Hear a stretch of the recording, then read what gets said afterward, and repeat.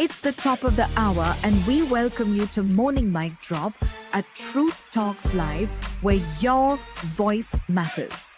Stay tuned for our breaking world news coverage this hour. Like, subscribe, and hit the notification bell for when we go live. And now, breaking news.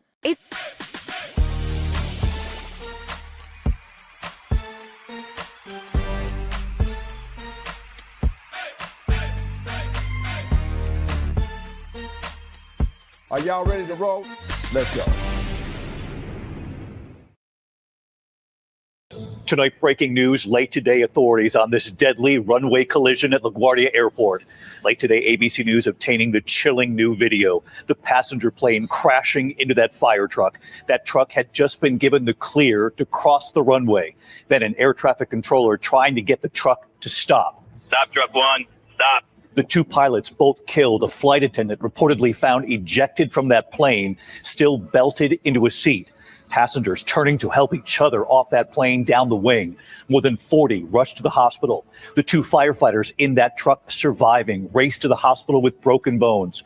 And what we've now learned tonight about those final moments, how fast that plane was going at impact. Gio Benitez live at LaGuardia Airport. Also tonight, hundreds of ICE agents have now been deployed to more than a dozen airports across the U.S. The president sending them amid these growing TSA security lines. Day 38 now of this shutdown, TSA workers going without pay. Tonight, TSA workers and passengers, some waiting 6 hours in line, saying lawmakers should come up with a solution to pay the workers. Why President Trump tonight is telling Republicans not to make a deal. Tonight, the war in Iran, President Trump and his threat to attack Iran's key electrical plants. The president now says he'll give Iran 5 more days. He says the U.S. and Iran are now talking. Tonight, Iran denying any talks are taking place, with gas prices here in the U.S. now up more than $1. Tonight, the young university student shot and killed while walking with a group of her friends. Tonight, a suspect now charged, Homeland Security saying he is in the country illegally. The horrific images tonight, multiple ambulances from a Jewish volunteer service set on fire. The explosion outside a synagogue, and tonight the surveillance of potential suspects. Tonight, the heartbreaking loss, a well-known NHL reporter and mother of 3. She and her children killed in a house fire. Police releasing that body camera video of Justin Timberlake's DWI arrest. Tonight, what he can be heard saying on that video.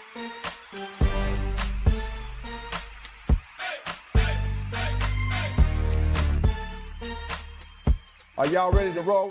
Let's go. It's the top of the hour, and you are watching Morning Mic Drop on Truth Talks Alive. We're FACT at it. And now, breaking news. From LaGuardia Airport, the deadly collision on the runway, an Air Canada Express passenger jet slamming into a fire truck. That fire truck had been given the okay to cross the runway.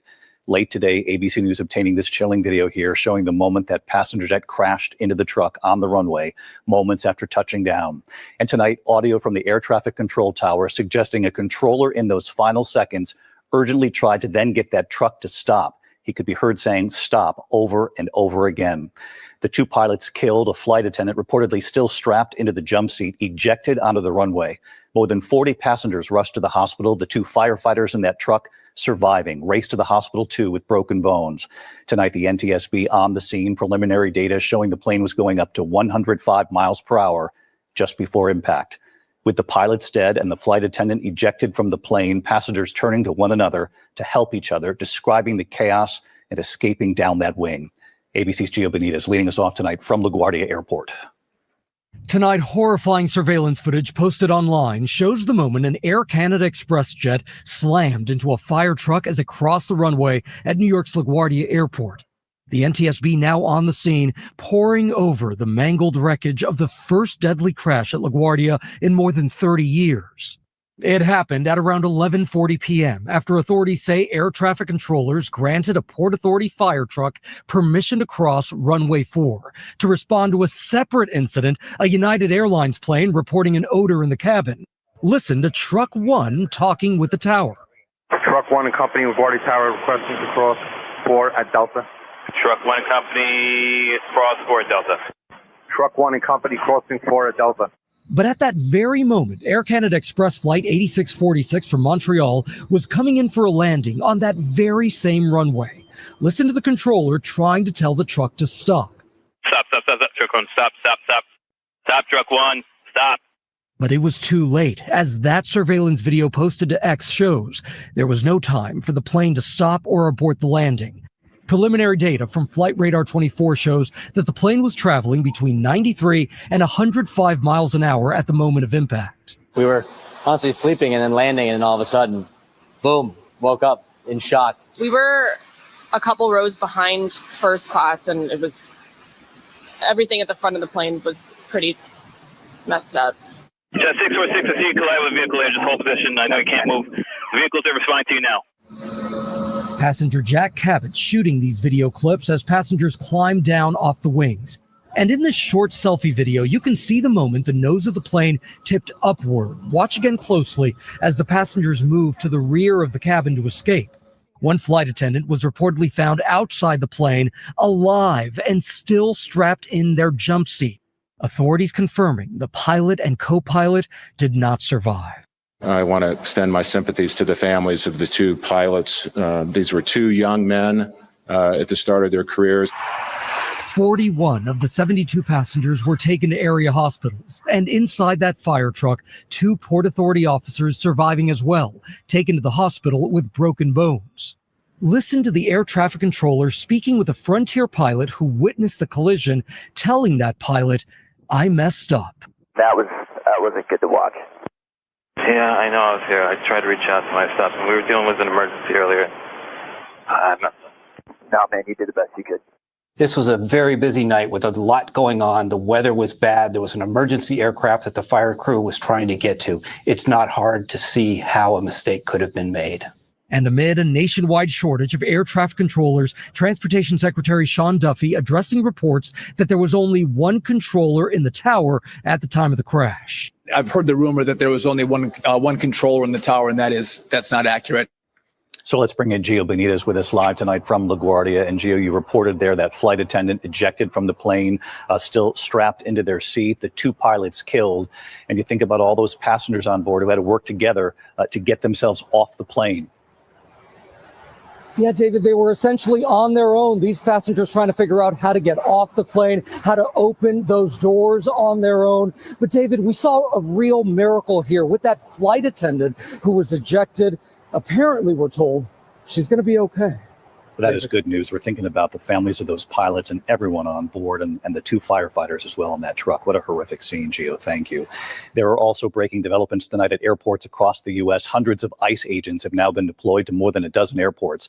President Trump sending them in amid the growing TSA security lines. It's day 38 now of this shutdown. TSA workers still going without pay.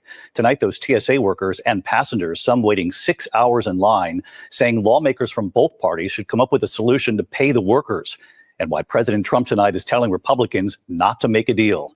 Steve Osunsami at the airport in Atlanta.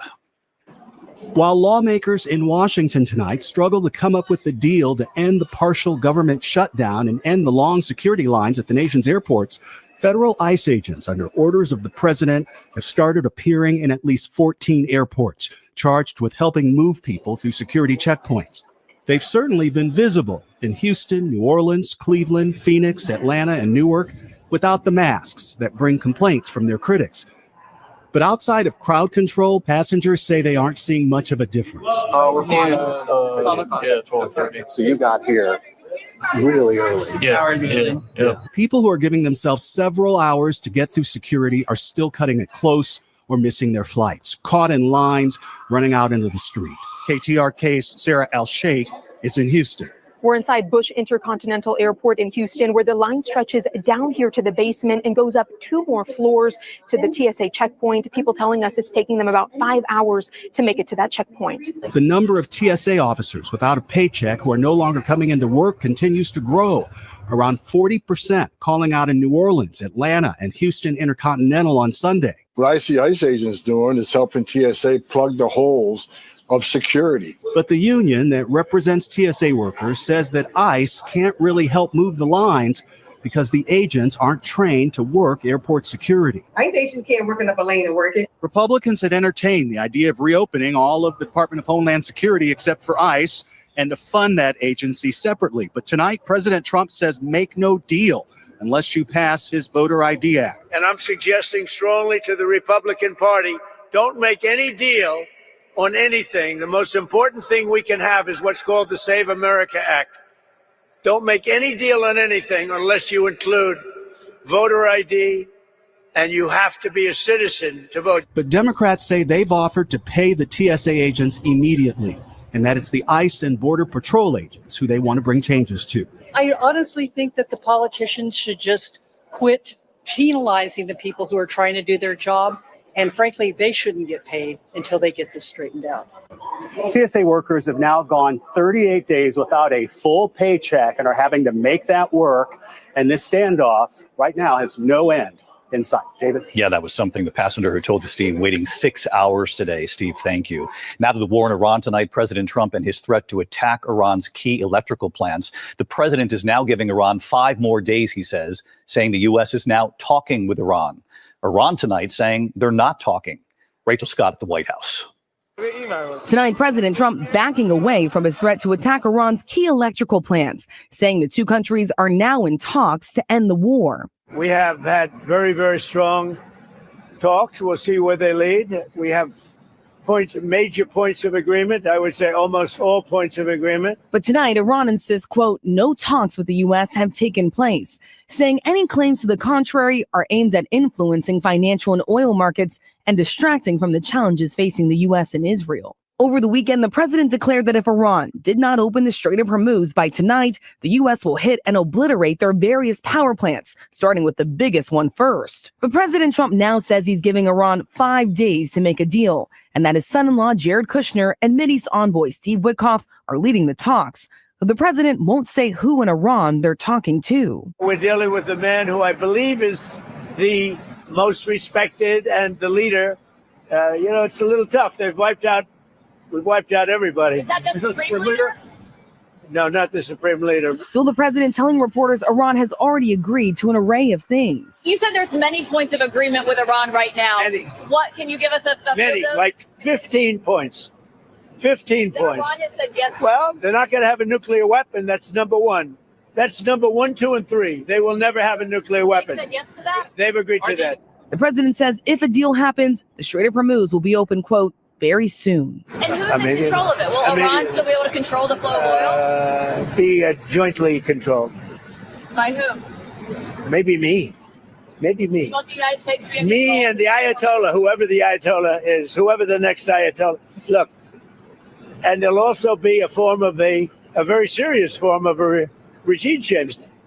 President Trump insists that talks with Iran are underway, but Iran says that is not true, accusing the administration of just trying to calm the markets. What we do know is the president has now set a new deadline 5 days from now, David. Watching this from the White House tonight, Rachel Scott, thank you. Tonight, all eyes, of course, on the Strait of Hormuz, that critical channel with the price of gas in the U.S. now up more than $1 since this war began. Matt Rivers from the region now. Tonight, with Iran insisting there are no ongoing talks with the U.S. to end the war, the U.S. and Israel pounding new Iranian sites. The Pentagon says more than 9,000 targets have been hit since the war began. We're largely ahead or on plan for our main military objectives. But Iran's military defiant, still launching attacks. Whoa. This is the moment an Iranian ballistic missile slammed into the southern Israeli city of Dimona, near Israel's nuclear research facility, more than 60 people injured. And tonight, Iran claiming it still controls the critical Strait of Hormuz, choking the global flow of oil, threatening to mine the entire Persian Gulf if the U.S. or Israel attacks its coasts or islands. Jet fuel prices doubling, United Airlines now planning to cut some flights, and gas prices in the U.S. steadily rising, now at $3.96, surging more than $1 since the start of the war. David, the critical Strait of Hormuz remains effectively closed tonight amid serious concerns here in the Gulf over soaring energy costs. David? Matt Rivers in the region for us. Matt, thank you. Back here in the U.S. tonight to the student from Loyola University, Chicago, who was shot and killed while walking with a group of her friends. A suspect tonight now charged in Homeland Security, now saying he is in the country illegally. Here's Rhiannon Alley. It was a shocking crime. 18-year-old Sheridan Gorman, a freshman at Loyola University Chicago, was shot to death while walking with friends at a lakeside park. Tonight, an undocumented immigrant from Venezuela has been charged with her murder. Over at the beach on Pratt, 1045 West Pratt, we got a person shot, and it's a Loyola student. Officials say at 1 a.m. Thursday morning, the group walked onto a pier when a masked suspect emerged dressed in black. As the group fled, Gorman was shot in the back. We should not be worried about walking to the beach and not expect to just get killed like that. DHS says 25-year-old Jose Medina entered the country illegally in 2023. Gorman's family from Westchester, New York, saying in a statement, "This was a violent and preventable act. We are gravely disappointed by the policies and failures that allowed this individual to remain in a position to commit this crime." David, tonight the suspect has been hospitalized with tuberculosis and his first court appearance has been postponed. David? Rhiannon Alley with us tonight. Rhiannon, thank you. It's the top of the hour, and you are watching Morning Mic Drop on Truth Talks Alive. We're FACT at it. And now, breaking news.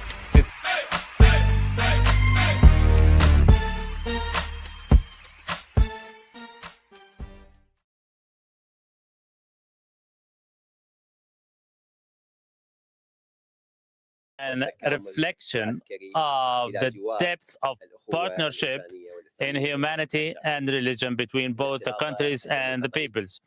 As the Turkish blood mixed with the Qataris in this incident is a translation of our shared future. We honor the memory of the fallen martyrs, and we also reiterate that the state of Qatar, through the armed forces and security personnel, are working 24/7 to ensure and guarantee the safety and security of all living on our homelands. And on behalf of all of you, we express our gratitude to the sacrifices made by the fallen martyrs who fell in the line of duty. And we reiterate that all those who are residing on the home soil of Qatar have demonstrated all forms of love, support, and solidarity, and doing all what it is needed in defense of our home soil. And as you may know, on Saturday last at 10:42 at night, while a routine tour, an A3W9 helicopter suffered a malfunction whereby it fell in the territorial water and all on board fell as martyrs. 4 from the Qatar Armed Forces, Captain Pilot Tayyar bin Salim Al-Murri, the fallen martyr Captain Pilot Saeed bin Smeikh, Surgeon Fahd bin Hadi Al-Khayarin, and Corporal Muhammad bin Maher Muhammad, and the fallen martyr Air Defense Major Tashkin from the Turkish Qatari Joint Forces, in addition to civil operators Suleiman Kahraman and Ismail Anajan from our brotherly state of Turkey. Immediately following the incident, the concerned partisans started search and rescue operations, including the naval search and rescue units of the Naval and Border Coast Guards, as well as the internal security forces, Lakhouya. And in the following morning, the search and rescue operations were completed, where all the bodies were recovered. The funeral processions were made and the funeral prayers were offered in presence of His Royal Highness the Emir of Qatar. It is a moment of solidarity. It is also expressive of the human cost of wars, despite the fact that they fell in a routine mission. It is an epitome of the sacrifice made by them, and we pray to God Almighty to accept them in His mercy. The foreign minister and prime minister received a number of telephone calls from Faisal bin Farhan, the foreign minister of Kingdom of Saudi Arabia, and Sheikh Jarrah bin Jabir Al Sabah, the foreign minister of the brotherly state of Kuwait, and Abdullah bin Zayed Al Nahyan, the foreign minister of the United Arab Emirates, and Badr Abdul Ati, the foreign minister of Egypt. In addition to a phone call from Hakan Fidan, the foreign minister of Turkey. During these communications, they offered condolences to the state of Qatar for the fall of the armed forces personnel. His Excellency also on Thursday last took part in the consultative ministerial meeting held in Riyadh with the participation of Saudi Arabia, Azerbaijan, Jordan, United Arab Emirates, Bahrain, Pakistan, and Turkey, as well as Syria, Kuwait, Lebanon, and the Arab Republic of Egypt. During the meeting, all the attendees reiterated condemnation of the Iranian attacks by missiles and drones on the regional countries in a flagrant violation of the international law, and called for immediate and swift compliance with the UN resolutions and international law.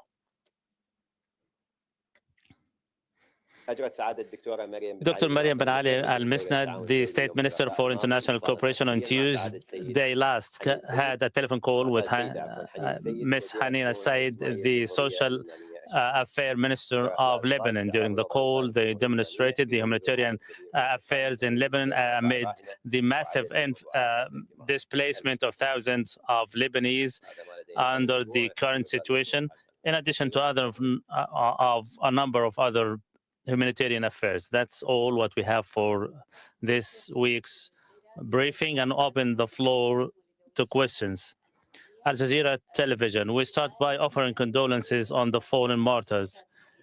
The United States announced that there are talks taking place between the United States and Iran, while Iran denies. You as a mediator, what is your position, and especially in the coming days where the issue of the administration of the Strait of Hormuz affairs?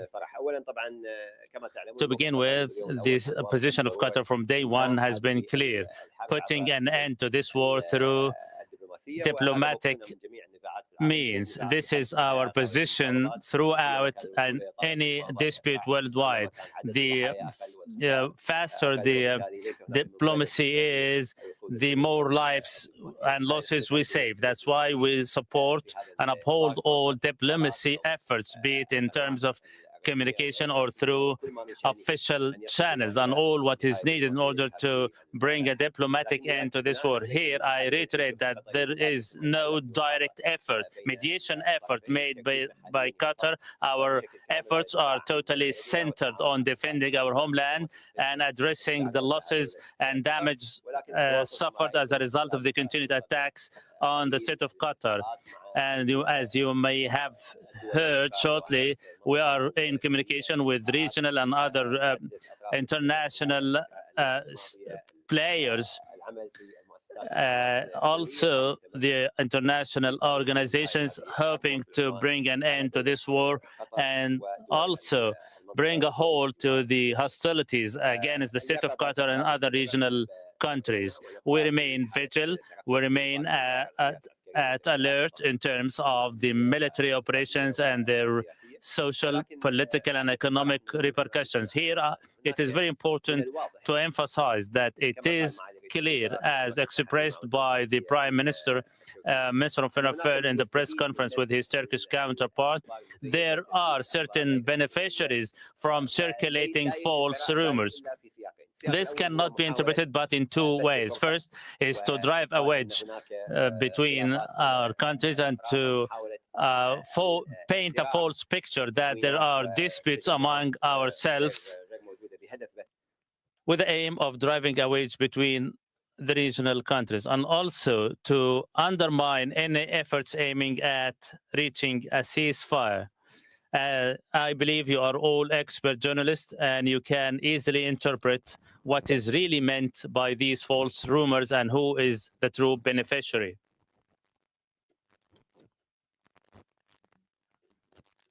That you have not been involved in any of the conversations that President Trump spoke about in terms of the Iran war. But can you tell me what pressure have you applied and what appeals have you made to President Trump to step back from his threat to attack Iranian power plants? Thank you. First of all, I don't think pressure is the right word between strategic allies. We work very closely with the U.S. administration and with President Trump on finding an end to the current escalations. We have conveyed very clearly that the attacks on Qatar have resulted in catastrophic results on the energy sector and Qatar's economy. You know, as His Excellency the Minister for Energy in Qatar has said that as a result of the attack on Ras Laffan, there was a reduction of 17% when it comes to our ability to export LNG, and that the cost is going to be up forward of $20 billion in US dollars in annual income, and with a time span of about 5 years to solve everything that has happened. This was communicated very clearly to all our partners around the world, including the United States. And I think, of course, there is a very clear impact when such damage happens to the energy sector in the region as a whole. We've said from day one, and we've condemned any attack on energy infrastructure in the region as a very dangerous precedent that would have very dangerous repercussions. We have seen the repercussions in Qatar firsthand, and we welcome that there was a very clear stay on attacks on energy facilities, and we hope that that materializes and continues. And we don't believe that there is any justification for attacking civilian infrastructure. These civilian infrastructures, wherever they are the wealth of the people, regardless of the political implications of that wealth, and therefore they should always be protected from any attack. Please. Do you believe that President Trump has correctly characterized the nature of the talks that he says Washington is having with Tehran? Well, you have to ask those who are involved in the talks. As I stated very clearly a minute ago, we are not involved in these talks. Our concern right now and focus is on protecting our countries and on diplomatic calls that make sure that happens. Please. Assalamu alaikum. Very good to see you again, Dr. Majid. Can Qatar and the Gulf states ever have normal relations again with the Islamic Republic of Iran? Frank Gardner in BBC. Thank you. First of all, I think we've said this countless times. Iran has been here for millennia. The people in this region have been here for millennia. Nobody's going anywhere. Total annihilation is not an option. No one people's or country will disappear from existence by the wish or whim of any political actor. We will live next to each other. We will be neighbors for the future of humankind, and we have to find ways of living next to each other. This is a very difficult moment. Our country has been attacked. Our sovereignty has been attacked. We have seen the effects on our economy, on the daily lives of people living here, and we don't take it lightly, and we don't see the attacks on our sovereignty as something that we can live with. Now, that said, obviously living next to 90 million people in Iran, a proud people that we have shared the Gulf with for, as I said, millennia, will continue, and we will have to find a way past this. This is a very difficult moment, but we will find our way out of it. And I have to say here that our message was always to Iran: the brotherly relationship, the neighborly relationship between our peoples should take paramount over any other political consideration. The fact that they decided to attack our country like this does not show good neighborly relations or the essence of that brotherly relationship, but it is something that we don't find any alternative to in our region. If I could just ask, is that a view shared by all the Gulf states? Is there unity amongst the GCC? Of course, I don't speak on behalf of every another country in the Gulf, but I think the official statements are very clear on this. You have to remember that before this war and before the 12-day war, there was a rapprochement between all the Gulf countries and Iran that took place actually here in Doha when the Iranian president met with the foreign ministers of the Gulf. We in the Gulf believe in peace with Iran. We in the Gulf believe in coexistence. We believed in reaching out to Iran. It's now up to the Iranians post this war, of course, to decide how they are going to rebuild the trust that was lost due to their attacks on our sovereignty. Dr. Ansari, Raf Sanchez from NBC News. Thank you for doing this briefing. President Trump has said talks with Iran are going perfectly. He says that there are major points of agreement. Based on what you know about the negotiations, do you share his optimism that there could be a negotiated ceasefire sometime in the near future? Now, let me reiterate, Qatar is not involved in these talks.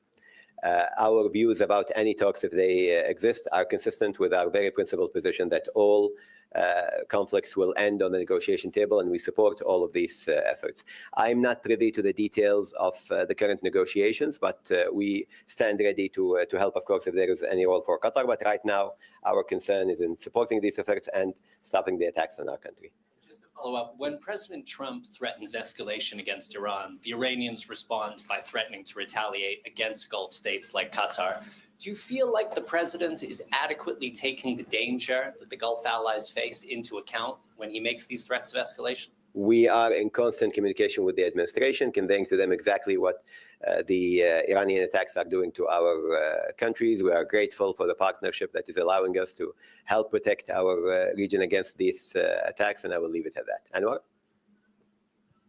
Anwar? Assalamu alaikum.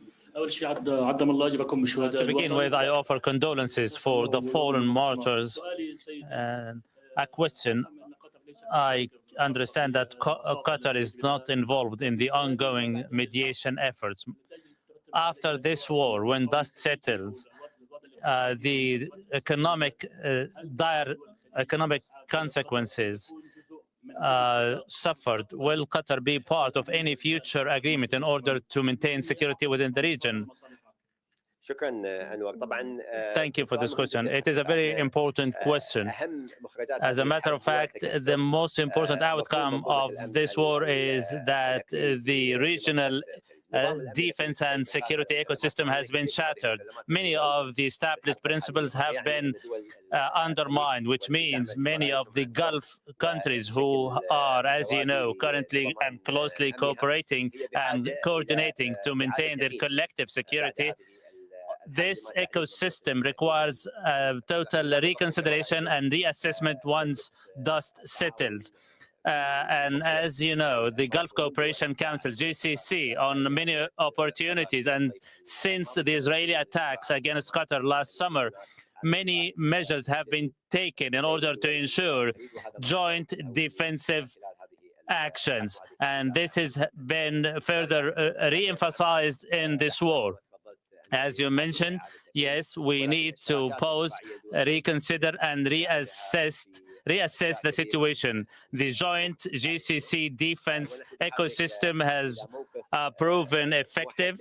We need a collective and uniform position, not only within the GCC countries, but as you may have seen, in the meeting held in the Kingdom of Saudi Arabia, many other countries should be brought on board in order to have total coordination, regional and beyond, on how to address these threats. This threat is not only against humans, but it is also against territories, economies, which requires beyond trans-international and beyond borders cooperation. Any repercussions should consider the interest of all the countries, not only those affected by the war, but all others. That's why we should reconsider and reassess the comprehensive defense mechanism.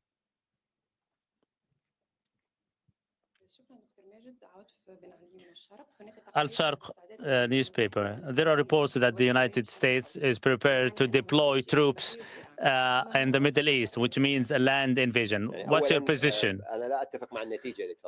I do not concur with the conclusion you have arrived at. Deployment of forces is a natural measure in times of war. However, this question should be addressed to the United States Army. There are no clear statements or any tangible movements on the ground.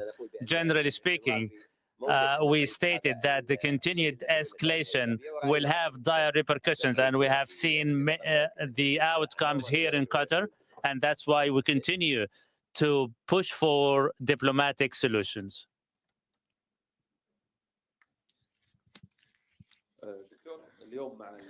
Today, an announcement made by Qatar that many domestic institutions, including schools, are to resume normal business hours. This means a detente or an end of war. The decision made by the state authorities to resume on-site operations has a lot to do with the security conditions within the state of Qatar, as we have succeeded in fending off 90% of the missile attacks, as we managed to foil all these attacks. And as you know, the armed forces commanders as well as the security leaders have taken this decision.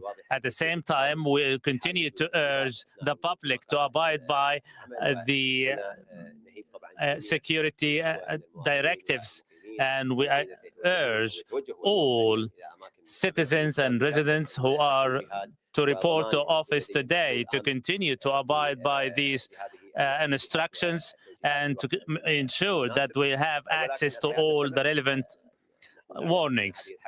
Our life must go on, and the war might drag on, which requires us to go back to our normal life. And I believe the decisions made was based on clear strategic and security assessment. We have all confidence in our security system. Again, we should all remain vigilant and alert. The danger has not passed away, and we pray to God Almighty to save us all. There's been multiple attacks across the region on energy facilities, but no one else has been able to get the response from the US president, where he announced that Israel will not attack Iran's energy facilities after the attack on Ras Laffan.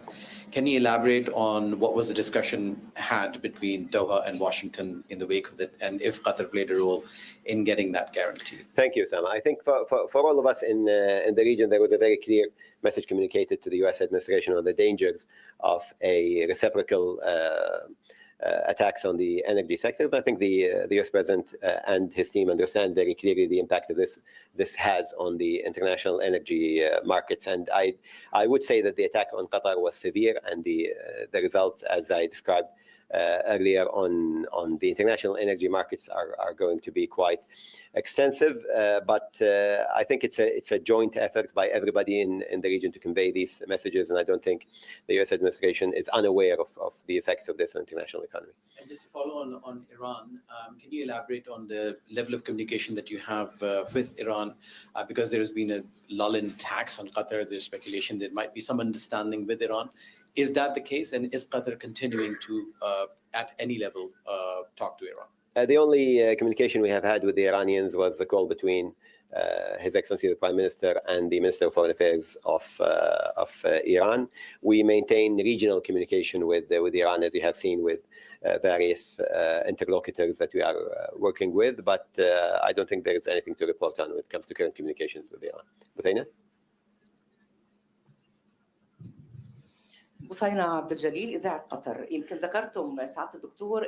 You have stated that Qatar is not involved in the current mediation efforts. However, you have very intense communication with Kuwait, Egypt, UAE, and Bahrain. What are these communications centered on? Another question. Today is a special day in Qatar as life is gradually coming back to normal. more important is to ask about the resumption of energy production as a gas. We appreciate your subscription. This broadcast is shifting to our horizontal feed only and no longer in shorts.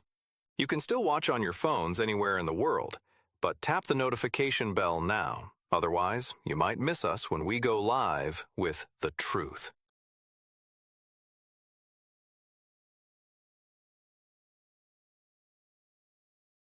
Measures and also the total end of the crisis through diplomacy and above all concerted and uniform coordinated position with respect to all other threats. These communications are normal amid the current crisis. It is also expressive of the regional harmony and unity between the state of Qatar and others friendly and neighboring states, which is a source of pride for us. Answering the second part of the question, in terms of energy, I refer you to the energy officials. The decision was made based on technical assessment, and that's why the resumption of these production capacity operations will be also based on similar assessments. Al-Arabi TV. I would like to ask the talks President Trump spoke about will be limited to Tel Aviv, Tehran, and Washington, or the other Gulf countries who were part of the attacks will be involved. Again, I reiterate that Qatar is not involved in the ongoing talks. We are not a party to these talks. Again, I reiterate that here in the state of Qatar, and the same as our partner in the region, we had a uniform position that the regional countries, namely those affected by the war, must have a key role in the defense joint ecosystem. This war has proven that defense system is not 100% effective when it comes to deterrence.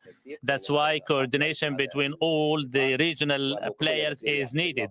Our regional position is clear, be it in terms of the GCC states or other regional partners who have been also affected by the war. There must be a regional solution, and this regional solution must be endorsed and supported globally.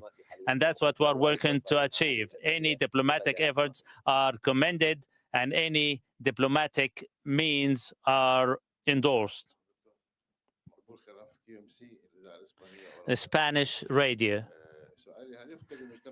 Is the international community failing to contain the crisis, paving the way for Qatar to take more decisive and more independent regional initiatives?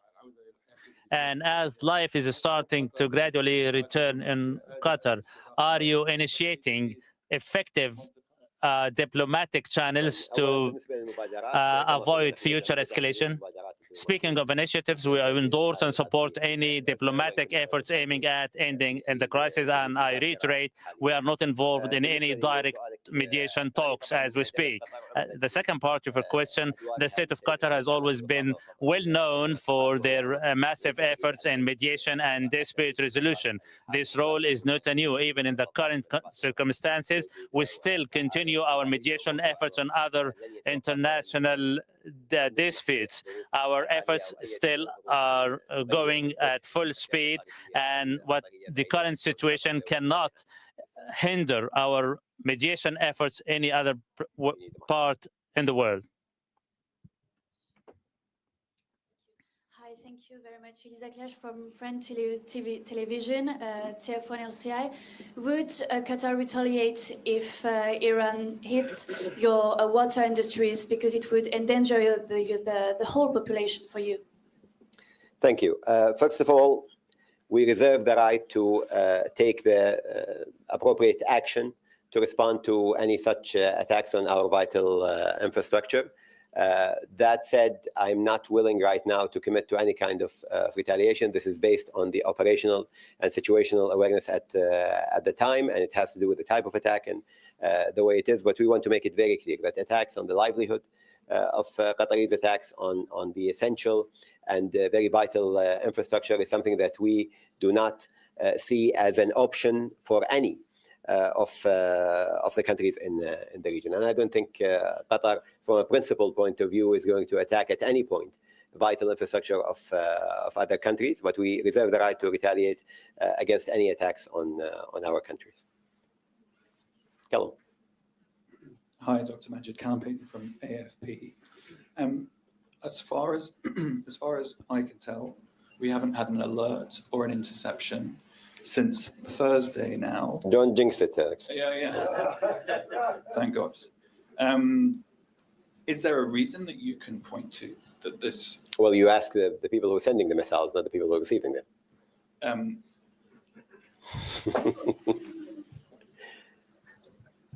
Please. Adil Halim, Hero News. Just to piggyback on Callum's question, does that mean that there have been no imminent attack attempts, or simply that the alert threshold hasn't been met?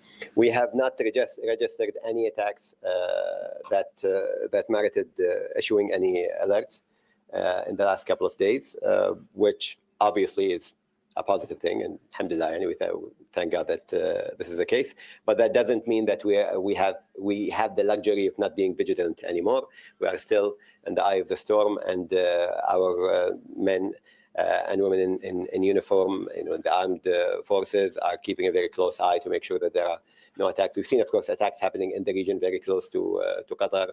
We've seen, drones coming in and out of airspace. So we remain vigilant, but there has not been any reason to issue any alerts in the past couple of days.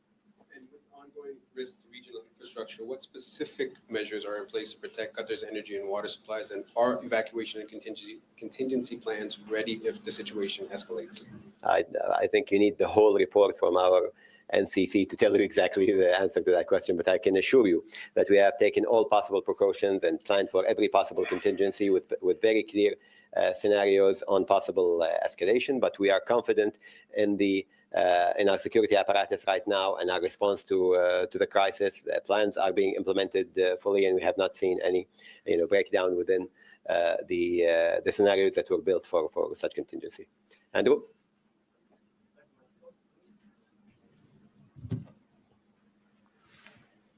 Thank you, Dr. Majid. Andrew Mills from Reuters. The decision to return to on-site work and classes at university and schools next week. You talked about this before. Is this on the basis of a reduction of incoming threats, or do those threats still exist and Qatar is now more confident in its ability to defend against incoming threats?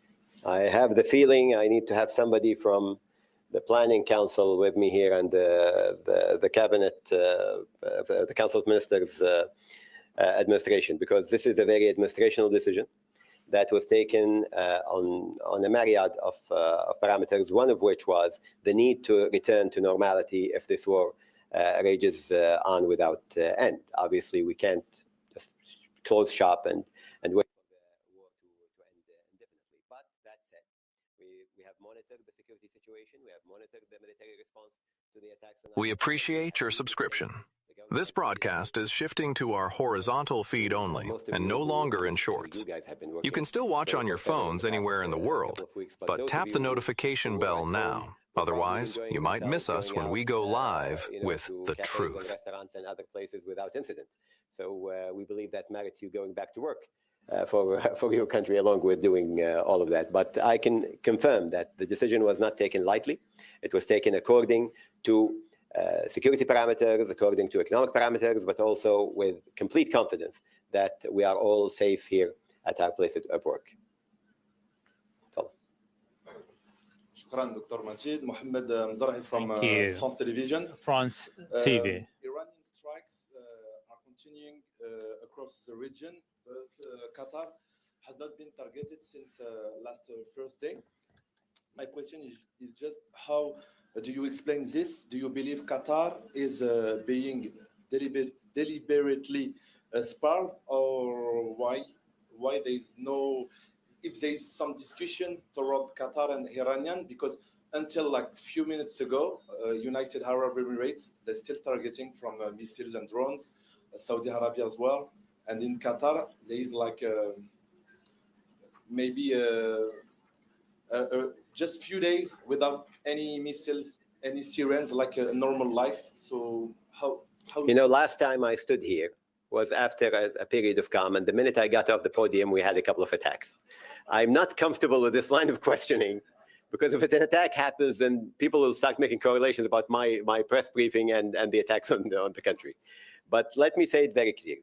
This is a question to be asked of those who decided to attack our countries unprovocatively.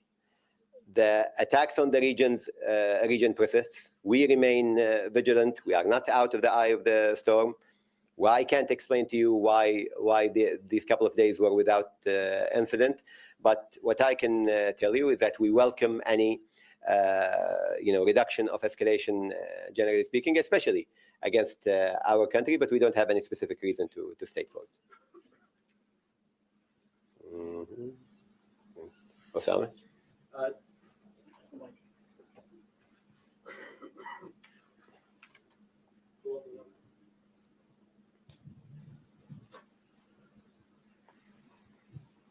Just to follow up on the regional conference that was held in Riyadh, there was a very contrast in tone. On wow. Thank you for the super chats.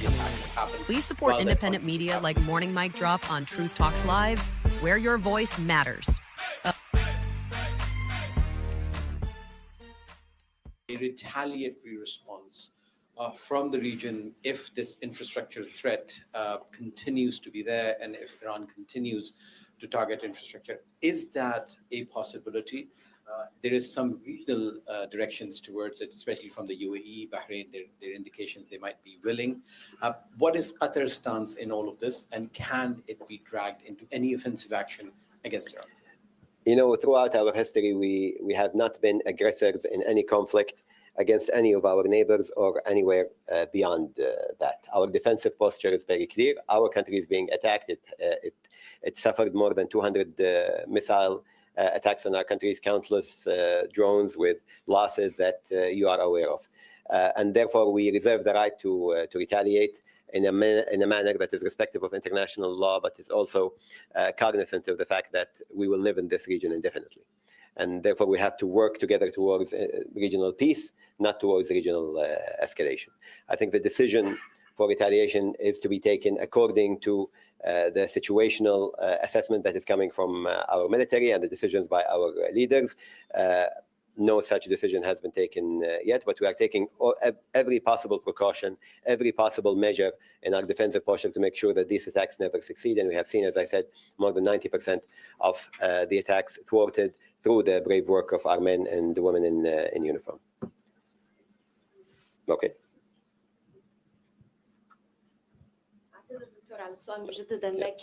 Excuse me for asking again a brief question following a request from the Iranian military attaché to leave the state of Qatar. What are the exact details? And have you recalled the Iranian ambassador to Qatar? As part of a attack on the resources of the Qatari people in Ras Laffan, the state of Qatar took a number of diplomatic measures, namely requesting or demanding the military attaché to leave the home soil of Qatar. This was through an official letter handed over to the Iranian ambassador to Qatar to leave within the designated period of time. This was through diplomatic channels, and it was part of our response to the belligerent attack on the home soil. Did you make the point to Washington that, this region and Qatar in particular would suffer enormous economic consequences potentially because of the conflict? I mean, I think anybody who knows anything about international economy and international geopolitics doesn't need anybody reminding them of the effects of a war in the waters of the Gulf and what that would what implications that would have on international energy markets and international economy. But we have stated that very clearly on the record and off the record many times since the escalations in the region have begun. And we've said since 2023, escalation left unchecked in the region will lead to not only regional spillover, but a total regional war that will engulf all of us. And this is exactly what we are in right now. So you told Washington about the potential economic consequences. You don't have to take my word for it. But they ignored you. You go. How do you feel about that? You go and look at the statements of the Prime Minister throughout dealing with the escalation since 23. We're in close contact with the U.S. administration over this. They took the decision to go to war according to parameters that they think are related to regional security. This is their assessments. We're working very closely with them on how to de-escalate and to find a way out of this crisis and to stop the attacks on our countries. But I won't comment on the U.S. administration decision. This is something to be discussed with them. Are you disappointed that, despite your war, you're using very emotional language, and that's not my mandate here. Thank you. Dr. Ansari, one of the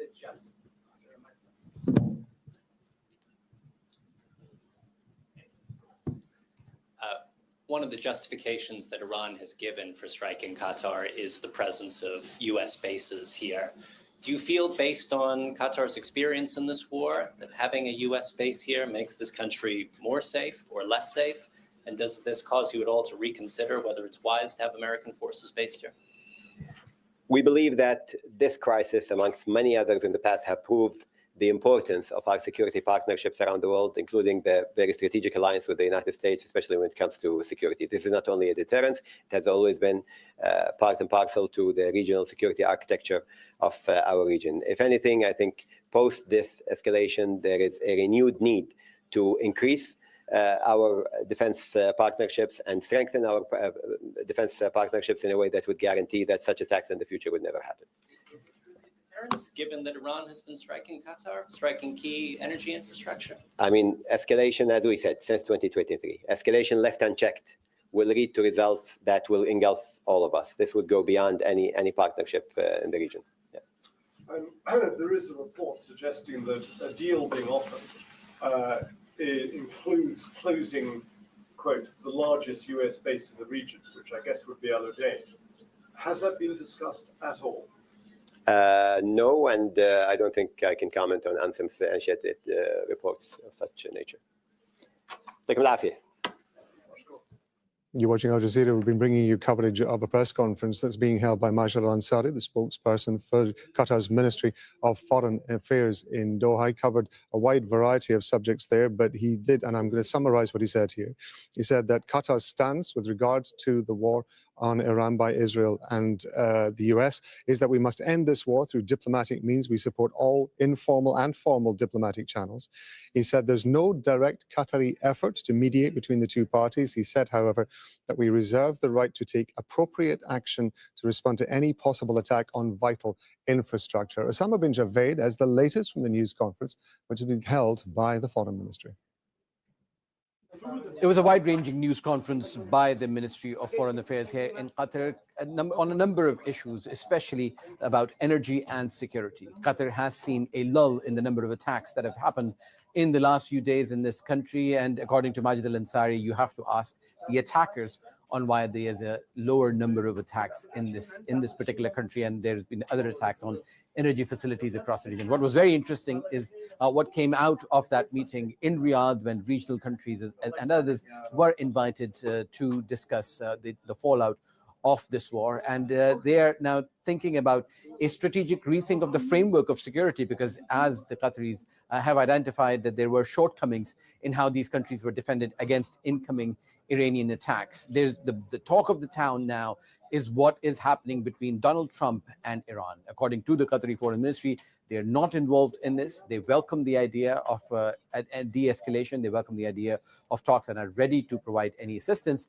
But so far, this is not a Qatari, there's no Qatari involvement in this rapprochement or talks between Donald Trump and Iran. So all eyes still on what is going to be happening in the next few days and hours on how Iran continues to fight what it sees as retaliation on its soil by Israel and the United States. And these countries are waiting with bated breath, strengthening their security postures to deal with any kind of threat that comes towards them. It appears that the Qataris are welcoming it. There's a resumption of schools and offices in the next few days in this country, but they say that they're still vigilant and they're monitoring what comes next.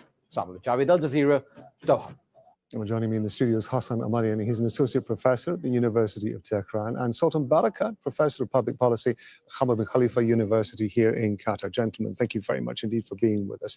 Sultan, I want to come to you first of all. One of the key elements that Osama picked up on there and seemed to be a central theme of this press conference was the regional security. The Qatari Foreign Ministry spokesperson described it as being broken in this war. It is clear that there's going to be a very large reassessment by the Gulf nations of not only the partnerships that they have in terms of defense, but also the capabilities that they have within for defense as well.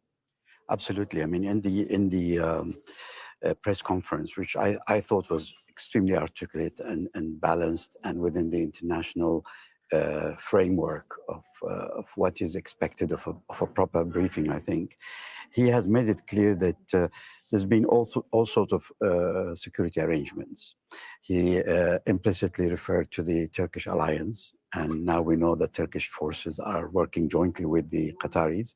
We also know that the British are working also jointly with the Qataris. There is a joint squadron protecting Doha.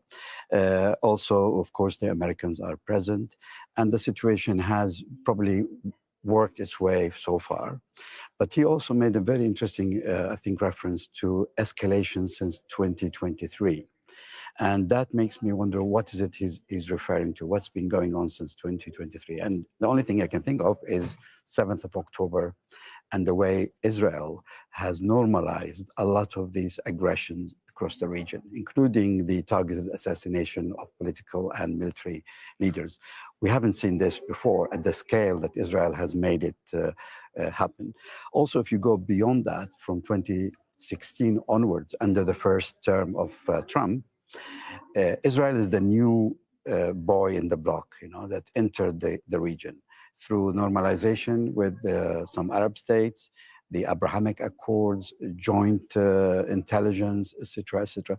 And now we can see the impact of that. That first, the Gulf states were left out of the decision to go to war. And now we understand from his briefing that they're also left out of the decision of ending the war. They've not been part of any discussion. They're not mediating. They heard about it like everyone else from the news. And that doesn't really serve a joint security agenda for the Gulf as a whole and for the individual Gulf countries. So it's inevitable that they will be looking to review this.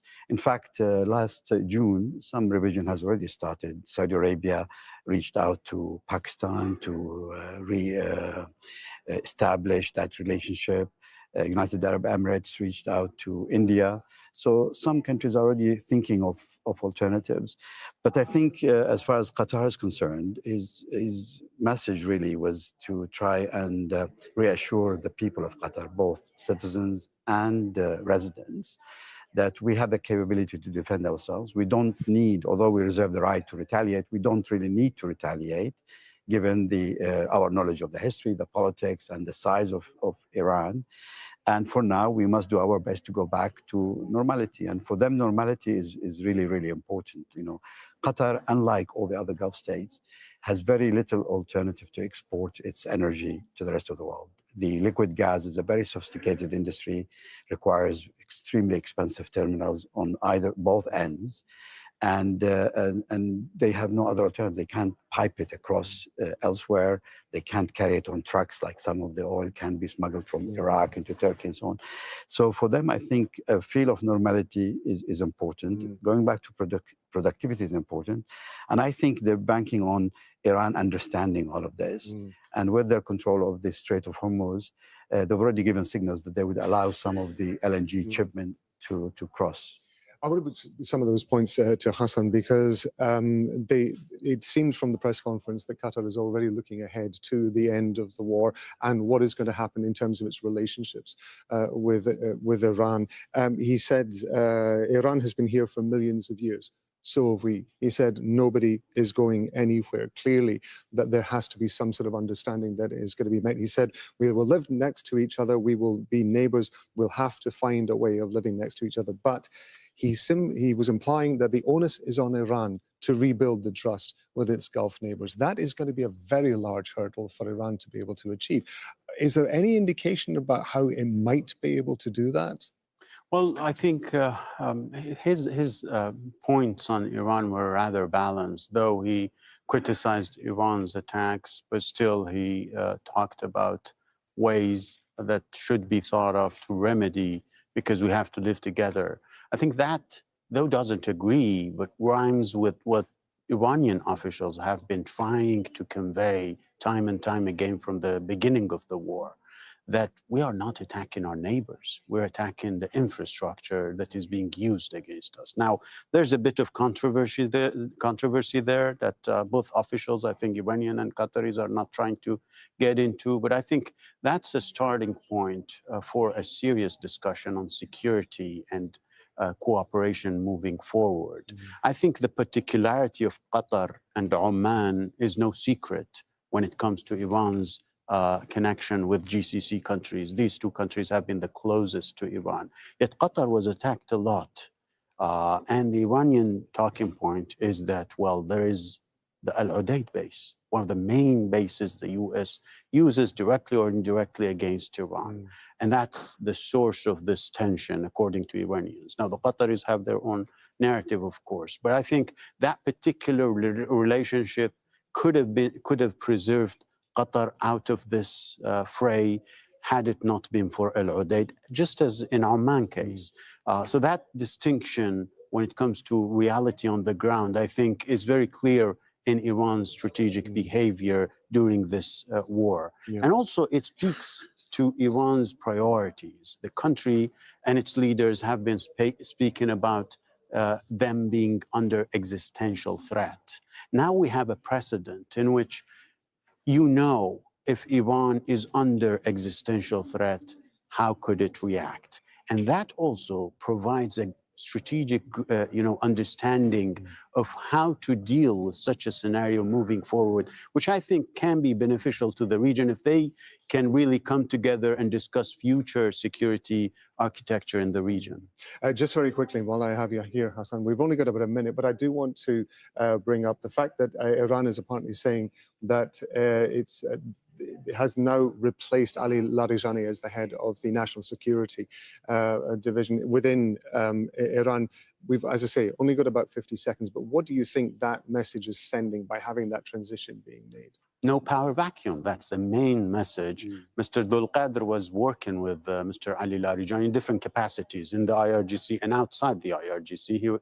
He's a very known person, very much similar to Mr. Larijani himself in terms of having good connections with all circles of power within the country. So he's I think, proper replacement for Mr. Ali Larijani to say to the world that there is no power vacuum in the country. Gentlemen, I appreciate you being with us. Thank you very much indeed, Hassan Ahmadian and Sultan Barakat. Thank you very much. And the war between the US, Israel and Iran is causing global uncertainty and instability as attacks continue in the Middle East. Iran has launched multiple attacks across Israel. At least 6 people have been reported injured after missile shrapnel hit a building in Tel Aviv. Search and rescue operations are underway there. And explosions have also been reported across Tehran as US and Israeli strikes target the Iranian capital. Search and rescue efforts are underway in several cities. Dr. Desadi is joining us now live from Tehran. Good to have you with us. What is Iran saying, first of all, about the talks to end the war? Well, actually, officially speaking, we heard from the spokesperson for the Ministry of Foreign Affairs as well as the Speaker of the Parliament, all coming out to say that right now negotiation with the United States is not on the agenda. And of course, we know that the Iranian Foreign Minister Abbas Araghchi has already held phone conversation with his counterparts across the region and beyond. We know that he had talked to Pakistani as well as Omani, South Korean, Azerbaijani, Turkmenistan, as well as Russian and Turkish counterparts, but he also had a phone conversation with the Egyptian foreign minister, in which his Egyptian counterpart said that there are interactions taking place with global and regional players in order to actually decrease the tensions across the region. And of course, that could be taken as a sort of indirect messaging between Washington and Tehran, even though on that we don't have any confirmation from the Iranian side. But still, speaking of the developments on the ground, most important of which I can refer to the continuation of the airstrikes by the Americans and Israelis. Here across the capital, we heard sounds of massive explosion from northern, eastern, and southern parts of the capital. And we know that in other cities such as Isfahan, Karaj, Khorramshahr, and Bushehr and Shiraz, we are receiving footages all indicating the continuation of these airstrikes. On the other hand, the IRGC is talking about their retaliatory strikes. They're talking about wave 79 of their retaliatory strikes to target the Israeli territories. And of course, another important major development was the appointment, as you mentioned, of the Supreme National Security Council's secretary, Mr.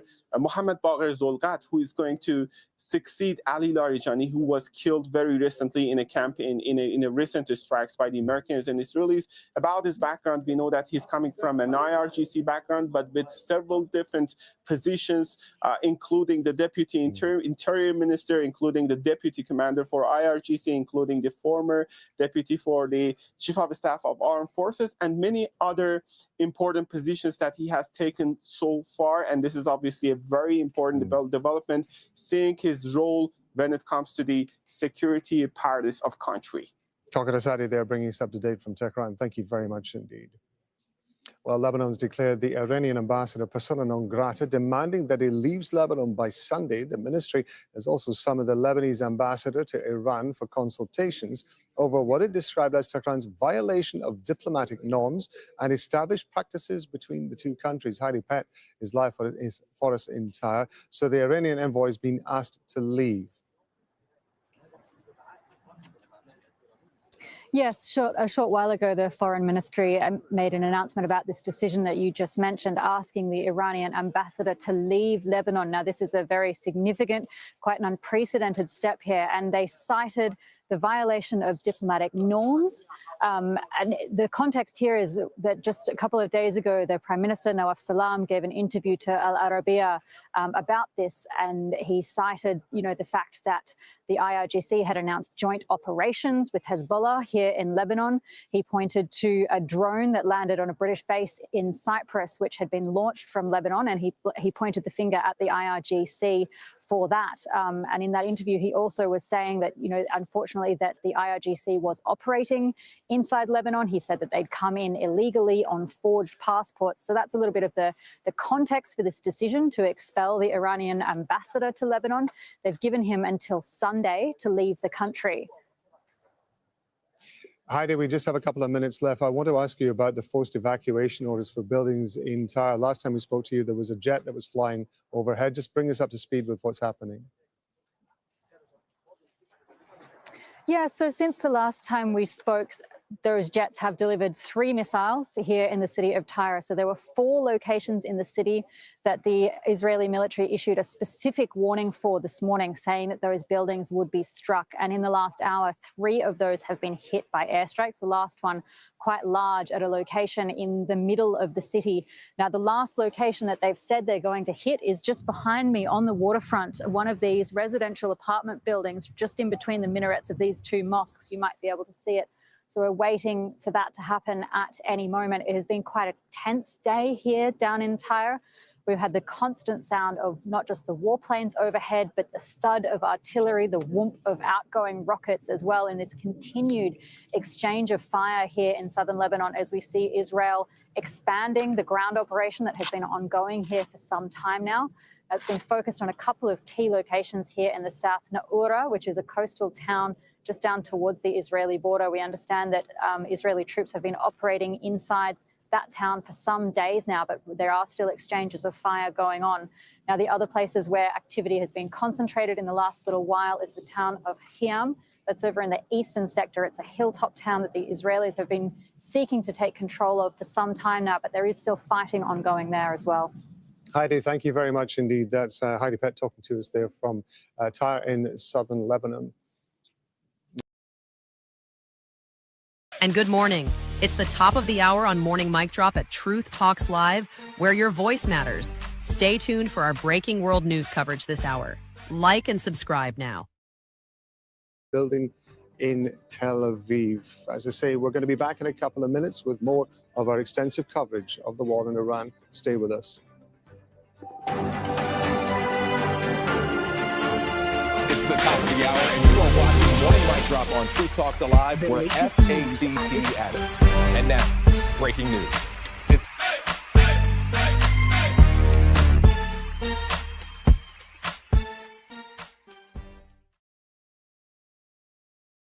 We're not CNN, MSNBC or Fox News. We are your morning mic drop on at Truth Talks Live, where all voices matter.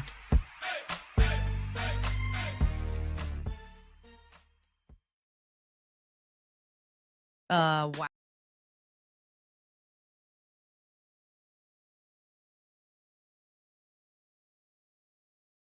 Wow. Thank you for the super chats coming in. Please support independent media like Morning Mic Drop on Truth Talks Live, where your voice matters.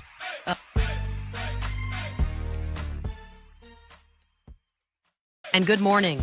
It's the top of the hour on Morning Mic Drop at Truth Talks Live, where your voice matters. Stay tuned for our breaking world news coverage this hour. Like and subscribe now.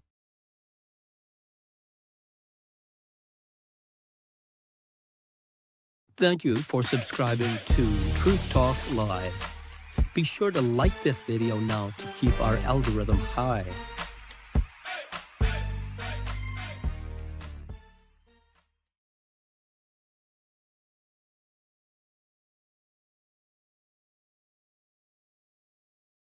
It's the top of the hour, and you are watching Morning Mic Drop on Truth Talks Alive. We're FACT at it. And now, breaking news. Doha with our continuing coverage of the war between the U.S., Israel, and Iran.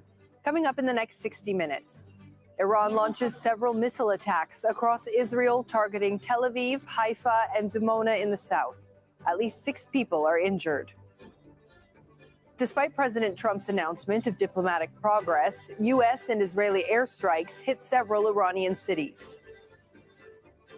Israel says it plans to occupy southern Lebanon up to the Litani River as it issues more forced evacuation orders in the region. Airstrikes target a popular mobilization forces headquarters in Mosul, just north of Baghdad. We'll be live in the Iraqi capital. And market volatility, crude oil is back to more than $100 a barrel after Donald Trump's comments on Monday.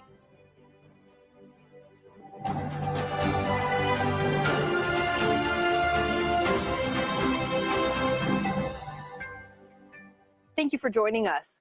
The war between the U.S., Israel, and Iran is causing global uncertainty and instability as attacks continue in the Middle East. Iran has launched multiple strikes across Israel. At least 6 people are reported injured after missile shrapnel hit a building in Tel Aviv. The Israeli military says search and rescue operations are underway at several sites in the south. Haifa in the north has also been hit. And explosions have been reported across Tehran as the U.S. and Israel target the Iranian capital. Earlier attacks hit Isfahan and other cities.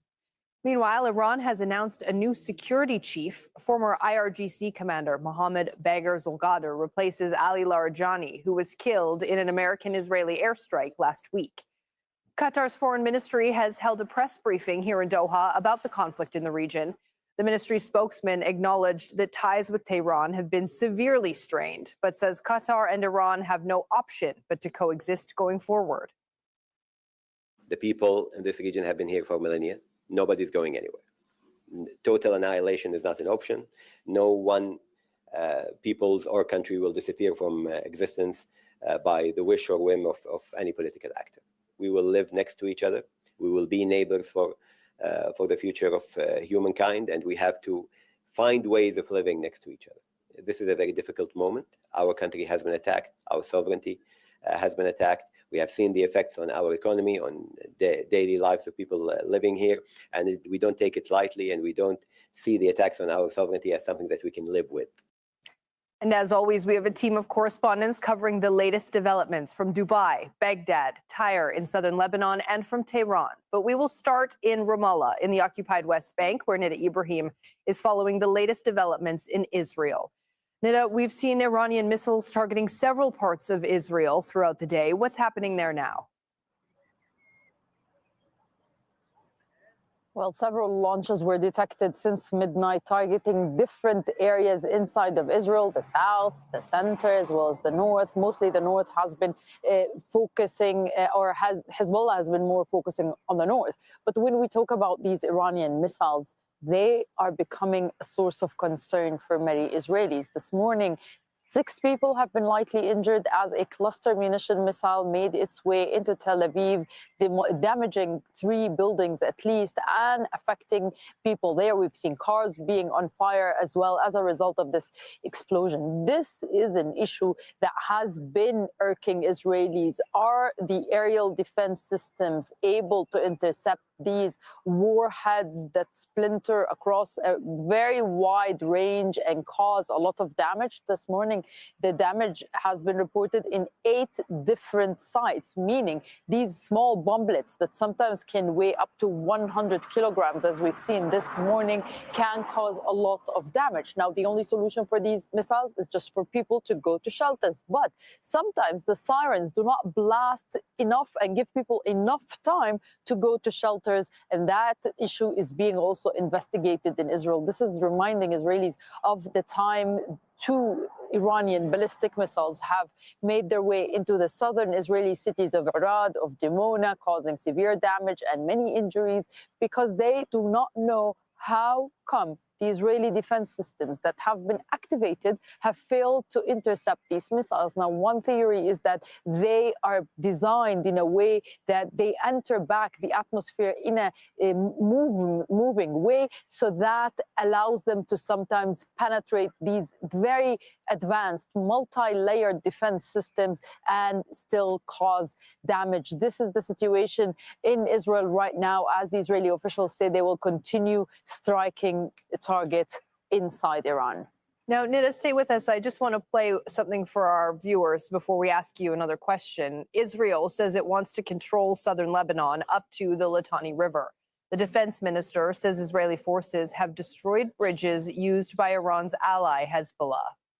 Hundreds of thousands of residents of southern Lebanon who evacuated northward will not return south of the Litani River until security for the Israeli residents of the north is guaranteed. All 5 bridges over the Litani River that Hezbollah used to transport terrorists and weapons have been blown up, and the IDF will control the remaining routes in the security zone. So, Nida, this appears to be another escalation in this front in Lebanon. Israel now saying that it's going to stay in this area for a considerable amount of time.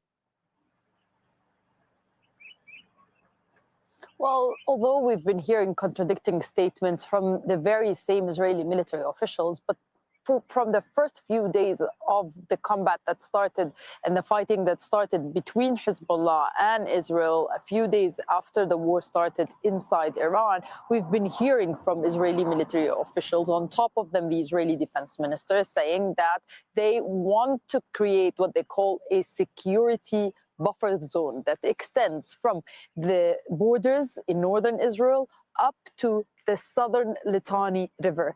This issue has been contested by many defense and military analysts in Israel, saying a significant number of rockets being fired from Lebanon is being fired from the north of the Litani River. So they're casting doubt on the reason why the Israelis are pushing further troops inside southern Lebanon, while the Israeli defense minister has been saying that Israel does not have any territorial claims inside Lebanon. This issue is also part of an Israeli tactic, part of the Israeli playbook of trying to move and expand the battle into the foreign territory, into other people's territories, including what we've seen in Syria, including the same thing with the yellow line inside Gaza.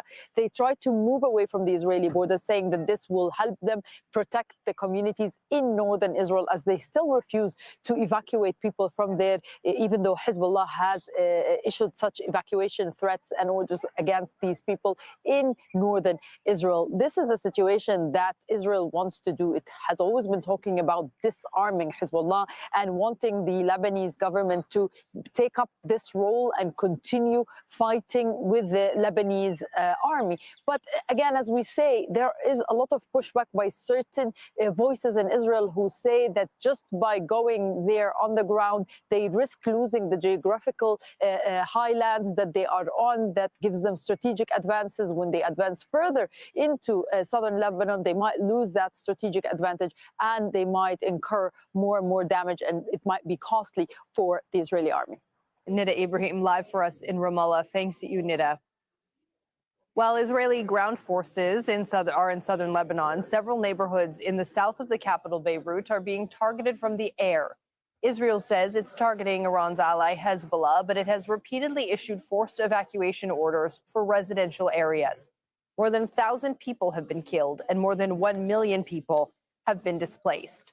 Heidi Pett is live for us in Tyre in southern Lebanon. Heidi, we've seen daily Israeli attacks on Beirut and across southern Lebanon. Bring us up to date on what you've been seeing there today. So down here in Tyre in southern Lebanon, we have had another series of those forced evacuation orders you were just speaking of. Now, they were issued for 4 specific buildings inside the city. 3 of those have been hit in the last hour, and we're waiting, in fact, for the last one of those locations that the Israeli military said that it will hit, which is just behind me here. It's one of these buildings on the waterfront in between the minarets of these 2 mosques that you can see in the background here. So we're waiting. At any moment, we may once again hear the scream of a missile overhead and the thud of another building being destroyed here in southern Lebanon. Now, this city of Tyre, yes, a large number of residents have left, but there are still 20 to 25,000 civilians inside this city. About half of that are people who live here. The other half are people who've been displaced from the smaller towns and villages around southern Lebanon, and they've come here because it's a distribution point for aid.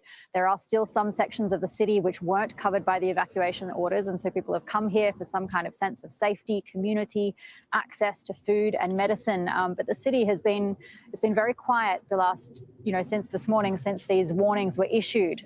But these aren't the only airstrikes that we've had across southern Lebanon. This morning, in fact, overnight, the death toll just in the municipality of Tyre has reached 7.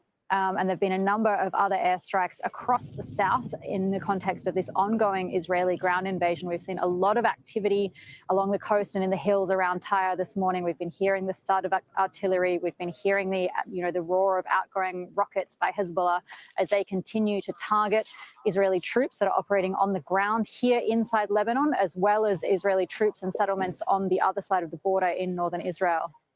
Now, Heidi, while all of this has been going on, Lebanon has withdrawn accreditation from the Iranian ambassador and declared him persona non grata, demanding that he leaves Lebanon by Sunday. How significant of a development is that? I mean, this is a hugely significant development. Expelling an ambassador is a very serious step in terms of diplomatic relations between 2 countries. And specifically in the context here in Lebanon, where we have Hezbollah, which is obviously an Iranian ally, and the Prime Minister, Nawaf Salam, just a couple of days ago, in fact, gave an interview to Al Arabiya. And he said that, unfortunately, the IRGC, the Iranian Revolutionary Guard Corps, was directing Hezbollah's military operations here in Lebanon. He pointed the finger at the IRGC, in fact, for launching a drone that hit a British military base on Cyprus, so just across the water from here. And he said that, the IRGC operatives had entered the country illegally, that they'd come in on false passports. So that's a bit of the context, this expulsion that we're seeing. He's been given a deadline of Sunday for the Iranian ambassador to leave the country. Now, there's been a previous exodus, actually, of Iranian diplomats here in Lebanon, and that came after an Israeli warning earlier this month. More than 150 Iranian nationals actually left Lebanon after the Israelis said that they would target them anywhere they were in this country. And we saw shortly after that warning, in fact, a strike on the Ramada Hotel in downtown Beirut. Now, the Iranian envoy to the UN complained about that strike. He said that it killed 4 diplomats, but the Israelis claimed that they were targeting members of the IRGC who are operating here in Lebanon. Heidi Pett, live for us in southern Lebanon. Heidi, thank you. As we mentioned, Iran has announced a new security chief. Former IRGC commander Mohammad Bagher Zolgadar replaces Ali Larijani, who was killed in an American-Israeli airstrike last week. Zolgadar was the secretary of Iran's Expediency Council that advises the supreme leader. Tawhid Asadi joins us live now from Tehran. So this is the successor to Ali Larijani. What more do we know about him and what that might mean for talks going forward? Well, actually, he has had so many different positions. He started his career with IRGC, and he has been a senior commander there. But in addition to that, we know that he has been also a deputy interior minister, as well as the deputy chief for deputy for chief of armed forces, and of course, current advisor and former deputy for the head of judiciary. That means that he is a high-profile person to take this position. But speaking of the current situation, we know that he is going to take a very important role, seeing the significance actually of his position as the secretary for the National Security Council of the country. Structurally speaking, we know that he is going to be the person to coordinate the foreign ministry, the government, the head of state, the supreme leader, as well as IRGC and other actors and factors when it comes to the trajectory of country pertaining to foreign policy. And in particular, back to your question, when it comes to negotiations, any potential one with any party, including the United States or elsewhere. And we know that he is going to be the gatekeeper when it comes to the key question of how flexible Iran could be when it comes to any potential negotiation. And we know that right now, Tehran is saying that negotiation is not on the agenda for several reasons. First, the complexity of the situation. Second, the cloud of mistrust that exists when it comes to potentiality of the talks, seeing that Iran was already involved in negotiation. And third, they're saying that as long as the airstrikes continue, negotiation is not going to be on the table. However, we're dealing with some clear messages. First, when it comes to power vacuum, they're trying to signal the message that they found a replacement for Ali Larijani, which was a critically important figure when it comes to Iran's not only security apparatus, but also the entirety of the political establishment.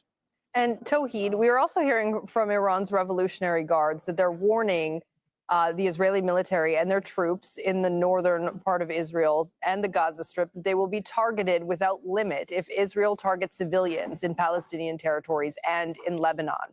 What does that mean for Iran's strategy here? And could we see them get directly involved in that front of the war? Well, actually, let's just first take a look at the statement on that regard, which we received from the public relations of IRGC. They came out to say, quote unquote, "We warn the criminal army of the Israeli regime, if the crimes against Lebanese and Palestinian civilians continue, the positions of the enemy in the north of occupied Palestine and Gaza Strip will be subjected to heavy missiles and drone attacks by the IRGC." It seems like a sort of another layer of complexity in this already delicate situation. Geostrategically speaking, we know that this statement is critically important as Tehran is now in a retaliatory wave of strikes, the 79th wave of which we just received information about from IRGC, continues to actually target the Israeli territories. That could open up another front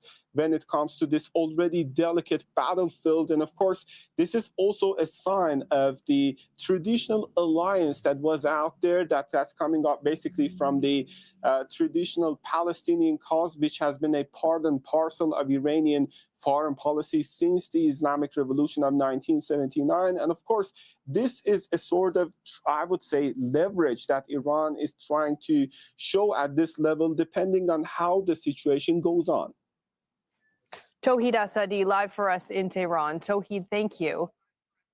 I want to bring you some video now that we've just gotten in from Tyre in southern Lebanon, where Heidi Pett has been. She was telling us that one of the buildings that was behind her in her live shot was the subject of a forced evacuation warning.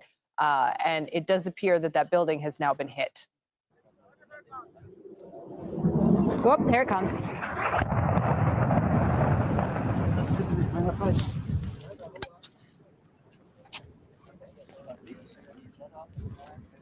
Let's bring Heidi in now from southern Lebanon. She's joining us now again from Tyre. Heidi, that obviously happened just in the past couple of minutes. Do we know anything about that building or why it was under a forced evacuation order? What more can you tell us?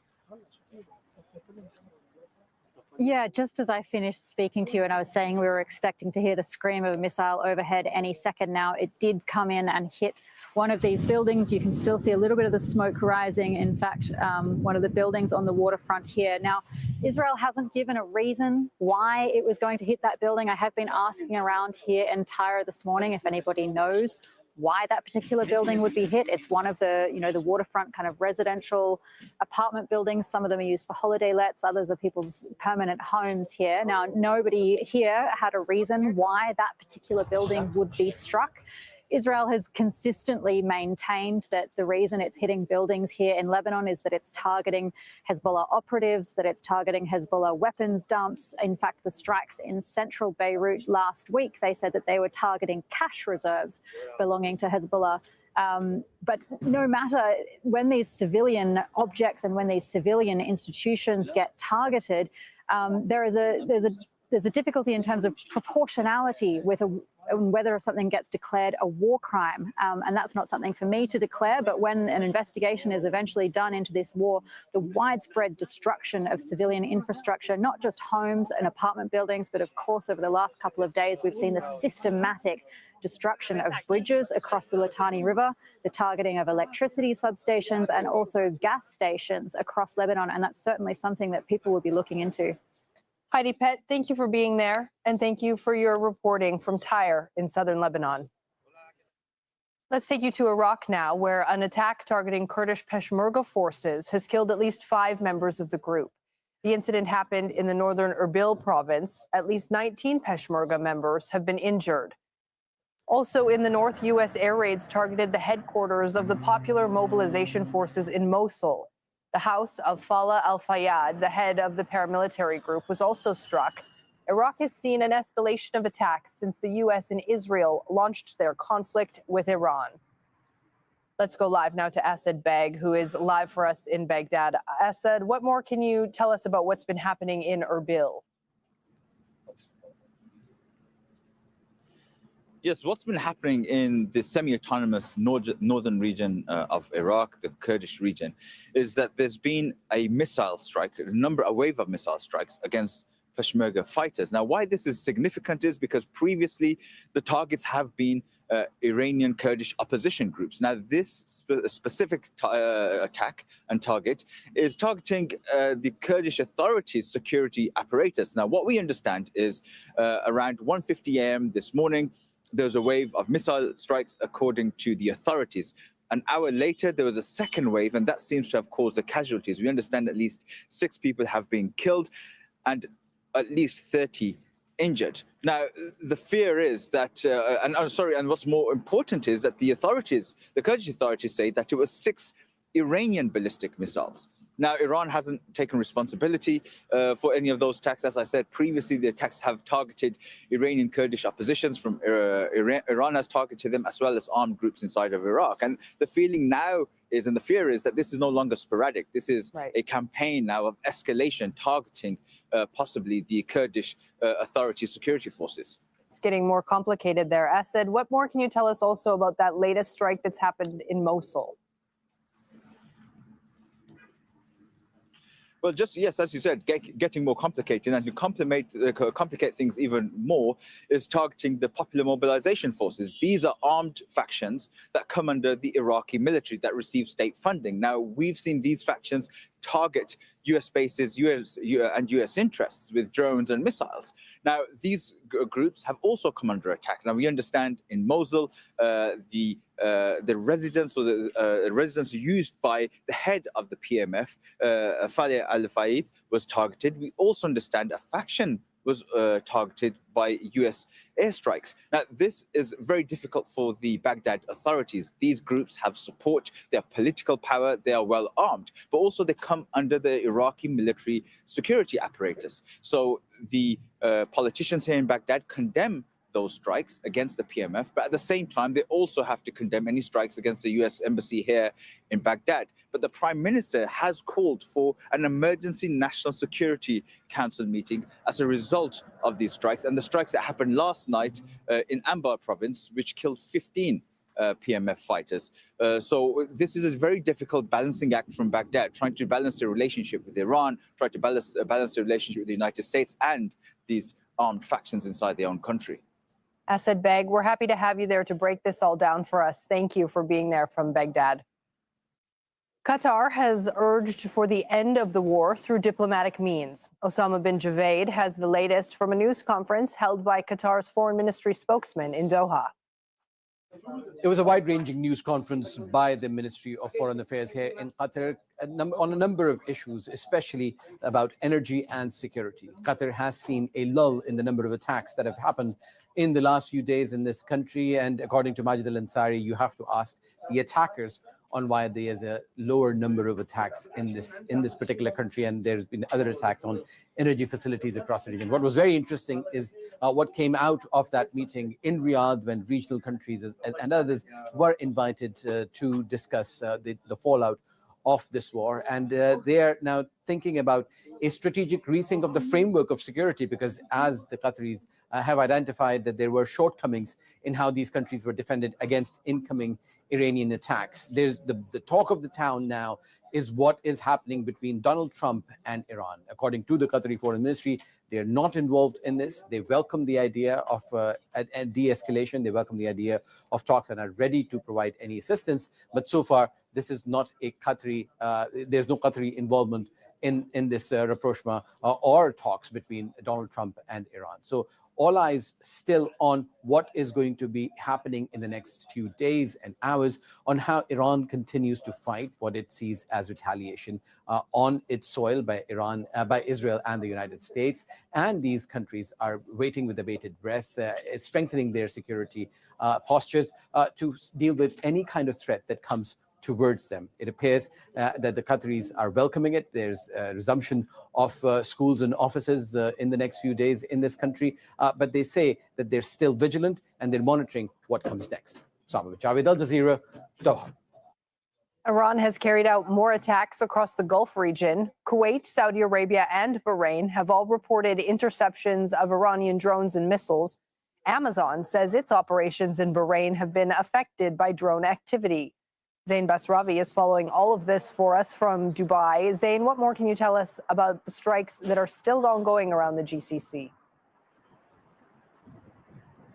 Well, still ongoing is really the issue at the moment, because for the last at least last 8 to 10 hours, it's been, dare I say, relatively quiet. Not just here in the UAE, but elsewhere as well. There haven't been any alerts. There haven't been that level of attacks. Having said that, I think we can go back to what was said by the Ministry of Foreign Affairs spokesman Majid Al-Ansari in Qatar to really get a sense of ground realities. He said that no alerts in recent days does not mean that the country is not under attack. This is the second week in a row he said the same thing at these briefings, referencing no doubt Doha, but that really does apply to any place in the GCC. we have seen it become quieter. The number of attacks, the frequency has all gone down. But you don't need that many to continue to disrupt air travel, to create instability and a sense of insecurity, a feeling of threat for the people living and working in these cities. To that end, the UAE Ministry of Defense put out their latest circular on the day's events. There were no alerts, we didn't hear anything, but there were 17 different drones that were intercepted and at least 5 long-range ballistic missile attacks. They must have happened in an area perhaps away from populated civilian hubs, which is why there wouldn't have been any alerts. But missile defenses are doing their job. In fact, again, Qatar has said what everybody else has been doing. This is a reflection of the same policy that we're seeing across the GCC. The focus is now on protecting the country, not negotiating. So this is a big deal for Qatar to say that they've enjoyed a very strong relationship with Iran for a very long time. But they're reflecting the same policy that the other GCC countries have been. Right now, it seems the only country publicly negotiating with Iran is Oman. And at the moment, everybody else is focused on protecting their sovereign territory. And Qatar has said 90% of attacks on it, they have thwarted. Several have made it through. There has been damage. There has been aftermath.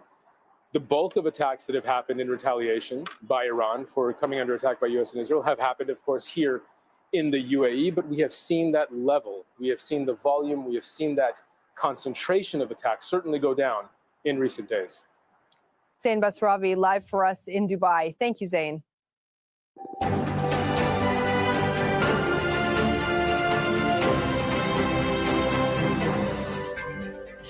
A quick reminder of the latest developments in the U.S.-Israeli war on Iran. Iran has launched multiple attacks across Israel. At least 6 people have been reported injured after missile shrapnel hit a building in Tel Aviv. Search and rescue operations are underway there. Explosions have also been reported across Tehran as U.S. and Israeli strikes target the Iranian capital. Search and rescue efforts are also underway there in several cities. Israel says it plans to occupy southern Lebanon up to the Litani River as it issues more forced evacuation orders in the region. It's been pressing on with a ground offensive in southern Lebanon and carrying out air attacks on Beirut's southern suburbs. Joining me now in the studio is Hassan Ahmadian, an associate professor at the University of Tehran, and Sultan Barakat, a professor of public policy at Hamad bin Khalifa University here in Doha. Thank you both for being with us. There's a lot to get to today. Hassan, I'd like to start with you, and I'd like to start with the news that Iran has named a successor for Ali Larijani, somebody to step into that role. What do we know about Mohammed Zalgadar, and do you think that he may be the negotiating partner that the U.S. is looking for? Well, we are yet to see who is to be tasked with the job of negotiating, if there's a negotiating, because there is the Iranian side is saying that there have been messages conveyed to Tehran, and that Iran basically conveyed messages to mediators. No discussions, no negotiations. But if that's to be the case moving forward, eventually the war would end with a negotiation, directly or indirectly. There will be someone as a focal point on the part of Tehran. So far, we don't know, but Mr.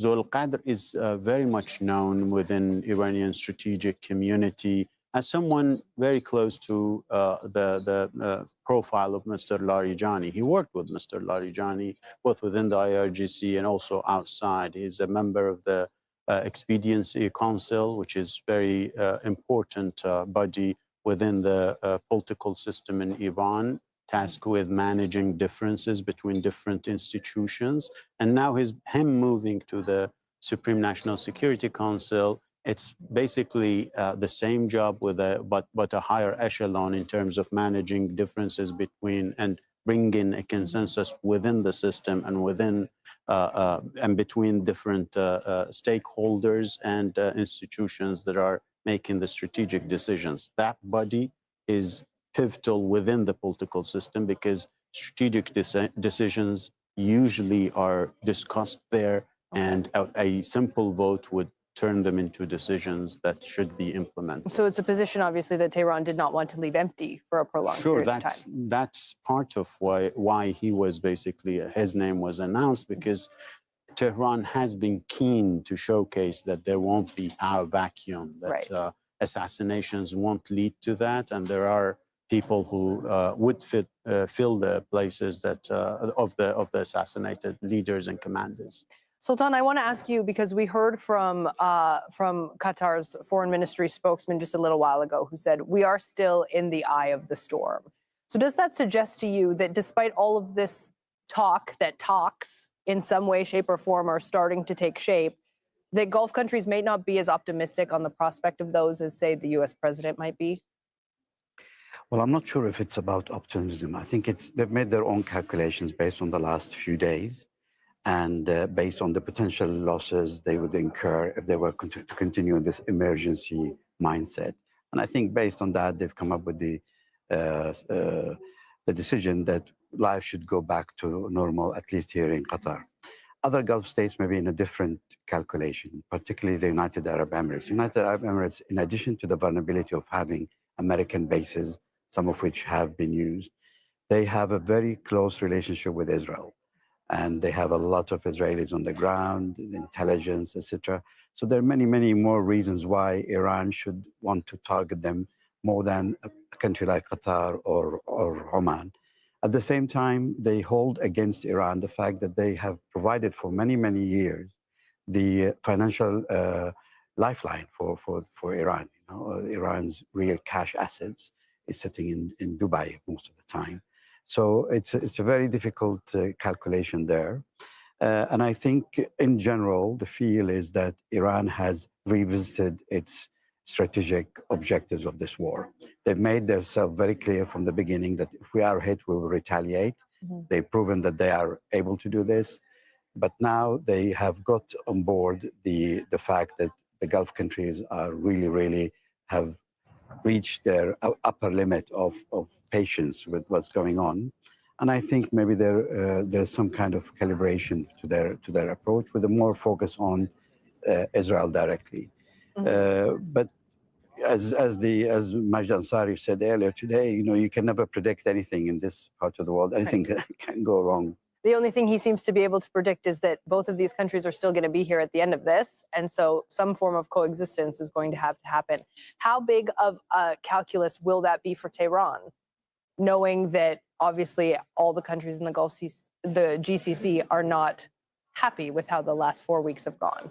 Yeah, sure. That is very much important because, I mean, connections with the GCC countries have always been a priority for Tehran. But it's all about priorities. Now, GCC countries, some of them in particular, are very unhappy and condemning Iran attacks.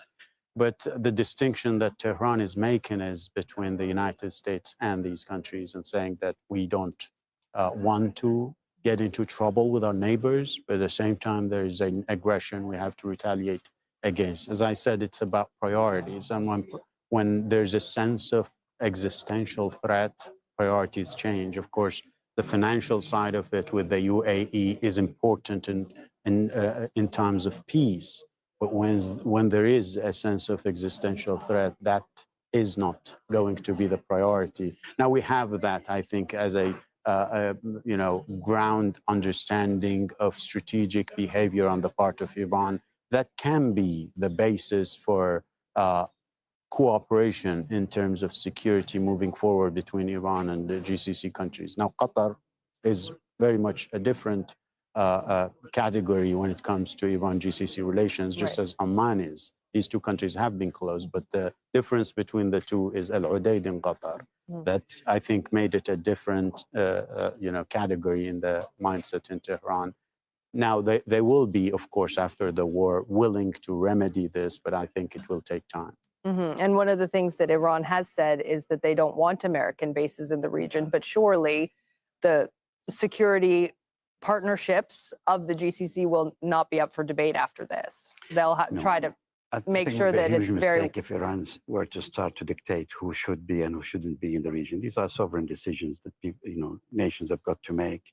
The same way the Gulf states are not saying Iran should have a relationship with China or Russia or shouldn't. The issue, I think, here for the Gulf states is to revisit that relationship based on the recent developments that took place. Particularly, I would go from the first term of Trump when he came to power. Very important shift happened with the Central Command, for example, that operates from Al Udeid. is that they included Israel under the Central Command. Before that, Israel used to be under European Command. By bringing it into the fold, I think they've offered it maybe more opportunities to penetrate intelligence, to gather information about the Gulf states, and by extension about Iran and so on.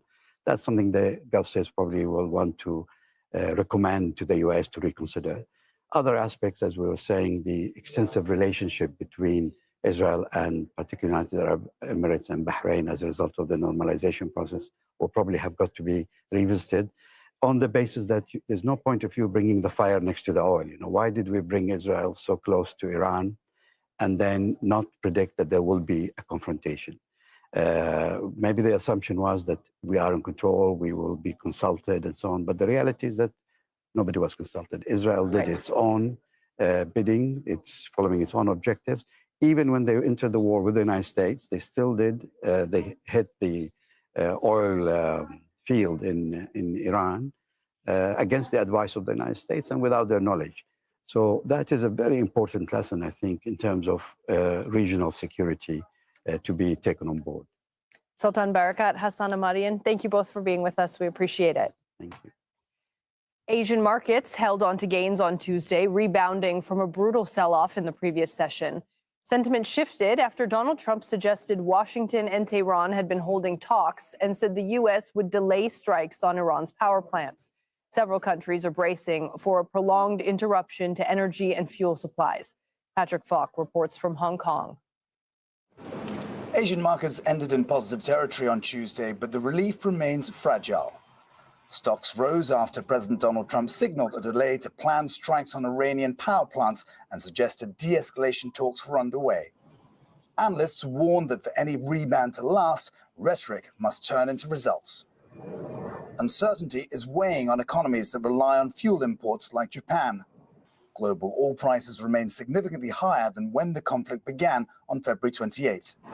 To insulate the market, Tokyo says it will begin releasing state oil reserves this Thursday. In regard to the impact that the situation in the Middle East is having on the domestic economy, we're taking steps to ensure that under no circumstances will there be any disruptions to the supply of petroleum products. Elsewhere, South Korea's prime minister scrapped a planned visit to China to manage the widening fallout. The government says it's moving to limit driving hours to curb fuel consumption. Across the region, countries are reeling from soaring energy costs and heightened concerns about inflation. Let's just be realistic. This is a pile of bad news. And what we are witnessing is actually, whether you realize it or not, the entire global economy has been taken hostage. And we will all pay a price for the hostilities. Any recovery could be short-lived. With crude prices remaining volatile and supply chains stretched, the focus in Asia is shifting from growth to preservation. For now, the region is bracing for a long and costly standoff. Patrick Falk, Al Jazeera, Hong Kong. South Korea's president has called for a nationwide energy-saving campaign that includes taking shorter showers and limiting the use of washing machines and vacuums to the weekend. The government is working on a stimulus package worth about $16.6 billion. It's not just about energy, because petrochemical products are used in virtually every part of our daily lives, from delivery containers to medical instruments. It is difficult to predict when and where problems might arise. To address potential major crises that could affect people's livelihoods, the economy, and the industry as a whole, we need to proactively activate a government-level emergency response system. Shipping disruptions caused by the war in the Middle East are affecting rickshaw drivers in Cambodia. Long queues are forming at fuel stations in Phnom Penh as supplies run out. One local company says it will suspend sales from April 1st. The Prime Minister has urged consumers to save petrol as much as they can. Cambodia is among several countries in Southeast Asia that rely heavily on fuel imports from the Gulf region. A global fertilizer squeeze is deepening as the war in Iran disrupts supply, but China's response may have the biggest impact on the world's food system. Beijing has restricted exports of fertilizer, prioritizing domestic supply to shield its own farmers from rising global prices. Katrina Yu visited a farm in northern China. Here in northern China, farmers are entering one of the most critical periods of the year, the spring planting season. This is when fertilizer is in highest demand, helping crops like wheat and corn take root after the winter months. But globally, supply is tightening. A third of the world's fertilizer trade passes through the Strait of Hormuz, and disruptions caused by the Iran war are causing prices to soar, with some fertilizers up by around 40%. That's putting pressure on farmers worldwide. China is one of the world's largest fertilizer producers, accounting for around a third of global output of key nutrients like phosphates. But instead of exporting more to meet global demand, it's doing the opposite.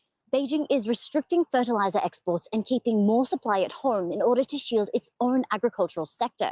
That's tightening supply and raising prices for countries that rely on Chinese fertilizer, including India and Brazil, and many Southeast Asian nations. Ultimately, this shortage isn't just about fertilizer. It's about ensuring farmers can grow their crops and people have enough food to eat. Katrina Yu, Al Jazeera, Beijing. Germany's president has warned of a deep rift with the United States and says the war on Iran is a breach of international law. Although Frank-Walter Steinmeier's role is largely ceremonial, his comments were unusually strong in a country which has not officially condemned the joint U.S.-Israeli military campaign.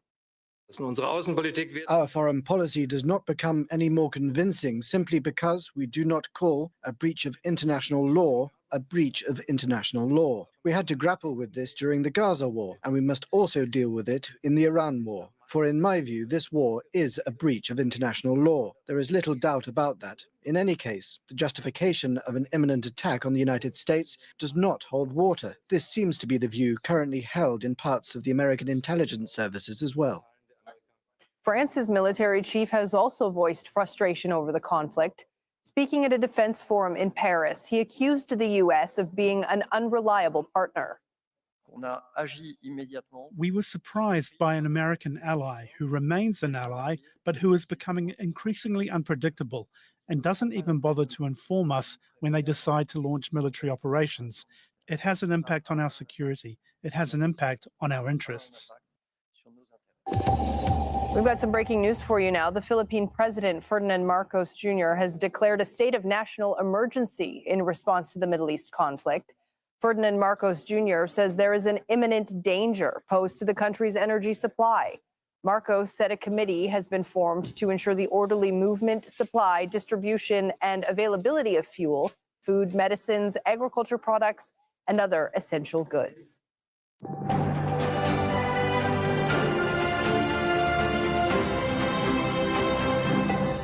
It's the top of the hour, and you are watching Morning Light Drop on Truth Talks Alive, where FACT and now, breaking the news. world has given Israel license to torture Palestinians in the occupied territories.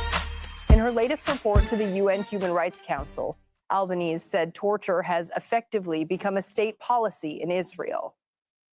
I've documented how the use of psychological and physical torture by Israel against Palestinians is not exceptional.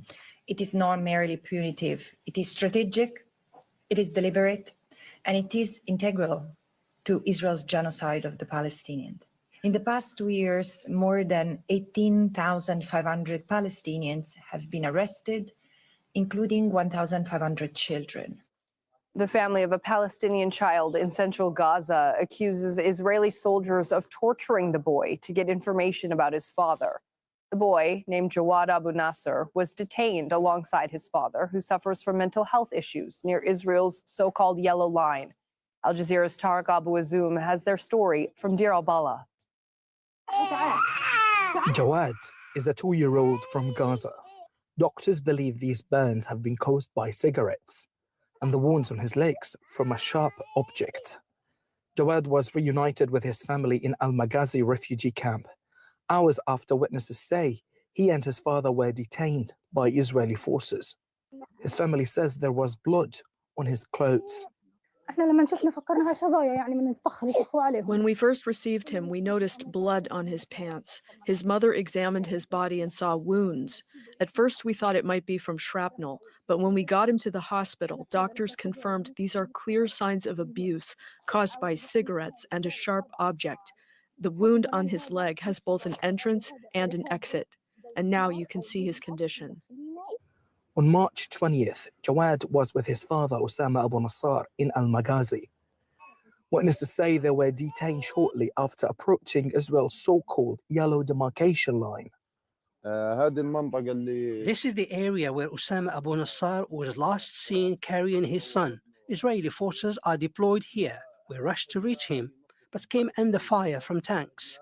He was detained by Israeli troops behind that hill with his child, while ground forces fired at us to push us back. For hours, his family had no information about their whereabouts. 10 hours later, a call came from the Red Cross asking the family to collect the child. Jawad was returned alone. He was taken to Al-Aqsa Hospital where medical teams documented signs of abuse.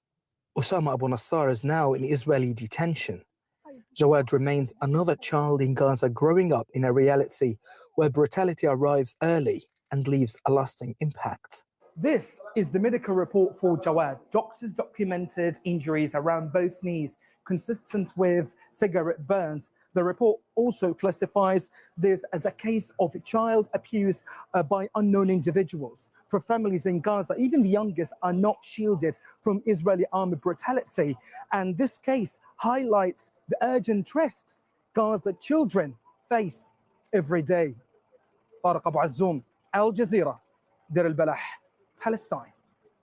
Australia and the European Union have signed a landmark trade deal after years of stalled negotiations. It's a sign that world leaders might be seeking new markets as the Iran war drives global instability. The deal significantly expands Australian beef exports, giving producers greater access to the EU, and it aims to end long-standing barriers on Australian meat. Danielle Robertson reports from Canberra. For years, cattle farmer Robert McKenzie has been reshaping his entire operation, all for a chance to break into the EU market. And from next month, this beef will be landing on plates across Europe.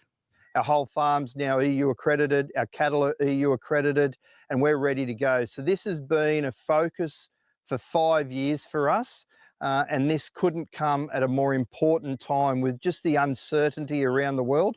Up to 35,000 tonnes of Australian beef can now be imported into the EU tariff-free, a figure that previously derailed trade negotiations. Now it's been pushed through with urgency. The EU and Australia have revived years of stalled talks as US tariffs and the Iran war fuel uncertainty. Trust matters more than transactions. It is a story of building strength at home and diversifying abroad through a reliable network of agreements that we respect and uphold. Australia has also agreed to remove 5% tariffs on some European imports, a compromise as both sides work to shift away from reliance on the US and the Middle East and safeguard their futures. We're pleased to announce the signing of a new Australia-EU Security and Defence Partnership. The partnership provides a framework to strengthen cooperation between Australia and our European friends. A point Ursula von der Leyen reiterated in her address to Parliament, saying Australia's location is no longer a shield from global instability. The head of the European Commission told the Australian Parliament that a security partnership means, in her words, having each other's back, a commitment reflective of shared history and an uncertain future. Danielle Robertson, Al Jazeera, Canberra. Voting is underway in Denmark's snap election, with Prime Minister Mette Frederiksen seeking a third term. She's hoping to capitalize on a surge in support after resisting U.S. President Donald Trump's threats to take over Greenland, which is a self-governing Danish territory. North Korean leader Kim Jong-un says his country will never give up its nuclear weapons. Addressing Parliament, Kim said North Korea's status as a nuclear-armed state is irreversible.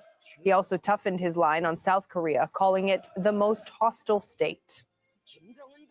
The U.S. Senate has confirmed Mark Wayne Mullen as the new Homeland Security Chief. The Republican senator replaces Kristi Noem, who was fired after a backlash over the department's operations.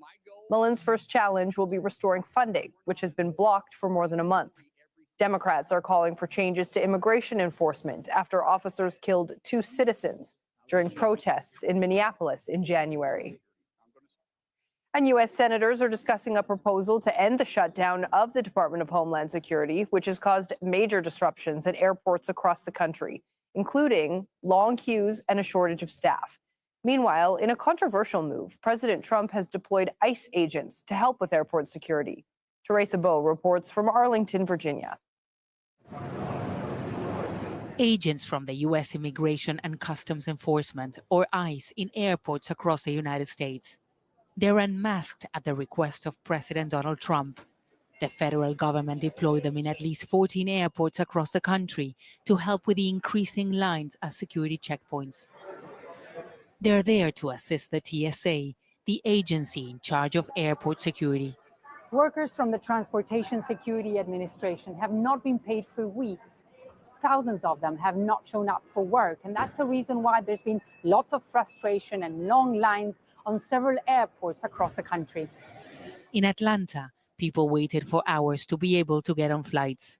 Oh my God, this is insane. I mean, I've never experienced anything like this. It's crazy. It's insane. I mean, I've never seen an airport like this. Donald Trump is accusing the Democrats for the ongoing situation.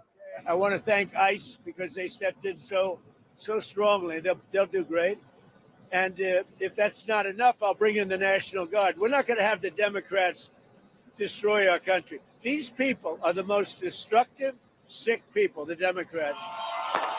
What's happening goes back to the protests in Minneapolis against the detentions and deportations carried out by agencies of the Department of Homeland Security.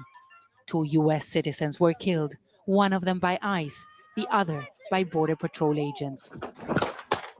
There's been a partial government shutdown since February when Democrats refused to fund the Department of Homeland Security. They're demanding major changes to federal immigration operations. On Monday, more than 100 airport executives, quote, implored Congress to end the TSA funding standoff that is causing major travel disruptions. Democrats are warning the presence of ICE could trigger even more chaos. So for now, there is no end to the partial government shutdown in sight. Teresa Bowe, Al Jazeera, Arlington. A military plane crash in Colombia has killed at least 66 people. The aircraft went down shortly after takeoff in a town near the Peruvian border. Colin Baker reports.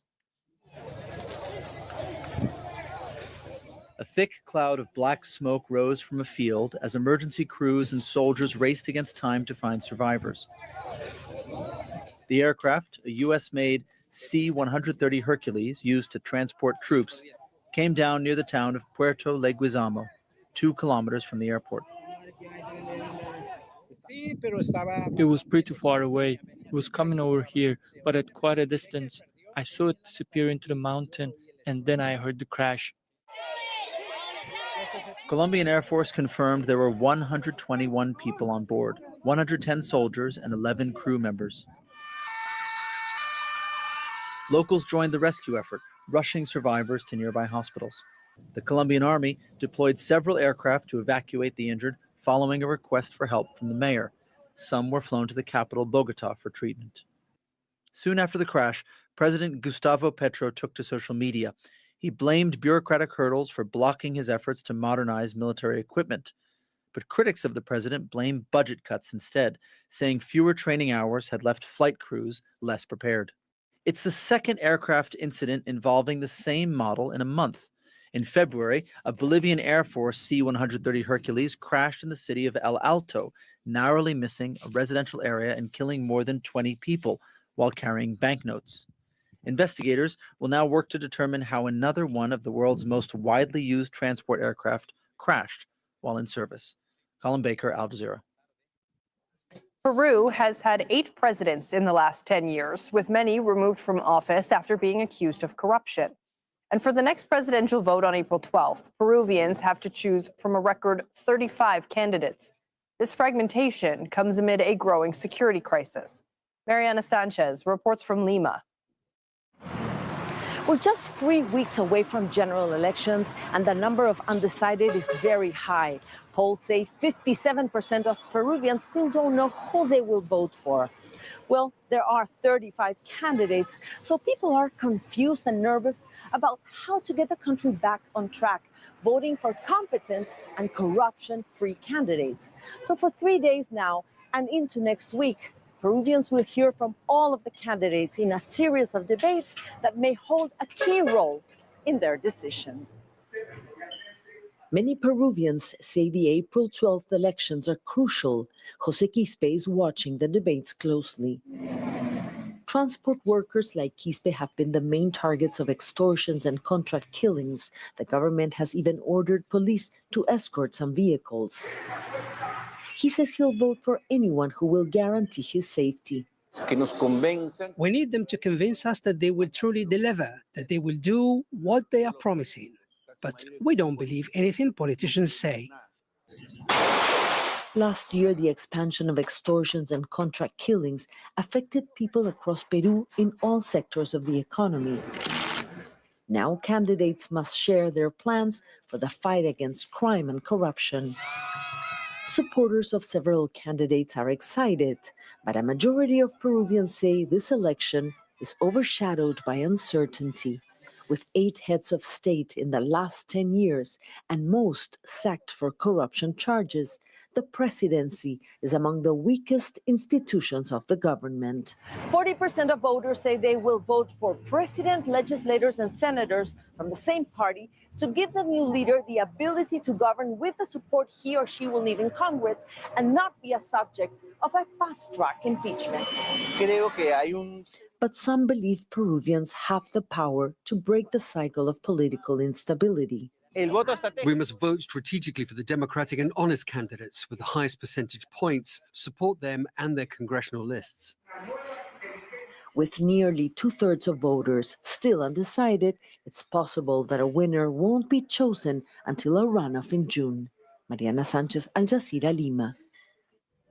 Okay, we are going to take a short break here on Al Jazeera, but stay with us. We have the latest developments in the Middle East at the top of the hour. And good morning. It's the top of the hour on Morning Mic Drop at Truth Talks Live, where your voice matters. Stay tuned for our breaking world news coverage this hour. Like and subscribe now.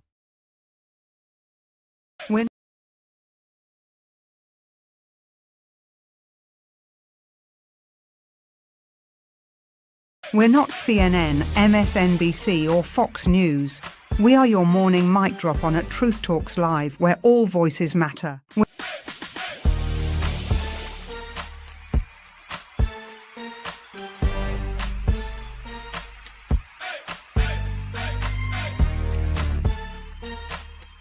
Are y'all ready to roll? Let's go.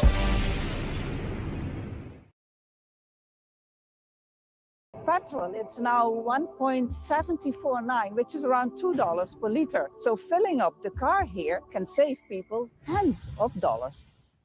Hearing the facts. A busy day for Iran today could mean when Iran retaliates, it will be a busy day for cities in the Gulf. With the latest global news and insightful documentaries, Al Jazeera's teams across the world bring you closer to the heart of the story.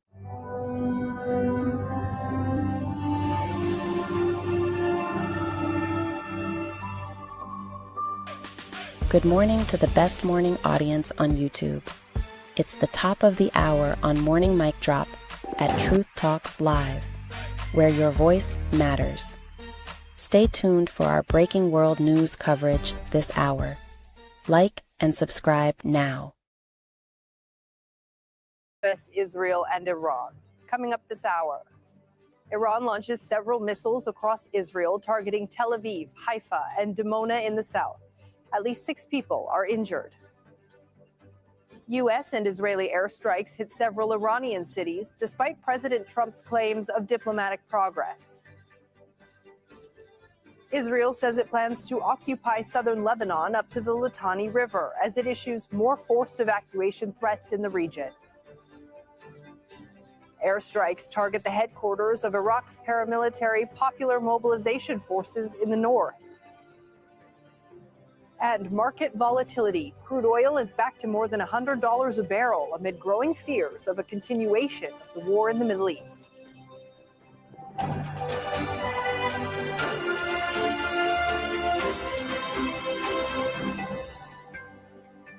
Thank you for joining us.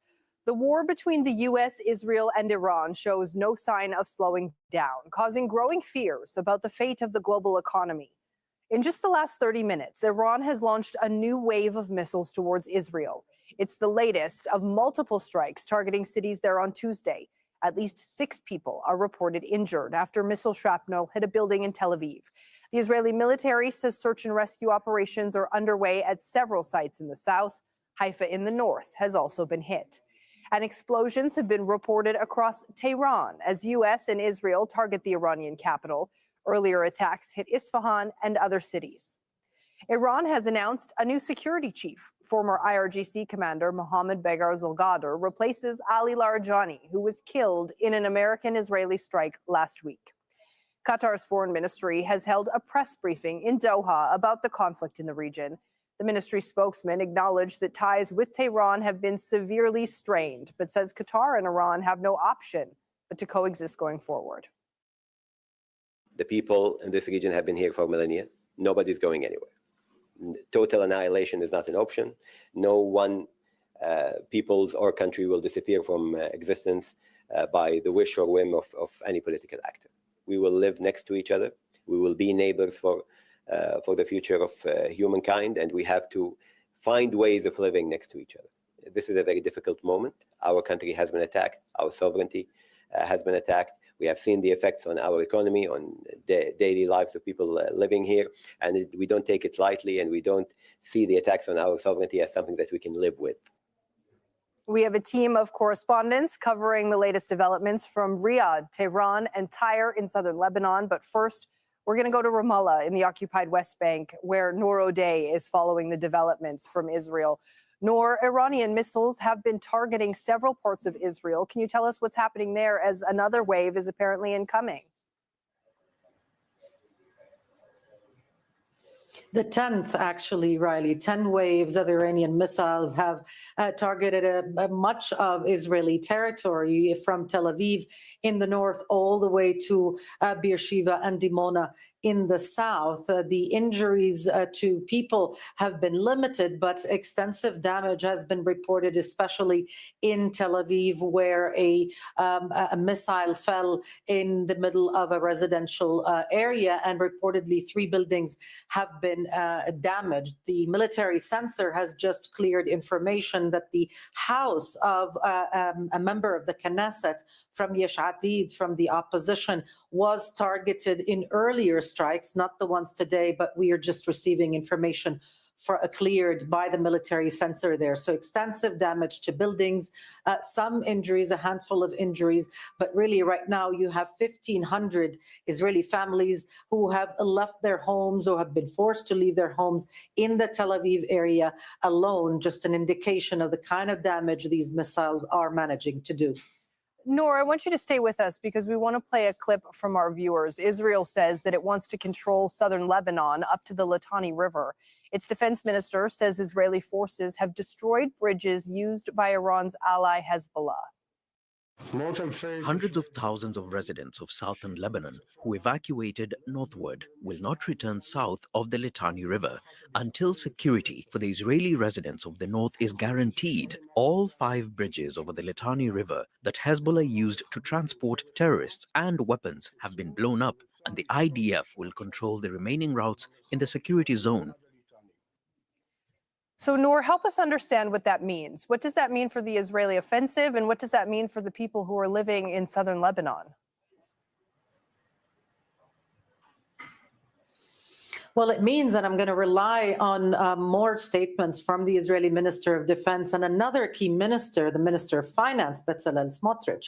What it means for the Lebanese is that South Lebanon will be depopulated because Israel is using the Rafah and Beit Hanun models. It wants to control southern Lebanon, 10% of the territory of that country, without having to deal with the population, and it wants that depopulated portion of Lebanon to become its buffer zone. Ministers in the coalition government in Israel are invoking terms like Israel's new yellow line in reference to that yellow line that has devoured more than 50% of Gaza so far. So that is really the intention, and what it means for Israel is that the military activity will be intensified, more Israeli reserves might be called up, and the ground troops will intensify their battles, their incursions into southern Lebanon until they reach the Litani River and control it. This is not the first time that Israel attempts to do this, but it is the first time that Israel attempts to occupy Lebanese territory until the Litani without having the population there, by depopulating that area first. That's Noor O'Day in Ramallah for us. Now let's bring in Heidi Pett, who is in Tyre in southern Lebanon, to give us the view from on the ground there. Heidi, how significant is this news from Israel's military that it will occupy southern Lebanon up to the Litani River, and how does it change things for the people who are there?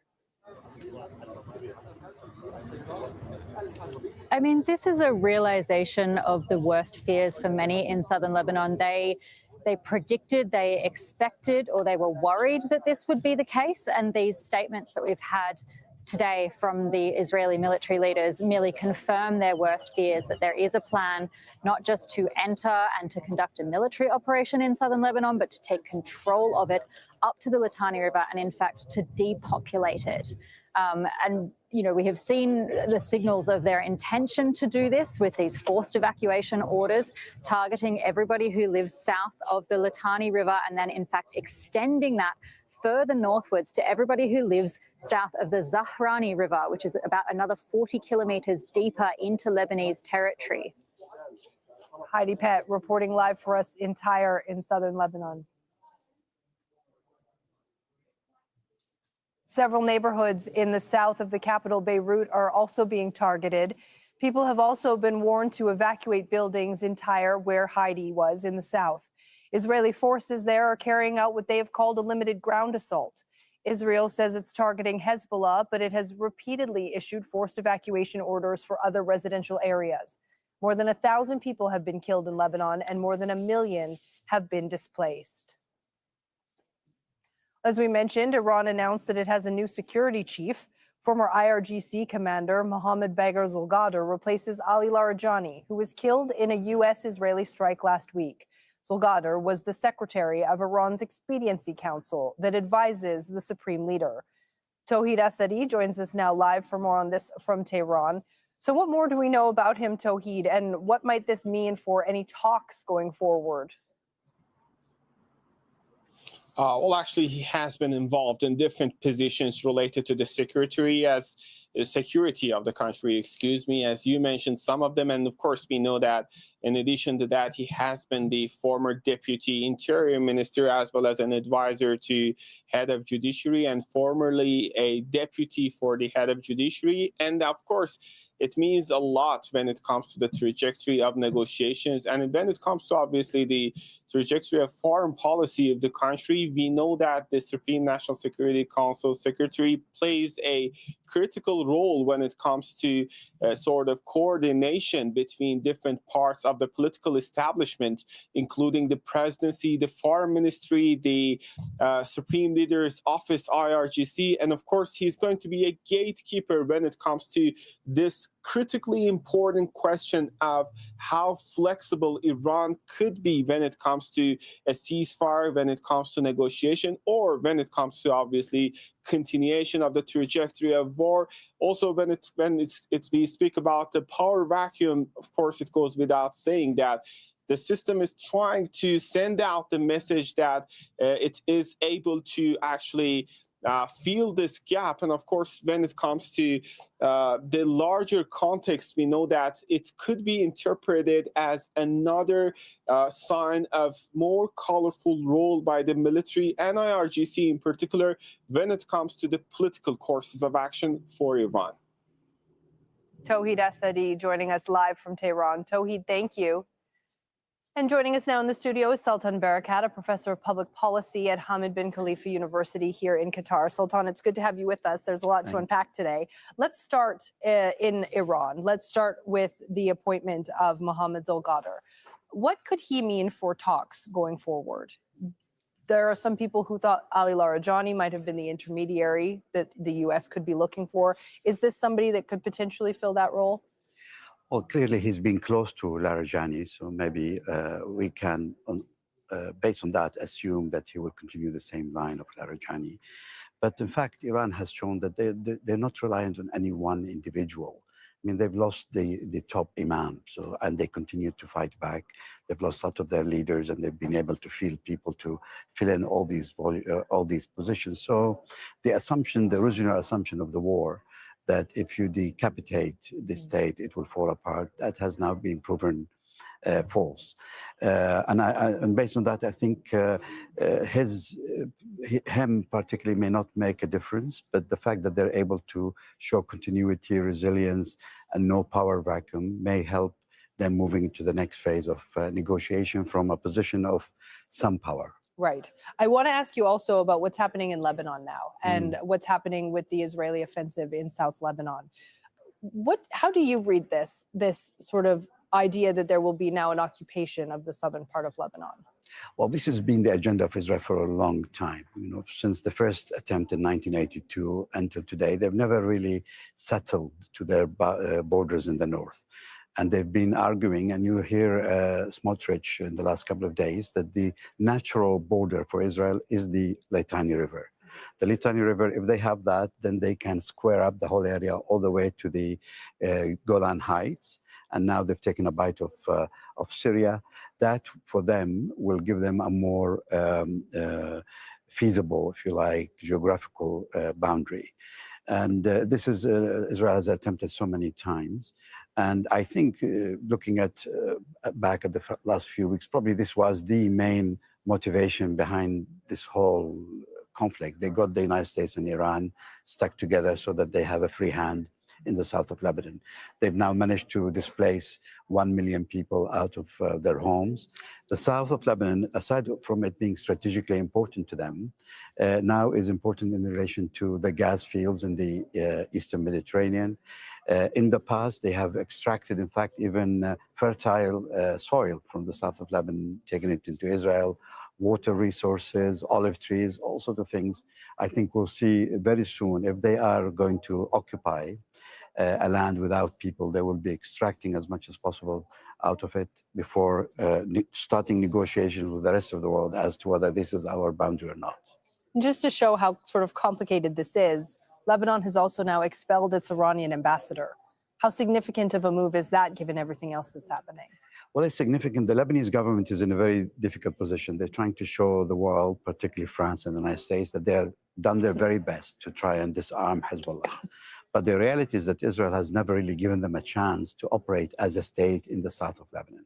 Israel has refused to withdraw in line with the agreement, and there were at least 1,000 plus violations of the ceasefire that has taken place since they've signed onto the agreement with Lebanon. So the government itself has been in a very, very difficult position, and now they feel they must feel that by pushing the Iranian politician, the ambassador out, at least they show a degree of willingness to move forward in the disarming of Hezbollah. We've also heard from the IRGC today, though, that they said that they would hit Israel without restraint if it targets civilians in Lebanon, Gaza, and other parts there. So if Iran is also going to get involved in this second front, if you will, how big of a significant effect would that have? Well, I don't know. I don't think Iran has greater capacity than they've already displayed. And if they have and they haven't displayed it, then they're really playing it a bad way, the same way they did when they restrained Hezbollah from responding to Israel back in 2023 and 2024, 2025. It's important that they... Continue. Sorry about that. I think they're using this rhetoric at the moment to mobilize the public opinion in those countries to keep it in line with their policy. I don't think if they have anything to throw at Israel, they should have thrown it by now. Sultan Barakat, we appreciate it. Thank you for being with us. Thank you. Osama bin Javaid has the latest from a news conference held by Qatar's foreign ministry spokesman here in Doha. It was a wide-ranging news conference by the Ministry of Foreign Affairs here in Qatar on a number of issues, especially about energy and security. Qatar has seen a lull in the number of attacks that have happened in the last few days in this country. And according to Majid Al-Ansari, you have to ask the attackers on why there is a lower number of attacks in this particular country, and there's been other attacks on energy facilities across the region. What was very interesting is what came out of that meeting in Riyadh when regional countries and others were invited to discuss the fallout of this war. And they are now thinking about a strategic rethink of the framework of security, because as the Qataris have identified that there were shortcomings in how these countries were defended against incoming Iranian attacks. There's the talk of the town now is what is happening between Donald Trump and Iran. According to the Qatari Foreign Ministry, they're not involved in this. They welcome the idea of a de-escalation. They welcome the idea of talks and are ready to provide any assistance. But so far, this is not a Qatari, there's no Qatari involvement in this rapprochement or talks between Donald Trump and Iran. So all eyes still on what is going to be happening in the next few days and hours on how Iran continues to fight what it sees as retaliation on its soil by Israel and the United States. And these countries are waiting with bated breath, strengthening their security postures to deal with any kind of threat that comes towards them. It appears that the Qataris are welcoming it. There's a resumption of schools and offices in the next few days in this country, but they say that they're still vigilant and they're monitoring what comes next. Sama Javed, Al Jazeera, Doha. Meanwhile, Iran has carried out more attacks across the Gulf region. Kuwait, Saudi Arabia, and Bahrain have all reported interceptions of Iranian drones and missiles. Amazon says its operations in Bahrain have been affected by drone activity. Let's go to Rasul Sardar, who joins us from the Saudi capital, Riyadh. Rasul, there have been strikes again around the GCC. Can you tell us what's been happening? Well, indeed, through the day, the attacks from Iran have continued across the region. Just in United Arab Emirates, there have been at least 5 ballistic missiles and 17 drones fired toward its territory.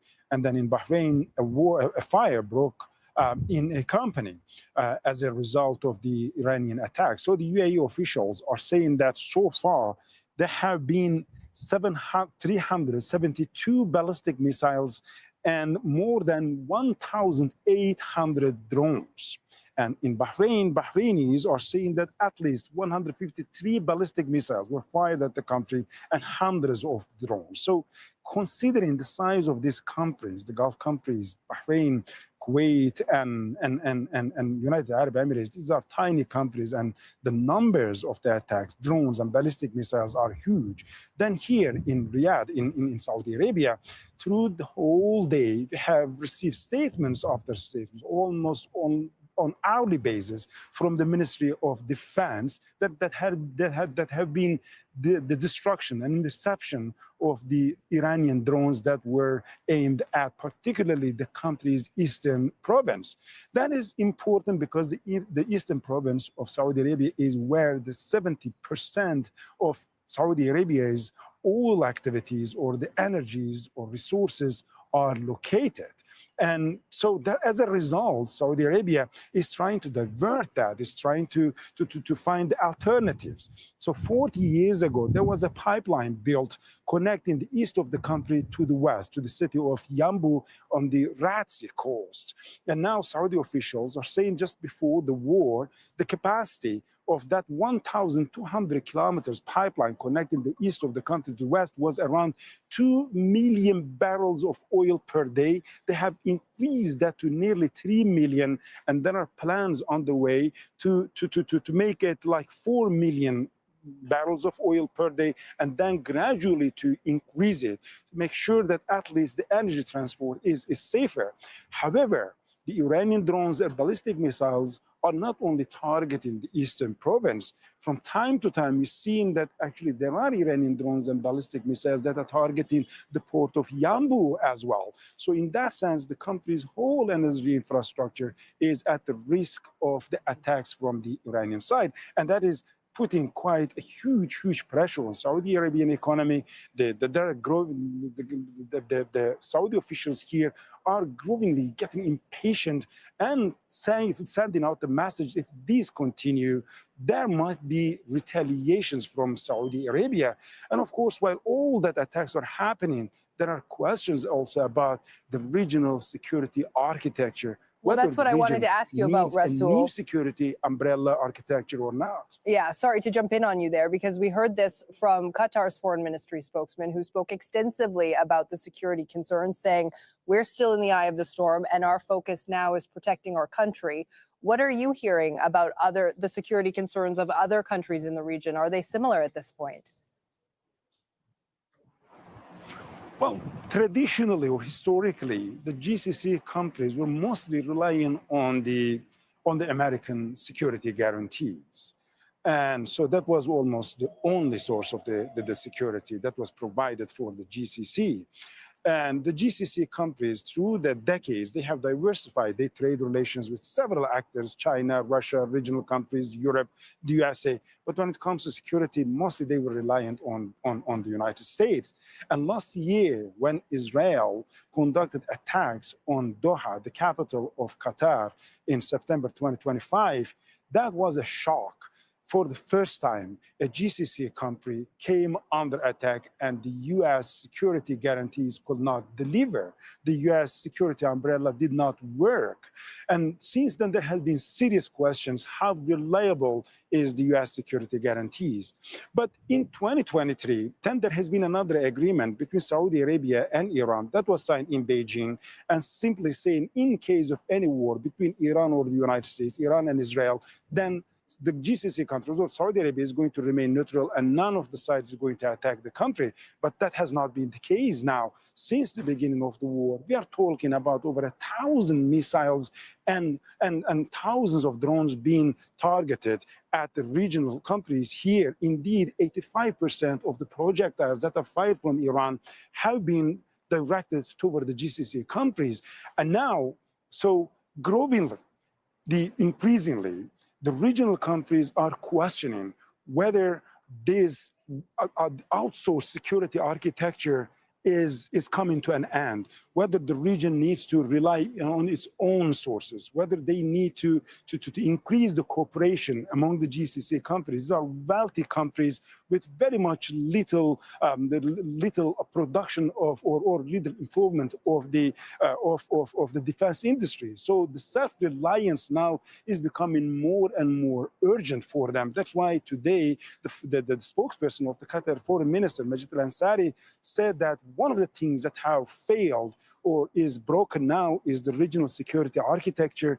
And at the end of the war, there will be a re-evaluation, there will be a reassessment of how the GCC countries particularly and the greater region should build a new security architecture that is properly functioning, that is self-reliant, and also that is delivering, that is protecting the country from the outside attacks. Rasool Sardar live for us in Riyadh. Thanks, Rasool. In Iraq, an attack targeting Kurdish Peshmerga forces has killed at least 5 members of the group. The incident happened in northern Erbil province. At least 19 Peshmerga members have been injured. Also in the north, air raids targeted the headquarters of the Popular Mobilization Forces in Mosul. The house of Faleh al-Fayad, the head of the paramilitary group, was also struck. Iraq has seen an escalation of attacks since the U.S. and Israel launched their conflict with Iran. A quick reminder of the latest developments in the U.S.-Israeli war on Iran. Iran has launched multiple attacks across Israel. At least 6 people have been reported injured after missile shrapnel hit a building in Tel Aviv. Search and rescue operations are underway there. Explosions have also been reported across Tehran as U.S. and Israeli strikes target the Iranian capital. Search and rescue crews are also underway in several cities there. Israel says it plans to occupy southern Lebanon up to the Litani River as it issues more forced evacuation orders in the region. It's been pressing on with a ground offensive in southern Lebanon. It's also carrying out air attacks in Beirut and its southern suburbs. The government of the Philippines has declared a national energy emergency. It follows a 2-day nationwide public transport strike against the rising cost of fuel. President Ferdinand Marcos Jr. signed an executive order saying the Middle East war had created imminent danger for the stability of national energy supplies. Marcos Jr. says he's directed officials to implement measures to cushion the adverse effects of energy disruptions. It follows a 2-day nationwide public transport strike against the rising cost of fuel. The conflict in Iran is sending shockwaves through global energy markets, driving up fuel prices far beyond the region. In northern Philippines, those costs are being felt in the country's agricultural heartlands, where farmers say they are paying the price. Jamila Alandogan reports from Benguet province. It's 7 a.m. here in Atok in Benguet province in the northern Philippines, one of the country's main vegetable-producing regions. We joined farmers as they began harvesting cabbage from their fields. This is meant to be a season of return, a time when effort is rewarded, but not this time. Farmers here say they are harvesting at a loss, the worst they have seen in years. Cabbage that once sold for 50 Philippine pesos or less than a US dollar is now expected to fetch a fraction of that. Harvesters earn the equivalent of just $3 a day. So farmers face a difficult choice: harvest what they can or leave their crops to rot where they grow. What we are going through now is worse than the pandemic. At least then, we could still determine prices. It's really terrible. What's unfolding here is tied to events far beyond these mountains. The US-Israel war on Iran has pushed global fuel prices higher, costs that travel across borders and land here. We are now on our way to a town called Trinidad. That's where the Farmers Center and trading posts are. That's about 2 hours from Atok town. The cost of fuel here has nearly doubled, and the price of transport is shouldered by the farmers. The government says there is enough fuel reserves until early May. And at this trading post, people say they know very well what is happening in the Middle East and how decisions made far away can quickly ripple into everyday life here. And yet, they say they do not panic. Instead, there is a sense of quiet resolve. Farmers here point out that these mountains have fed millions for generations. And that is why they will carry on. Jamela Alindogan, Al Jazeera, Benguet Province, Northern Philippines.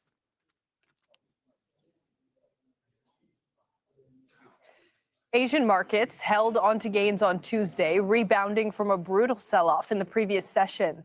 Sentiment shifted after Donald Trump suggested that Washington and Tehran had been holding talks and said the U.S. would delay strikes on Iran's power plants.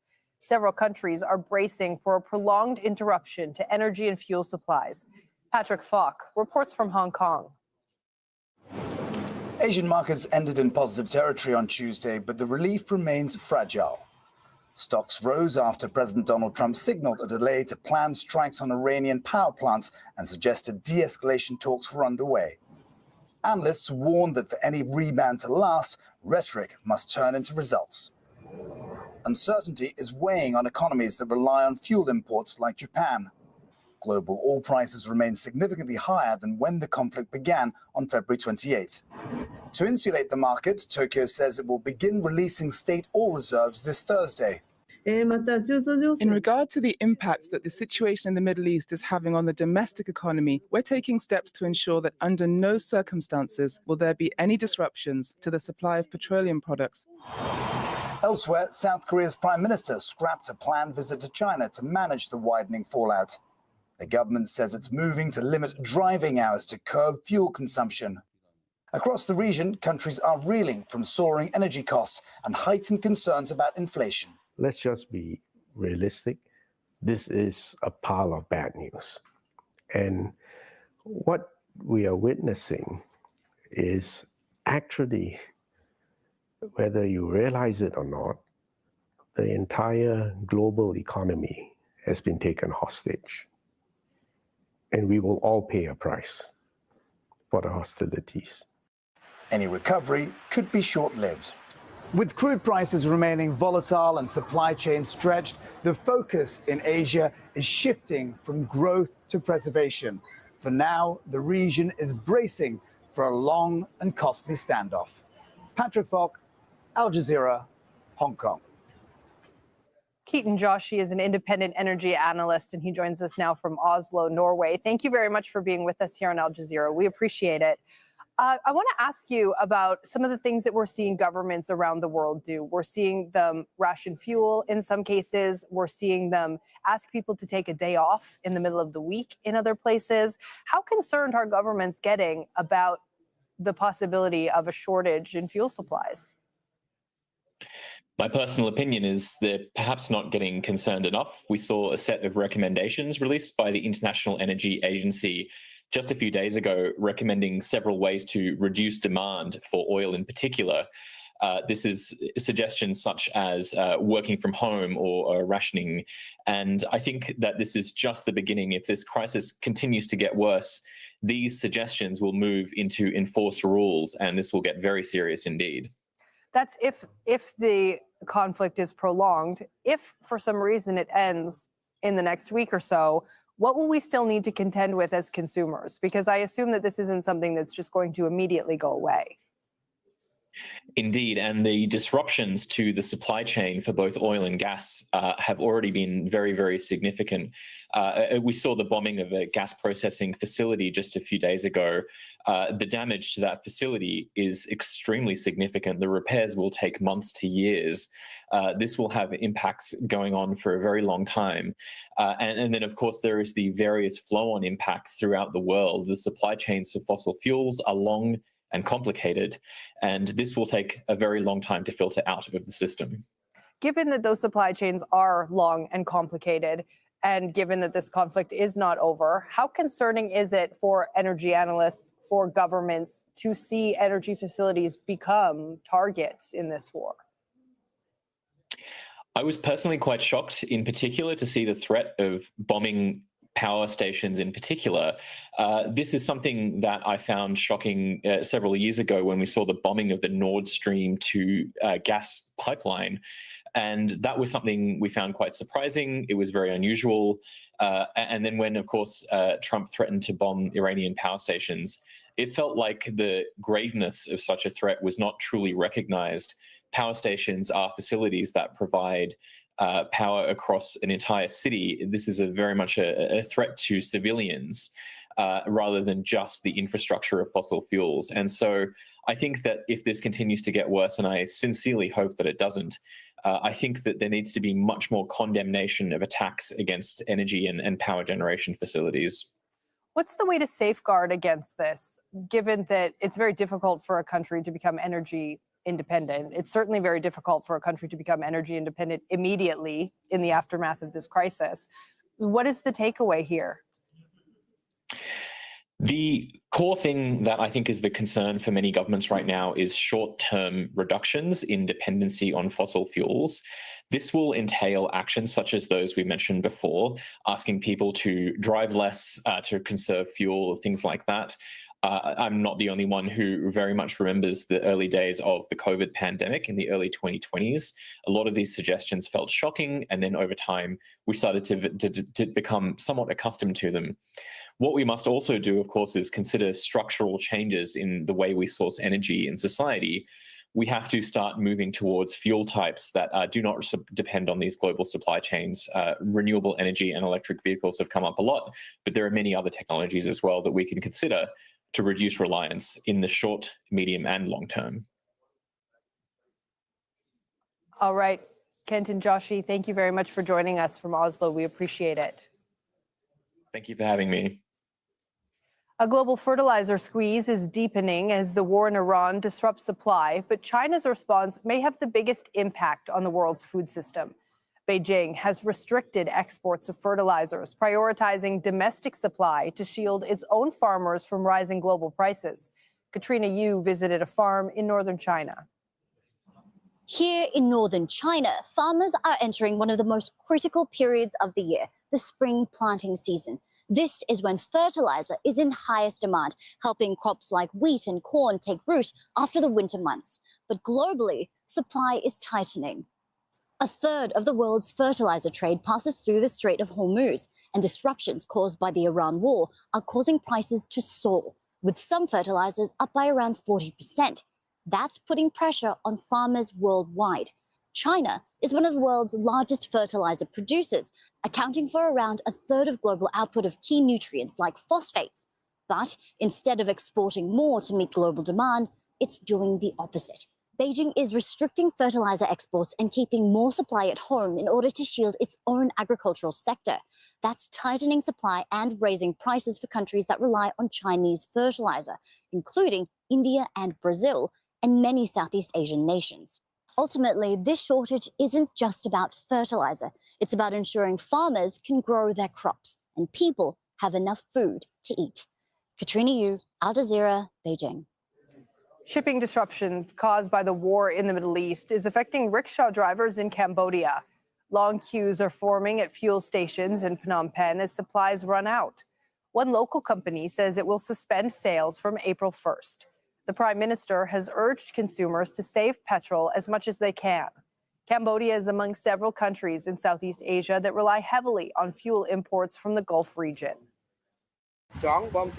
For a transportation worker like me, I want the war in the Middle East to end soon so that the price of petrol goes down to normal and we can do business as usual. This gas price hike impacted my business, but I hardly saved money to support my kids' school fees. And on the other hand, it's hard for me to find the gas station to fill the LPG gas too. Only this gas station is available for me to fill, even though the price is high. Germany's president has warned of a deep rift with the United States and says the war on Iran is a breach of international law. Although Frank-Walter Steinmeier's role is largely ceremonial, his comments were unusually strong in a country which has not officially condemned the joint U.S.-Israeli military campaign. Our foreign policy does not become any more convincing simply because we do not call a breach of international law a breach of international law. We had to grapple with this during the Gaza war, and we must also deal with it in the Iran war. For in my view, this war is a breach of international law. There is little doubt about that. In any case, the justification of an imminent attack on the United States does not hold water. This seems to be the view currently held in parts of the American intelligence services as well. France's military chief has also voiced frustration about the conflict. Speaking at a defense forum in Paris, he accused the U.S. of being an unreliable partner. We were surprised by an American ally who remains an ally, but who is becoming increasingly unpredictable and doesn't even bother to inform us when they decide to launch military operations. It has an impact on our security. It has an impact on our interests. Simon Mayle is a retired British Army general and a former Middle East advisor at the UK Ministry of Defence, and he joins us now from London. General, it's good to have you on. Thank you very much. I want to get your reaction first to these comments from Germany, calling the war in Iran a breach of international law. How strong is it for a U.S. ally to come out with words like that? Well, it is, and for a head of state of Germany to make those comments. Which will have, of course, been cleared with the government. Germany is a major ally, and I listened to the comments of, again, a senior French general.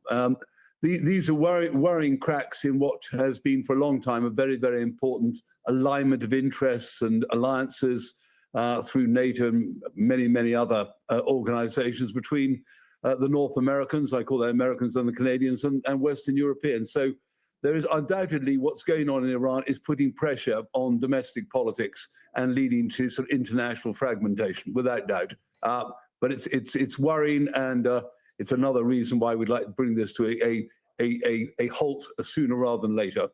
What is the most worrying thing about it? Is it worrying for the fact that the entire bloc of Europe and North America are security partners in another way in NATO? Is it worrying for the U.S. campaign in Iran? What is the most troubling by your estimation? I think I've always used the expression, if you want to understand a problem, you've got to get yourself a bigger map.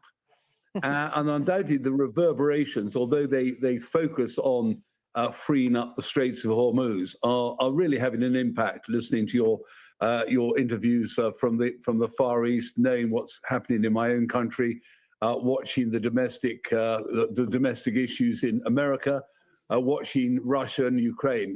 The connectivity is really vital to grasp. I think, dare I say, Al Jazeera does a very good job of it.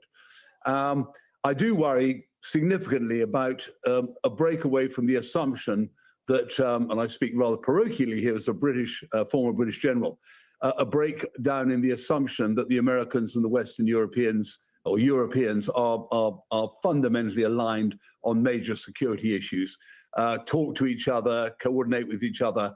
That has real significance for the coming decade.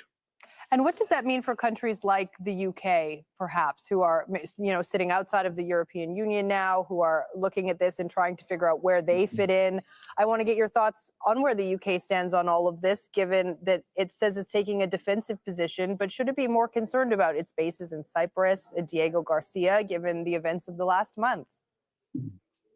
To be honest, as a military man, I don't think from a straight military point of view, we need to be overly worried. Cyprus is well defended now. Dragon has at last got there. I could criticize the speed in which it got there. Diego Garcia is a very long way away from anything the Iranians could, frankly, credibly push at it. But our great friends in the Gulf, our Bahraini friends, Oman, UAE, Saudi Arabia, Kuwait, Qatar, all of those are really, really hugely important to British national interest. We've got relationships going back decades. And as you well know from Al Jazeera, we have several 100,000 British out there. And again, for Britain, we should be leaning into this. It does make it difficult when our European allies are pulling away from the Americans, because we have always seen ourselves very firmly as a bridge between the North American aspects of NATO and, of course, the European aspects. And I think we can straddle that well. But we're a permanent member of the Security Council. We sit next door in almost every conference to the United States by virtue of alphabet. And anything that puts a pressure on our natural alignment, or the natural alignment of Western democracies, is I would argue, bad globally. As a military man, do you see a situation where this carries on, that the UK, anybody in Europe, may take a more than defensive position here? What would it take for them to do that?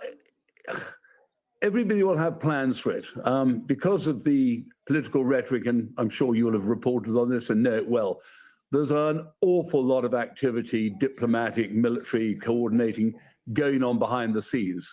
And that's in every sphere. I guarantee all the Gulf leaders also have their chains of communication to the Iranians. The Israelis certainly will. The Americans will. It's very difficult to know what's going on.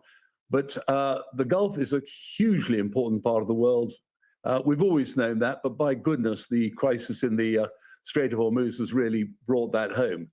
And I am interested at what stage the Gulf states feel that they, with huge stake in this, but having taken no action against the Iranians, do suddenly find that the attacks on them lead them into coming into this war.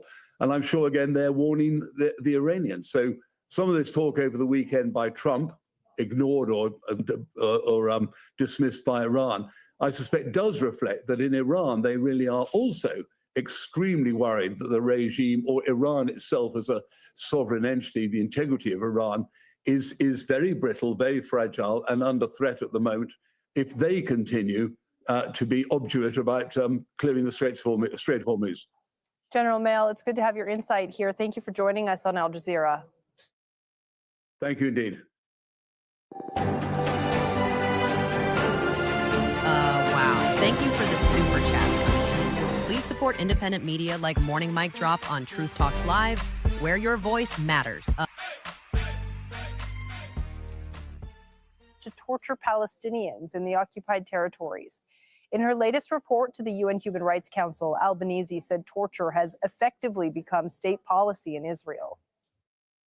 I've documented how the use of psychological and physical torture by Israel against Palestinians is not exceptional. It is not merely punitive. It is strategic, it is deliberate, and it is integral to Israel's genocide of the Palestinians. In the past 2 years, more than 18,500 Palestinians have been arrested, including 1,500 children. The family of a Palestinian child in central Gaza accuses Israeli soldiers of torturing the boy to get information about his father. The boy, named Jawad Abu Nasser, was detained alongside his father, who suffers from mental health issues, near Israel's so-called Yellow Line. Al Jazeera's Tariq Abu Azum has the story from Deir al-Balah. Jawad is a 2-year-old from Gaza. Doctors believe these burns have been caused by cigarettes and the wounds on his legs from a sharp object. Jawad was reunited with his family in Al-Maghazi refugee camp. Hours after witnesses say he and his father were detained by Israeli forces. His family says there was blood on his clothes. When we first received him, we noticed blood on his pants. His mother examined his body and saw wounds. At first, we thought it might be from shrapnel, but when we got him to the hospital, doctors confirmed these are clear signs of abuse caused by cigarettes and a sharp object. The wound on his leg has both an entrance and an exit, and now you can see his condition. On March 20th, Jawad was with his father, Osama Abu Nassar, in Al-Maghazi. Witnesses say they were detained shortly after approaching Israel's so-called yellow demarcation line. This is the area where Osama Abu Nassar was last seen carrying his son. Israeli forces are deployed here. We rushed to reach him, but came under fire from tanks. He was detained by Israeli troops behind that hill with his child, while ground forces fired at us to push us back. For hours, his family had no information about their whereabouts. 10 hours later, a call came from the Red Cross asking the family to collect the child. Jawad was returned alone. He was taken to Al-Aqsa Hospital where medical teams documented signs of abuse. Osama Abu Nassar is now in Israeli detention. Jawad remains another child in Gaza growing up in a reality where brutality arrives early and leaves a lasting impact. This is the medical report for Jawad. Doctors documented injuries around both knees, consistent with cigarette burns. The report also classifies this as a case of child abuse by unknown individuals. For families in Gaza, even the youngest are not shielded from Israeli army brutality. And this case highlights the urgent risks Gaza children face every day. Tariq Abu Azum, Al Jazeera, Deir al-Balah, Palestine. Australia and the European Union have signed a landmark trade deal after years of stalled negotiations. It's a sign that world leaders might be seeking new markets as the Iran war drives global instability. The deal significantly expands Australian beef exports, giving producers greater access to the EU, and it aims to end long-standing barriers on Australian meat. Danielle Robertson reports from Canberra. For years, cattle farmer Robert McKenzie has been reshaping his entire operation, all for a chance to break into the EU market. And from next month, this beef will be landing on plates across Europe. Our whole farm's now EU accredited, our cattle are EU accredited, and we're ready to go. So this has been a focus for 5 years for us, and this couldn't come at a more important time with just the uncertainty around the world. Up to 35,000 tonnes of Australian beef can now be imported into the EU tariff-free, a figure that previously derailed trade negotiations. Now it's been pushed through with urgency. The EU and Australia have revived years of stalled talks as US tariffs and the Iran war fuel uncertainty. Trust matters more than transactions. It is a story of building strength at home and diversifying abroad through a reliable network of agreements that we respect and uphold. Australia has also agreed to remove 5% tariffs on some European imports, a compromise as both sides work to shift away from reliance on the US and the Middle East and safeguard their futures. We're pleased to announce the signing of a new Australia-EU security and defence partnership. The partnership provides a framework to strengthen cooperation between Australia and our European friends. A point Ursula von der Leyen reiterated in her address to Parliament, saying Australia's location is no longer a shield from global instability. The head of the European Commission told the Australian Parliament that a security partnership means, in her words, having each other's back, a commitment reflective of shared history and an uncertain future. Danielle Robertson, Al Jazeera, Canberra. A fire has broken out at the second largest oil refinery in the U.S. after a suspected explosion. Images show plumes of smoke rising from the Valero refinery in Port Arthur, Texas. Local officials say the incident was caused by an industrial heater. U.S. senators are discussing a proposal to end the shutdown of the Department of Homeland Security, which has caused major disruption at airports across the country, including long queues and a shortage of staff. Meanwhile, in a controversial move, President Trump has deployed ICE agents to help with airport security.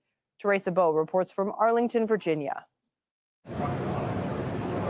Agents from the U.S. Immigration and Customs Enforcement, or ICE, in airports across the United States. They're unmasked at the request of President Donald Trump. The federal government deployed them in at least 14 airports across the country to help with the increasing lines at security checkpoints. They're there to assist the TSA, the agency in charge of airport security. Workers from the Transportation Security Administration have not been paid for weeks. Thousands of them have not shown up for work, and that's the reason why there's been lots of frustration and long lines on several airports across the country. In Atlanta, people waited for hours to be able to get on flights. Oh my God, this is insane. I mean, I've never experienced anything like this. It's crazy. It's insane. I mean, I've never seen an airport like this. Donald Trump is accusing the Democrats for the ongoing situation. I want to thank ICE because they stepped in so strongly. They'll do great. And if that's not enough, I'll bring in the National Guard. We're not going to have the Democrats destroy our country. These people are the most destructive, sick people, the Democrats. What's happening goes back to the protests in Minneapolis against the detentions and deportations carried out by agencies of the Department of Homeland Security. 2 U.S. citizens were killed, one of them by ICE, the other by Border Patrol agents. There's been a partial government shutdown since February when Democrats refused to fund the Department of Homeland Security. They're demanding major changes to federal immigration operations. On Monday, more than 100 airport executives, quote, implored Congress to end the TSA funding standoff that is causing major travel disruptions. Democrats are warning the presence of ICE could trigger even more chaos. So for now, there is no end to the partial government shutdown in sight. Teresa Bowe, Al Jazeera, Arlington. A military plane crash in Colombia has killed at least 66 people. The aircraft went down shortly after takeoff in a town near the Peruvian border. It was carrying 121 troops and crew. Colin Baker reports. A thick cloud of black smoke rose from a field as emergency crews and soldiers raced against time to find survivors. The aircraft, a U.S.-made C-130 Hercules used to transport troops, came down near the town of Puerto Leguizamo, 2 kilometers from the airport. It was pretty far away. It was coming over here, but at quite a distance. I saw it disappear into the mountain, and then I heard the crash. Colombian Air Force confirmed there were 121 people on board, 110 soldiers and 11 crew members. Locals joined the rescue effort, rushing survivors to nearby hospitals. The Colombian Army deployed several aircraft to evacuate the injured following a request for help from the mayor. Some were flown to the capital, Bogota, for treatment. Soon after the crash, President Gustavo Petro took to social media. He blamed bureaucratic hurdles for blocking his efforts to modernize military equipment. But critics of the president blame budget cuts instead, saying fewer training hours had left flight crews less prepared. It's the second aircraft incident involving the same model in a month. In February, a Bolivian Air Force C-130 Hercules crashed in the city of El Alto, narrowly missing a residential area and killing more than 20 people while carrying banknotes. Investigators will now work to determine how another one of the world's most widely used transport aircraft crashed while in service. Colin Baker, Al Jazeera. Peru has had 8 presidents in the last 10 years, with many removed from office after being accused of corruption. And for the next presidential vote on April the 12th, Peruvians have to choose from a record 35 candidates. Mariana Sanchez reports from Lima. We're just 3 weeks away from general elections, and the number of undecided is very high. Polls say 57% of Peruvians still don't know who they will vote for. Well, there are 35 candidates, so people are confused and nervous about how to get the country back on track, voting for competent and corruption-free candidates. So for 3 days now and into next week, Peruvians will hear from all of the candidates in a series of debates that may hold a key role in their decision. Many Peruvians say the April 12th elections are crucial. Jose Quispe is watching the debates closely. Transport workers like Quispe have been the main targets of extortions and contract killings. The government has even ordered police to escort some vehicles. He says he'll vote for anyone who will guarantee his safety. We need them to convince us that they will truly deliver, that they will do what they are promising. But we don't believe anything politicians say. Last year, the expansion of extortions and contract killings affected people across Peru in all sectors of the economy. Now candidates must share their plans for the fight against crime and corruption. Supporters of several candidates are excited, but a majority of Peruvians say this election is overshadowed by uncertainty.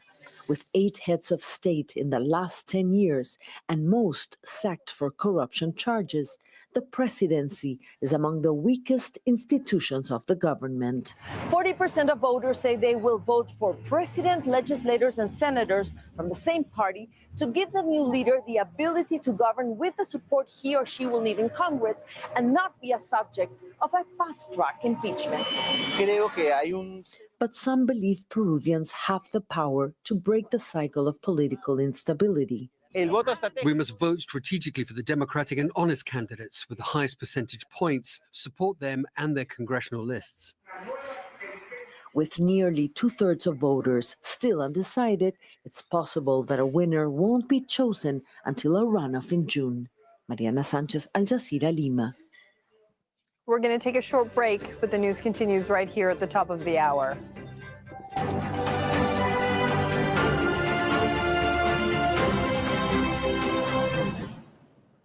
And good morning. It's the top of the hour on Morning Mic Drop at Truth Talks Live, where your voice matters. Stay tuned for our breaking world news coverage this hour. Like and subscribe now.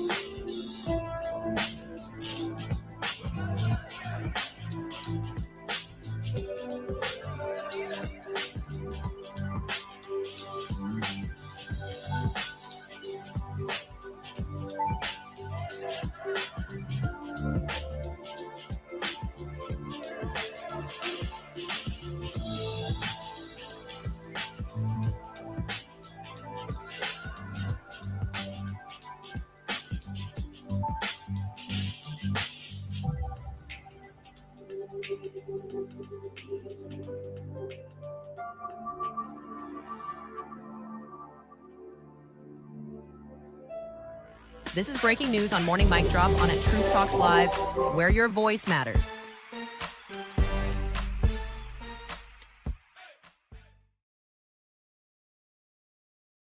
It's the top of the hour, and you are watching Morning Mic Drop on Truth Talks Live, where FACT at it. And now, breaking news.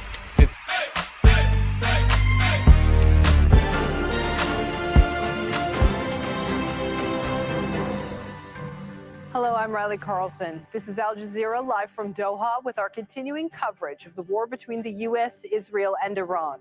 Coming up this hour, Iran launches several missiles across Israel, hitting Tel Aviv, Haifa, and Dimona in the south.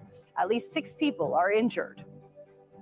U.S. and Israeli airstrikes hit several Iranian cities despite President Trump's claims of diplomatic progress.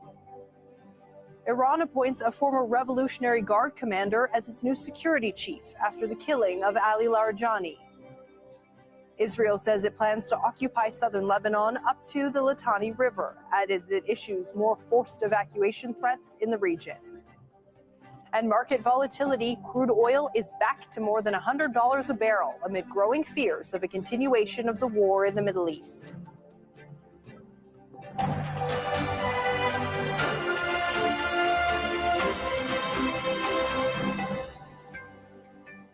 Thank you for joining us. The war between the U.S., Israel, and Iran shows no signs of slowing down, causing growing fears about the fate of the global economy. In just the last hour, Iran has launched a new wave of missiles towards Israel. It's the latest of multiple strikes targeting cities there on Tuesday. At least 6 people are reported to have been injured after missile shrapnel hit a building in Tel Aviv. The Israeli military says search and rescue operations are underway at several sites in the south. Haifa in the north has also been hit. And explosions have been reported across Tehran as the U.S. and Israel target the Iranian capital. Earlier attacks hit Isfahan and other cities. Iran has announced a new security chief. Former IRGC commander Mohammad Bagher Zolgadar replaces Ali Larijani, who was killed in an American-Israeli strike last week. Qatar's foreign ministry has held a press briefing in Doha about the conflict in the region. The ministry spokesman acknowledged that ties with Tehran have been severely strained, but says Qatar and Iran have no option but to coexist going forward. The people in this region have been here for millennia. Nobody's going anywhere. Total annihilation is not an option. No one people's or country will disappear from existence by the wish or whim of any political actor. We will live next to each other. We will be neighbors for the future of humankind, and we have to find ways of living next to each other. This is a very difficult moment. Our country has been attacked. Our sovereignty has been attacked. We have seen the effects on our economy, on daily lives of people living here, and we don't take it lightly, and we don't see the attacks on our sovereignty as something that we can live with. And we have news just coming in that an Emirati serviceman has been killed in Bahrain in Iranian attacks. We have a team of correspondents covering the latest developments for you from Tehran, Baghdad, and Tyre in southern Lebanon. But first, we're going to Ramallah in the occupied West Bank and Noor O'Day, who is following the developments in Israel. Noor, what more can you tell us about these waves of Iranian missiles that have been targeting Israel through the day? At least 10 waves, Riley, and the most extensive damage reported was in Tel Aviv. 3 buildings were severely damaged and 95 families had to be evacuated, taken to alternative housing, raising the number of families that have been basically displaced out of the Tel Aviv area to nearly 1,600. Now, the freshest wave of missiles targeted the south of Israel, particularly Beersheba and Dimona. We're hearing reports of 3 injuries near an Israeli military airbase in the south, as well as fresh reports of shrapnel falling in the Dimona area. Now, this has been going on since midnight. 10 or so waves nonstop, and it just brings home the kind of atmosphere that Israelis are living, and it explains why there are reports that the Israeli government plans to extend the state of emergency until mid-April and to recruit more reserve soldiers for the war effort on Lebanon. All right, Noor, stay with us. Israel says that it wants to control southern Lebanon up to the Litani River. Its defense minister says Israeli forces have destroyed bridges used by Iran's ally Hezbollah. Hundreds of thousands of residents of southern Lebanon who evacuated northward will not return south of the Litani River until security for the Israeli residents of the north is guaranteed. All 5 bridges over the Litani River that Hezbollah used to transport terrorists and weapons have been blown up. and the IDF will control the remaining routes in the security zone. Noor, give us your read on this. What does it mean for the Israeli offensive in southern Lebanon going forward? Well, it means that this offensive is only just starting, and it will escalate dramatically in the coming weeks. The Israeli government plans to take this all the way to the Litani, and its understanding is that this will take months. This battle will go on until the summer. So hundreds of thousands of Israeli reservists are going to be called up. And of course, that will have an economic impact. But what will happen in Lebanon is that all of that southern Lebanese territory, 10% of that country will be depopulated first. That's what we're hearing from Israeli ministers. They want to use the Beit Hanun and Rafah model: depopulation, annihilation, and then occupation. We're even hearing the ministers talking about a yellow line north of Israel. So the yellow line being the Litani River. That's in reference, of course, to the yellow line in Gaza, which has allowed Israel to take over more than half of the territory of the enclave. That is where the Israeli mindset is. Nobody's really talking about negotiations, finding an off-ramp. They want to take it all the way to the Litani. The difference between this attempt of occupation of southern Lebanon and previous attempts in previous decades is that there wouldn't be any Lebanese left in southern Lebanon. That's the Israeli plan. All the other previous invasions did not depopulate the area entirely, and that's a fundamental difference that goes along with the Israeli military doctrine of taking over land but not having to deal with the population. That's Noor O'Day reporting live for us in Ramallah. Now let's bring in Heidi Pett, who's in Tyre in southern Lebanon. Heidi, there has been at least one strike there that we saw behind you. I'm sure there have been others. What can you tell us about the situation on the ground in southern Lebanon today? Yeah, so I am in the city of Tyre, which is south of the Litani River. It's an area that has been subject to these mass forced evacuation orders. Now, the strike that you saw behind me about an hour ago was one of these buildings here. This was a residential building which has been brought to the ground by an Israeli airstrike just over an hour ago. Now, speaking to neighbors and residents of this area, they say that, this is an old neighborhood. People have lived here for generations. It's civilian. They say they don't know why Israel would have targeted this neighborhood, this building. And you can see it. It's not just the building that Israel warned that they would destroy that has been damaged. In fact, you can see the windows are shattered on the apartment buildings all around. A huge hole has been blown in the kitchen of a neighboring building as well. And just as we arrived on scene, many of the neighbors were taking their things out and evacuating, and they are joining the more than 1 million people in Lebanon who are currently displaced.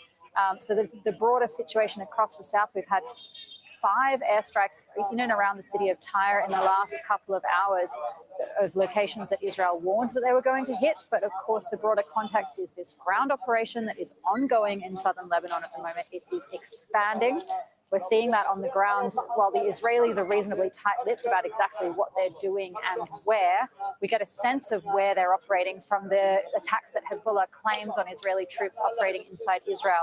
And in the last 24 hours, Hezbollah says that it has targeted Israeli troops and vehicles. They're claiming that they've hit a couple of Israeli tanks as well at 13 different villages in southern Lebanon. So that gives you some indication of the scope of this Israeli ground invasion. But just as we were hearing from our correspondent in Ramallah, the expectation is that this will expand northwards all the way to the Litani River. And we're hearing this rhetoric from the Israeli side that the civilians here in southern Lebanon will not be able to return to their homes. Heidi, stay with us while we bring our viewers up to speed on the other front in Lebanon that Israel is attacking. Several neighborhoods in the south of the capital, Beirut, are being targeted.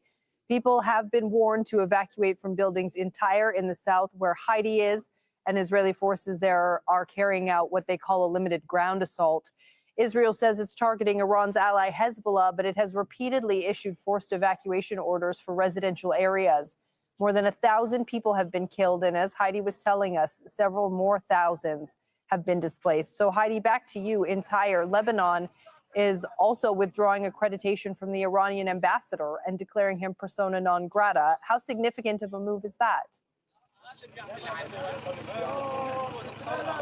I mean, it's a hugely significant step for two countries to expel or withdraw their ambassadors. Now, this is something that happened in '82 during the war here, but that was obviously decades ago, and it signals a real breakdown in relations. I'm sorry, we've got some equipment moving in here to start trying to clear this site of this Israeli airstrike that happened about an hour or so ago. But in terms of the expulsion of the ambassador, so the Lebanese state has given him until Sunday to leave the country. They say that this is because the Iranian diplomats here have violated diplomatic norms. In an interview on Sunday, the Prime Minister, Nawaf Salam, speaking to Al Arabiya, said that the IRGC was directing military operations on the ground here in Lebanon. They've claimed joint operations with Hezbollah, and he's actually pinned the blame as well for a drone that hit a British military base in Cyprus, just across the water, on Iran as well. So that's the context of this expulsion. Now, the ambassador is not actually the only Iranian diplomat who's been forced to leave Lebanon recently. A couple of weeks ago, the Israelis actually issued a direct threat to Iranians here in Lebanon. They gave them a couple of days to leave the country, and 150 Iranian nationals shipped out to Russia. But several days later, there was an assassination strike on a hotel in downtown Beirut. Now, the Iranian envoy to the UN complained about that strike. He said it killed 4 Iranian diplomats. Israel said that it was targeting members of the IRGC who are operating here in Lebanon. And clearly the Lebanese state has had enough of that, and that is why they have taken this step of expelling the Iranian ambassador, giving him just a couple of days to leave the country. Heidi Pett, live for us in southern Lebanon. Thank you, Heidi. As we mentioned earlier, Bahrain says a soldier from the United Arab Emirates was killed while performing his duty during Iranian attacks. We're going to go to Rasul Sardar now, who is live for us in the Saudi capital of Riyadh. Rasul, is there anything else you can tell us about what happened here? Indeed, so there had been a statement from Bahrain's armed forces confirming that a serviceman from the United Arab Emirates armed forces, was killed in an attack while trying to repel the attack from Iran. This is the statement coming from the Bahraini defense forces. And so they are saying, alongside that, there have been a number of the personnel, Bahraini and the Emiratis, that have also been injured, and that injured people have been evacuated, taken to the hospitals. So one confirmed that, and a number of military personnel, servicemen being injured. Indeed, we have seen in the past there have been civilian casualties because of the Iranian attacks, particularly in United Arab Emirates, which has been the epicenter of the Iranian attacks. So we're talking about nearly 400 missiles and nearly 2,000 drones fired at the Emiratis' airspace. Some of them landed, some of them were intercepted, destructed. But here, for the first time, a serviceman is being killed. And that is a new level of escalation. So in recent days, we have heard again and again from Saudi officials, from the Emirati officials, a statement from the GCC Secretary General saying that the regional countries, they preserve the right of retaliation, and consistently referring to the Article 51 of UN Charter, which is directly about the self-defense, the right of self-defense. When a country comes under attack, that it has the right to retaliate in kind. So we do not know whether this serviceman, for the first time being killed, a member of the armed forces of the United Arab Emirates being killed, is going to trigger the retaliations or not. But that is becoming a possibility here. And the regional countries are saying that they have not opened their airspace to the American aircrafts. They have not opened their military facilities or the military airport to the American aircrafts. However, they are being attacked, and they see that this is unjustified. So we have heard the similar statements from the Qatar's spokesperson of the foreign ministry saying that is unjustified, that Iran is keeping attacking the regional countries. But so far, simply what we have seen were the damages through the civilian infrastructures, the energy facilities, the airports. But for the first time, a serviceman is being killed, and that is definitely a new element in all of this equation, particularly when there are the diplomatic efforts intensified since yesterday on. So we do not know how this, as of now, how this is going to affect the course of the diplomatic efforts. But for sure, it is a new element in the equation that could have a remarkable effect on the course of the events. That's right. And just a short time ago, Rasul, as you mentioned there, we heard from Qatar's foreign ministry spokesman who mentioned that their focus right now is still on keeping the country secure. What are the security concerns in the region right now? Well, here, so regarding the GCC, they have been able through the decades to diversify their trade relations with several actors in the region across the globe. China, Russia, regional countries, European Union is one of the biggest trade partners, the USA. But when it comes to the security, so it was mostly outsourced. It was mostly relied on the American security guarantees. And for decades, the GCC countries happen to believe that the American security guarantees are enough for the protections of the region. But last year, in September, when Israel attacked some of the Hamas members in Qatar, that was shattered. It was a shock. And for the first time, a GCC country, a capital in the GCC, have been attacked by an external actor. And since then, we have seen there are growing concerns about whether the American security guarantees are enough or not, whether they're reliable or not. And also the questions why the GCC countries need to outsource all of their security guarantees. So, and there is a search for that. So today we have heard once again from the spokesperson of the Qatar Foreign Ministry saying that one of the first things that failed or is broken is the regional security architecture. And there is a need to rebuild that security architecture. So, and he's saying that by the end of the war, the regional countries must come together and reassess that, whether a regional security architecture is possible, whether a self-reliance is possible, whether the local defense industry is possible, or at least to find out the ways to come up with a new regional security architecture that can protect the region from the external attacks. Rasul Sardar, live for us in Riyadh. Thank you. Iran has announced a new security chief. Former IRGC commander Mohammad Bagher Zolgadar replaces Ali Larijani, who was killed in an American-Israeli airstrike last week. Zolgadar was the secretary of Iran's Expediency Council that advises the supreme leader. Ali Hashem is in Tehran for us. Ali, what more do we know about Larijani's successor, and what could this potentially mean for any talks going forward? Well, Mohammad Bagher Zolgadar is coming from the Expediency Council, the council that assesses the future decisions and plans of Iran, to the Supreme National Security Council, the council that implements and execute Iranian policies, whether it comes from, whether it's foreign policy, whether it's defensive or security issues.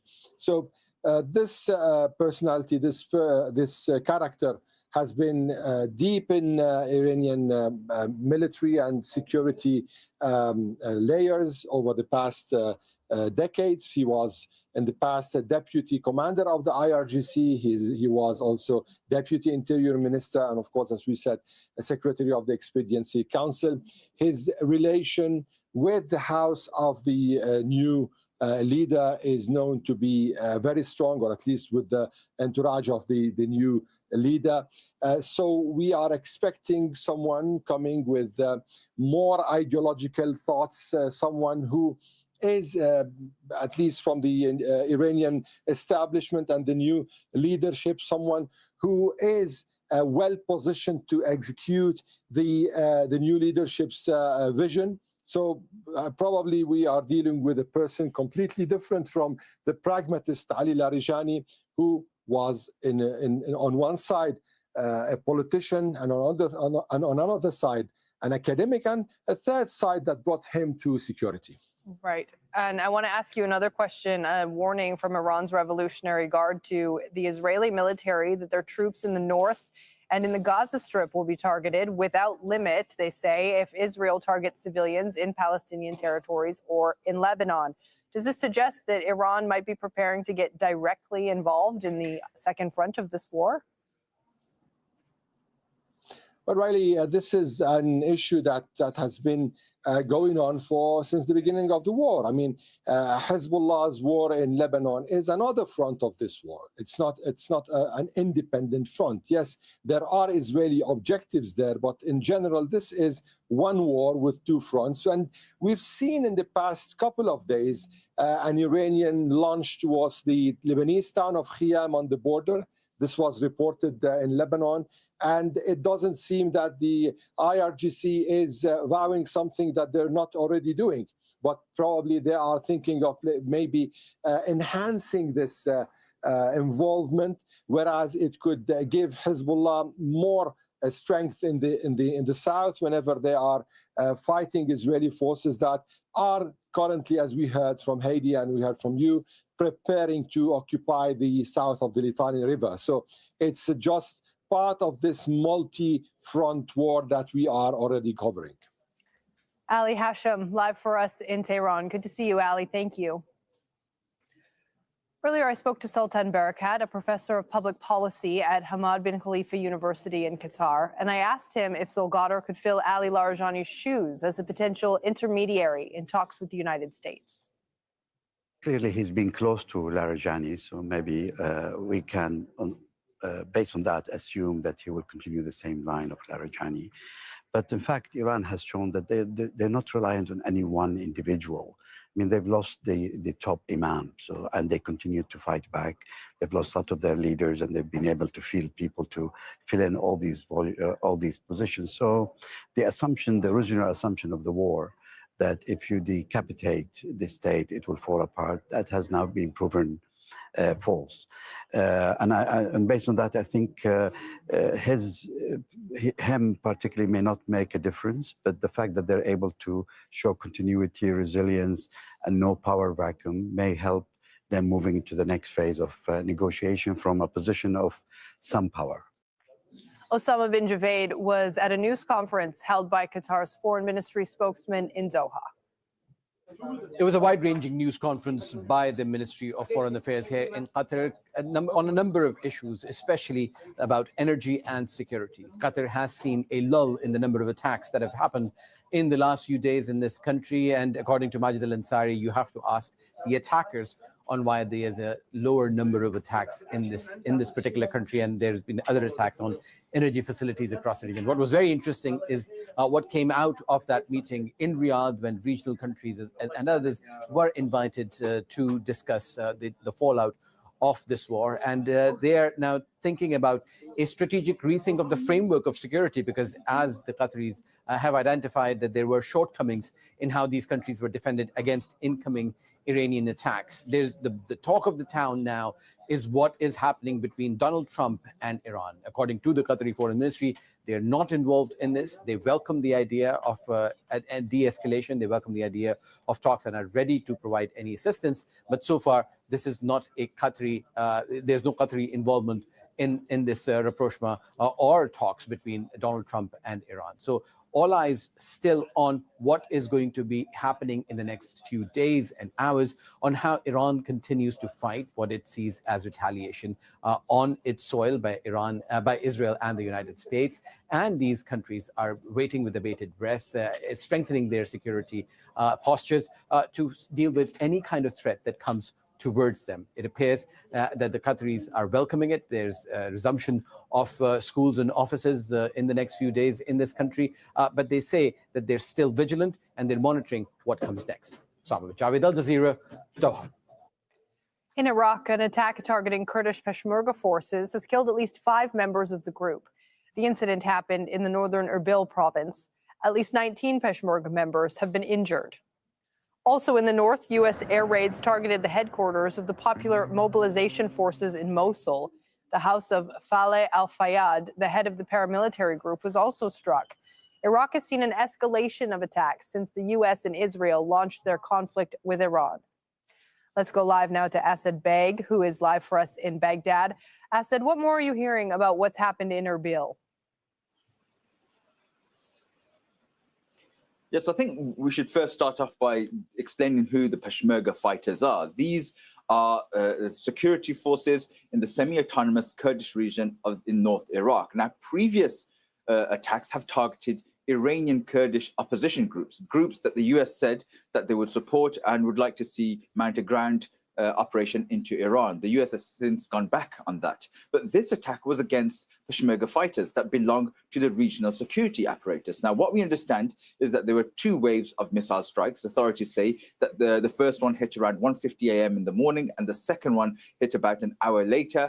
And it's from the second one that caused the majority of the casualties. So far, authorities are saying that 6 Peshmerga fighters have been killed and many have been injured. Now, what's important is that the authorities in Erbil say that it was 6 Iranian ballistic missiles that targeted these camps near in the Erbil province, specifically the Soran area.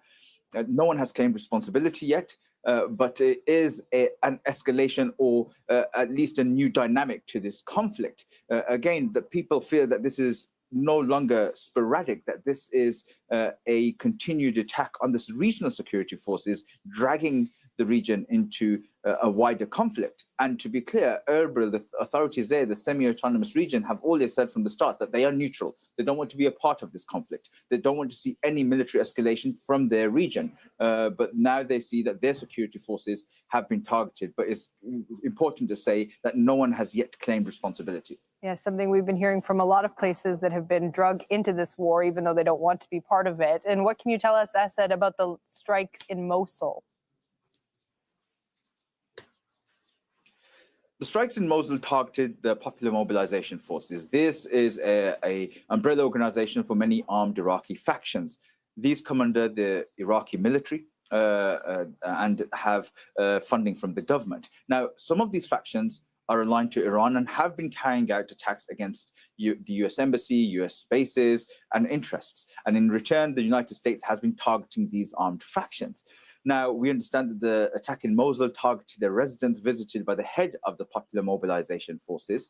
And earlier on in the night, there was another attack in Anbar, at the headquarters there of the PMF. And we understand 15 people were killed. Now, this puts Baghdad in a very difficult position because Baghdad is trying to manage its relationship, balance its relationship between Iran, the United States, and these armed factions who come under state control. The Prime Minister has condemned the attack against the PMF and has called for an emergency National Security Council meeting. And again, it puts Iraq on this battlefield, hit by multiple sides: Iran, the United States, armed factions within its own country, targeting different groups and different bases. And that just shows how Iraq has become a battlefield in this widening regional conflict.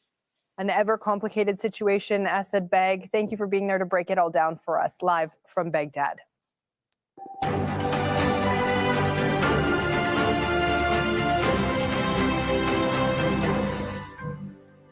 Here's a quick reminder of the latest developments in the U.S.-Israeli war on Iran. Iran has launched multiple attacks across Israel. At least 6 people have been reported injured after missile shrapnel hit a building in Tel Aviv. Search and rescue operations are underway there.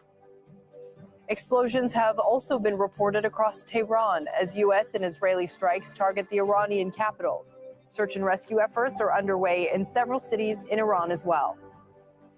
Israel says it plans to occupy southern Lebanon up to the Litani River as it issues more forced evacuation orders in the region. It's been pressing on with a ground offensive in southern Lebanon. It's also carrying out air attacks on Beirut and its southern suburbs. Bahrain says a serviceman from the United Arab Emirates was killed while performing his duties during Iranian attacks. The government of the Philippines has declared a national energy emergency. It follows a 2-day nationwide public transport strike against the rising cost of fuel. President Ferdinand Marcos Jr. signed an executive order saying the Middle East war had created imminent danger for the stability of the national energy supplies. Marcos Jr. says he's directed officials to implement measures to cushion the adverse effects of energy disruptions. That's after the 2-day nationwide public transit strike against the rising cost of fuel. In the northern Philippines, those costs are being felt in agricultural heartlands, where farmers say they're now paying the price. Jamila Allen-Dogan reports from Benguet Province. It's 7 a.m. here in Atok in Benguet Province in the northern Philippines, one of the country's main vegetable-producing regions. We joined farmers as they began harvesting cabbage from their fields. This is meant to be a season of return, a time when effort is rewarded. But not this time. Farmers here say they are harvesting at a loss, the worst they have seen in years. Cabbage that once sold for 50 Philippine pesos or less than a US dollar is now expected to fetch a fraction of that. Harvesters earn the equivalent of just $3 a day. So farmers face a difficult choice: harvest what they can or leave their crops to rot where they grow. What we are going through now is worse than the pandemic. At least then, we could still determine prices. It's really terrible. What's unfolding here is tied to events far beyond these mountains. The US-Israel war on Iran has pushed global fuel prices higher, costs that travel across borders and land here. We are now on our way to a town called Trinidad. That's where the farmers center and trading posts are. That's about 2 hours from Atok town. The cost of fuel here has nearly doubled, and the price of transport is shouldered by the farmers. The government says there is enough fuel reserves until early May. And at this trading post, people say they know very well what is happening in the Middle East and how decisions made far away can quickly ripple into everyday life here. And yet, they say they do not panic. Instead, there is a sense of quiet resolve. Farmers here point out that these mountains have fed millions for generations. And that is why they will carry on. Jamela Allen-Dogan, Al Jazeera, Benguet Province, Northern Philippines.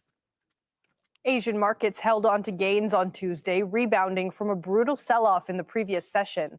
Sentiment shifted after Donald Trump suggested Washington and Tehran had been holding talks and said the U.S. would delay strikes on Iran's power plants. Several countries, though, are bracing for a prolonged interruption to energy and fuel supplies. Patrick Falk reports from Hong Kong. Asian markets ended in positive territory on Tuesday, but the relief remains fragile. Stocks rose after President Donald Trump signaled a delay to planned strikes on Iranian power plants and suggested de-escalation talks were underway. Analysts warned that for any rebound to last, rhetoric must turn into results. Uncertainty is weighing on economies that rely on fuel imports like Japan. Global oil prices remain significantly higher than when the conflict began on February 28th. To insulate the market, Tokyo says it will begin releasing state oil reserves this Thursday. In regard to the impact that the situation in the Middle East is having on the domestic economy, we're taking steps to ensure that under no circumstances will there be any disruptions to the supply of petroleum products. Elsewhere, South Korea's prime minister scrapped a planned visit to China to manage the widening fallout. The government says it's moving to limit driving hours to curb fuel consumption. Across the region, countries are reeling from soaring energy costs and heightened concerns about inflation. Let's just be realistic. this is a pile of bad news. And what we are witnessing is actually, whether you realize it or not, the entire global economy has been taken hostage. And we will all pay a price for the hostilities. Any recovery could be short-lived.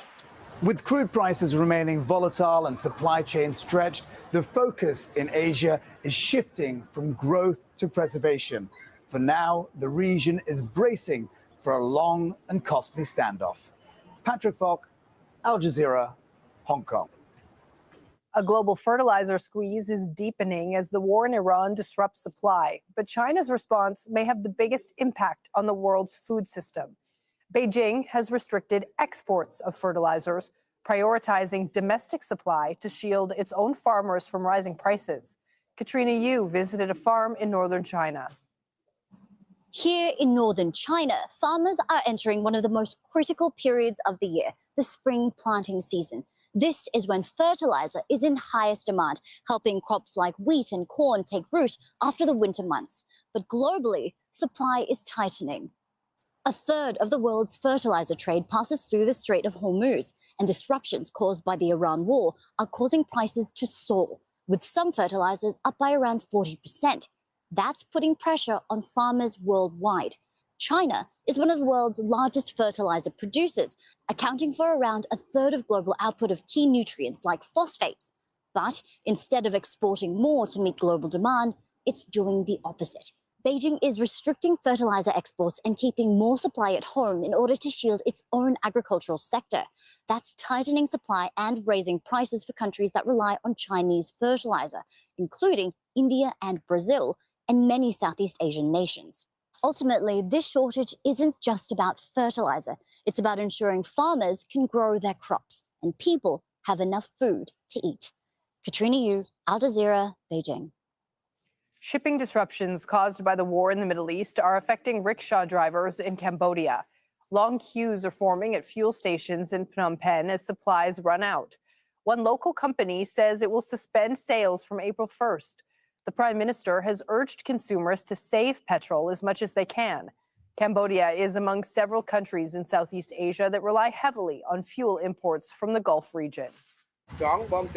For a transportation worker like me, I want the war in the Middle East to end soon so that the price of petrol goes down to normal and we can do business as usual. This gas price hike impacted my business, that I hardly saved money to support my kids' school fees. And on the other hand, it's hard for me to find the gas station to fill the LPG gas too. Only this gas station is available for me to fill, even though the price is high. Germany's president has warned of a deep rift with the United States and says the war on Iran is a breach of international law. Although Frank-Walter Steinmeier's role is largely ceremonial, his comments were unusually strong in a country which has not officially condemned the joint U.S.-Israeli military campaign. Our foreign policy does not become any more convincing simply because we do not call a breach of international law a breach of international law. We had to grapple with this during the Gaza war, and we must also deal with it in the Iran war. For in my view, this war is a breach of international law. There is little doubt about that. In any case, the justification of an imminent attack on the United States does not hold water. This seems to be the view currently held in parts of the American intelligence services as well. France's military chief has also voiced frustration about the conflict. Speaking at a defense forum in Paris, he accused the U.S. of being an unreliable partner. We were surprised by an American ally who remains an ally, but who is becoming increasingly unpredictable and doesn't even bother to inform us when they decide to launch military operations. It has an impact on our security. It has an impact on our interests. Simon Mail is a retired British Army general and former Middle East advisor at the UK Ministry of Defence. He says the relationship between the US, Western Europe, and its other allies is strained. These are worrying cracks in what has been for a long time a very, very important alignment of interests and alliances through NATO and many, many other organizations between the North Americans, I call them Americans, and the Canadians, and Western Europeans. So there is undoubtedly what's going on in Iran is putting pressure on domestic politics, and leading to sort of international fragmentation, without doubt. But it's worrying, and it's another reason why we'd like to bring this to a halt sooner rather than later. There's an awful lot of activity, diplomatic, military, coordinating going on behind the scenes. And that's in every sphere. I guarantee all the Gulf leaders also have their chains of communication to the Iranians. The Israelis certainly will. The Americans will. It's very difficult to know what's going on. But the Gulf is a hugely important part of the world. We've always known that, but by goodness, the crisis in the Strait of Hormuz has really brought that home. And I am interested at what stage the Gulf states feel that they, with huge stake in this, but having taken no action against the Iranians, do suddenly find that the attacks on them lead them into coming into this war. And I'm sure, again, they're warning the Iranians. So some of this talk over the weekend by Trump, ignored or dismissed by Iran, I suspect does reflect that in Iran, they really are also extremely worried that the regime, or Iran itself as a sovereign entity, the integrity of Iran, is very brittle, very fragile, and under threat at the moment if they continue to be obdurate about clearing the Strait of Hormuz.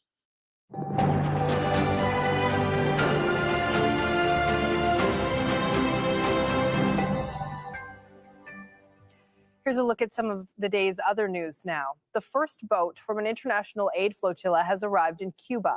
Activists are bringing food and medical supplies to the island as it struggles with an energy crisis made worse by a U.S. blockade on oil imports. The shortage of oil has contributed to a series of nationwide power blackouts, including 2 in just the last week. Our Latin America editor, Lucia Newman, reports from Havana.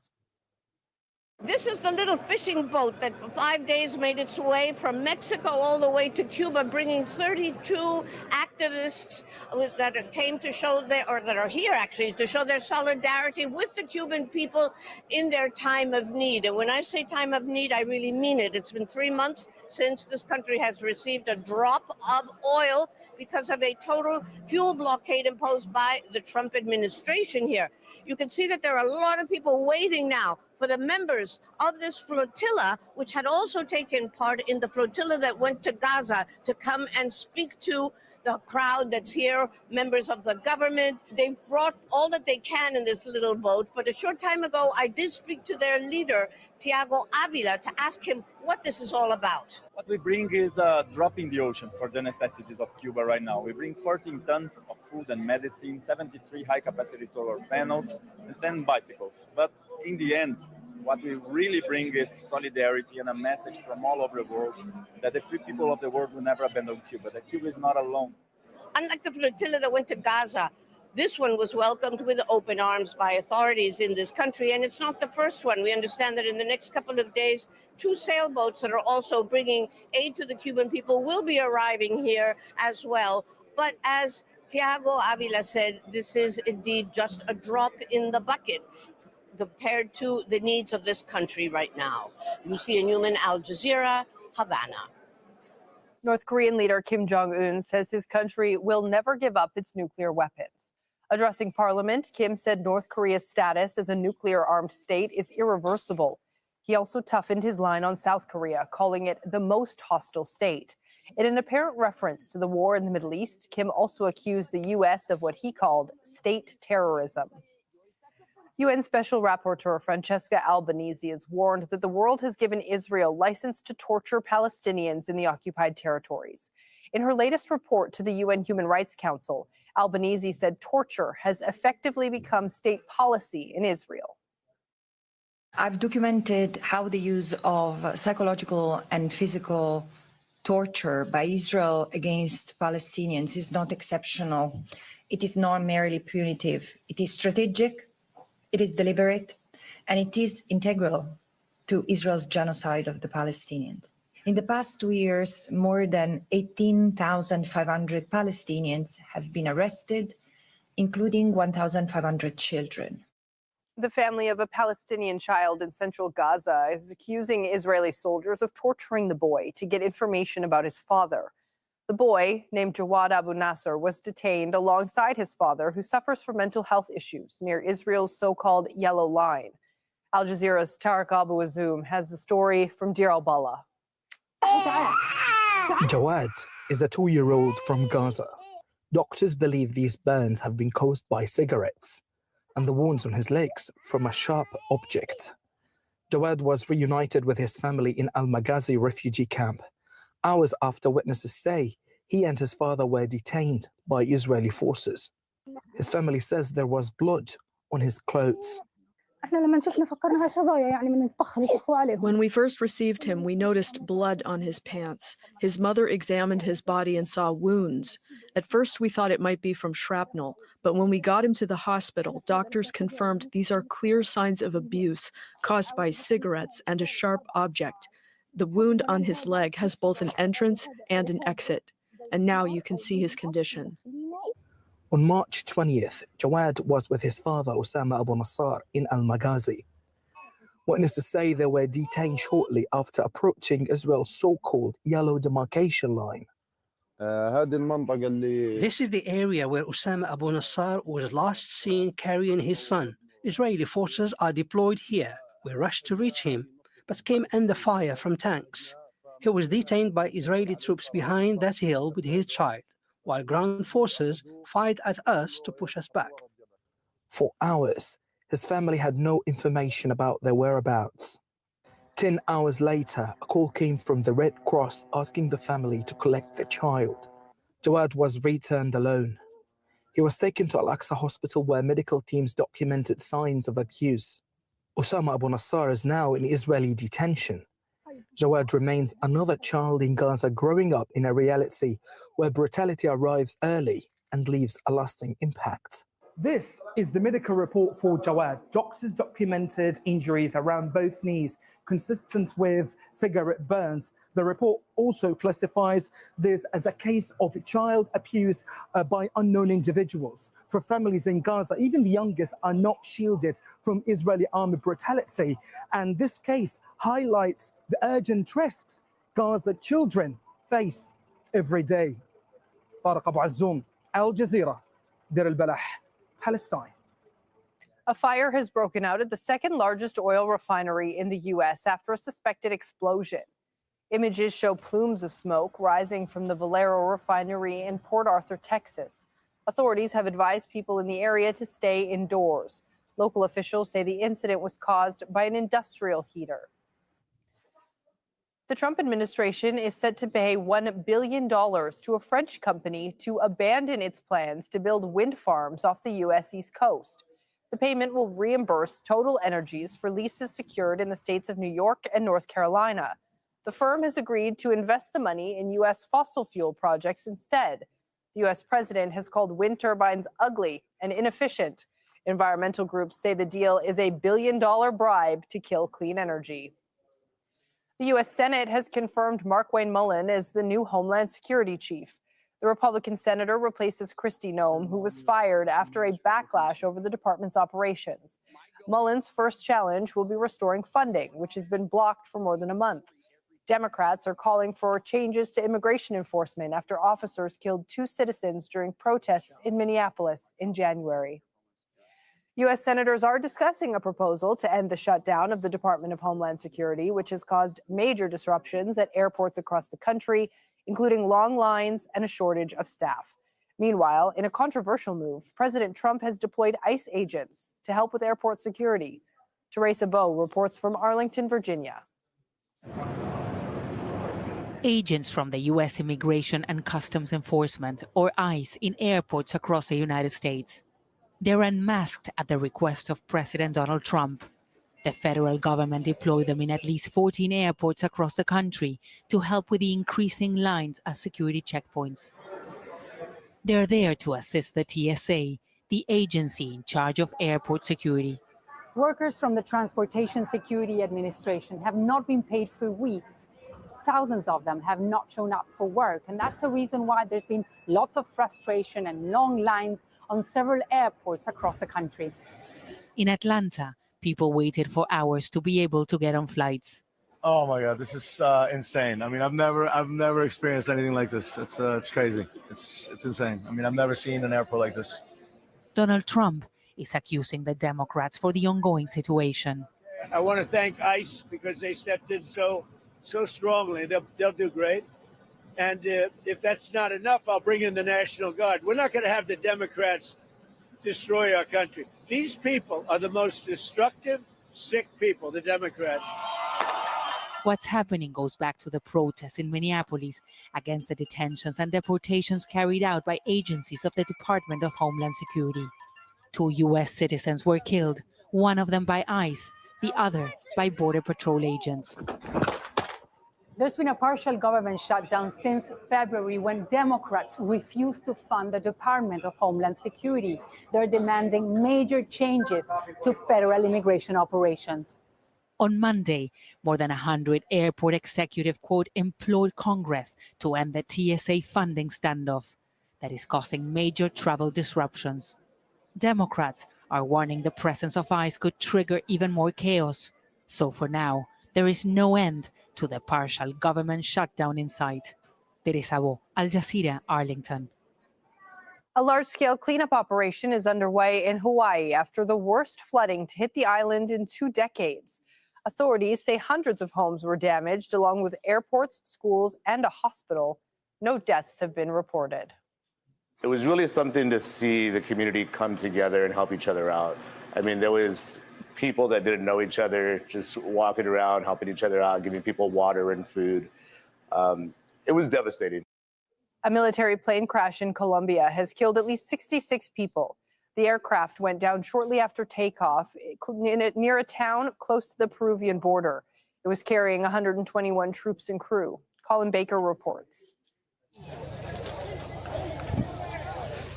A thick cloud of black smoke rose from a field as emergency crews and soldiers raced against time to find survivors. The aircraft, a U.S.-made C-130 Hercules used to transport troops, came down near the town of Puerto Leguizamo, 2 kilometers from the airport. It was pretty far away. It was coming over here, but at quite a distance. I saw it disappear into the mountain, and then I heard the crash. Colombian Air Force confirmed there were 121 people on board, 110 soldiers and 11 crew members. Locals joined the rescue effort, rushing survivors to nearby hospitals. The Colombian Army deployed several aircraft to evacuate the injured following a request for help from the mayor. Some were flown to the capital, Bogota, for treatment. Soon after the crash, President Gustavo Petro took to social media. He blamed bureaucratic hurdles for blocking his efforts to modernize military equipment. But critics of the president blame budget cuts instead, saying fewer training hours had left flight crews less prepared. It's the second aircraft incident involving the same model in a month. In February, a Bolivian Air Force C-130 Hercules crashed in the city of El Alto, narrowly missing a residential area and killing more than 20 people while carrying banknotes. Investigators will now work to determine how another one of the world's most widely used transport aircraft crashed while in service. Colin Baker, Al Jazeera. Peru has had 8 presidents in the last 10 years, with many removed from office after being accused of corruption. And for the next presidential vote on April the 12th, Peruvians have to choose from a record 35 candidates. This fragmentation comes amid a growing security crisis. Mariana Sanchez reports from Lima. We're just 3 weeks away from general elections, and the number of undecided is very high. Polls say 57% of Peruvians still don't know who they will vote for. Well, there are 35 candidates, so people are confused and nervous about how to get the country back on track, voting for competent and corruption-free candidates. So for 3 days now and into next week, Peruvians will hear from all of the candidates in a series of debates that may hold a key role in their decision. Many Peruvians say the April 12th elections are crucial. Jose Quispe is watching the debates closely. Transport workers like Quispe have been the main targets of extortions and contract killings. The government has even ordered police to escort some vehicles. He says he'll vote for anyone who will guarantee his safety. We need them to convince us that they will truly deliver, that they will do what they are promising. But we don't believe anything politicians say. Last year, the expansion of extortions and contract killings affected people across Peru in all sectors of the economy. Now candidates must share their plans for the fight against crime and corruption. Supporters of several candidates are excited, but a majority of Peruvians say this election is overshadowed by uncertainty. With 8 heads of state in the last 10 years and most sacked for corruption charges, the presidency is among the weakest institutions of the government. 40% of voters say they will vote for president, legislators, and senators from the same party to give the new leader the ability to govern with the support he or she will need in Congress and not be a subject of a fast-track impeachment. But some believe Peruvians have the power to break the cycle of political instability. We must vote strategically for the democratic and honest candidates with the highest percentage points, support them and their congressional lists. With nearly 2/3 of voters still undecided, it's possible that a winner won't be chosen until a runoff in June. Mariana Sanchez, Al Jazeera, Lima. Voting is underway in Denmark's snap election, with Prime Minister Mette Frederiksen seeking a 3rd term. She's hoping to capitalize on a surge in support after resisting U.S. President Donald Trump's threats to take over Greenland, which is a self-governing Danish territory. Australia and the European Union have signed a landmark trade deal after years of stalled negotiations. It's a sign that world leaders might be seeking new markets as the Iran war drives global instability. The deal significantly expands Australian beef exports, giving producers greater access to the EU, and it aims to end long-standing barriers on Australian meat. Danielle Robertson reports from Canberra. For years, cattle farmer Robert McKenzie has been reshaping his entire operation, all for a chance to break into the EU market. And from next month, this beef will be landing on plates across Europe. Our whole farm's now EU accredited, our cattle are EU accredited, and we're ready to go. So this has been a focus for 5 years for us, and this couldn't come at a more important time with just the uncertainty around the world. Up to 35,000 tonnes of Australian beef can now be imported into the EU tariff-free, a figure that previously derailed trade negotiations. Now it's been pushed through with urgency. The EU and Australia have revived years of stalled talks as US tariffs and the Iran war fuel uncertainty. Trust matters more than transactions. It is a story of building strength at home and diversifying abroad through a reliable network of agreements that we respect and uphold. Australia has also agreed to remove 5% tariffs on some European imports, a compromise as both sides work to shift away from reliance on the US and the Middle East and safeguard their futures. We're pleased to announce the signing of a new Australia-EU security and defence partnership. The partnership provides a framework to strengthen cooperation between Australia and our European friends. A point Ursula von der Leyen reiterated in her address to Parliament, saying Australia's location is no longer a shield from global instability. The head of the European Commission told the Australian Parliament that a security partnership means, in her words, having each other's back, a commitment reflective of shared history and an uncertain future. Danielle Robertson, Al Jazeera, Canberra. There's more news just ahead on the other side of this short break.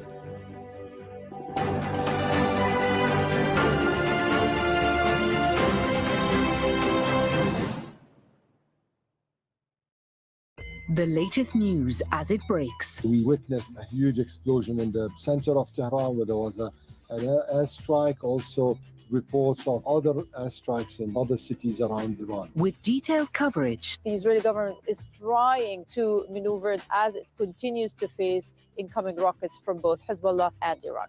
From the heart of the story. Nearly 1 million people have so far been displaced in the latest confrontation between Israel and Hezbollah.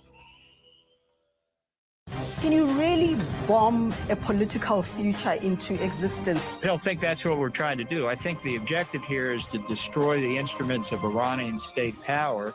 Upfront tackles the big issues, only on Al Jazeera. This is Al Jazeera, and this is America. Why is the United States in a war with Iran? How will it get out? Senator, can I ask you just one question? What will it cost to open the strait? It's the beginning of building a new country. A lot of coverage in the press and on TV about how the rhetoric appears to be contradictory. So let's take a look at how Axios is reporting this. Trump's messaging on the war with Iran has been a moving target. I don't think the Trump administration did its homework. This is America on Al Jazeera.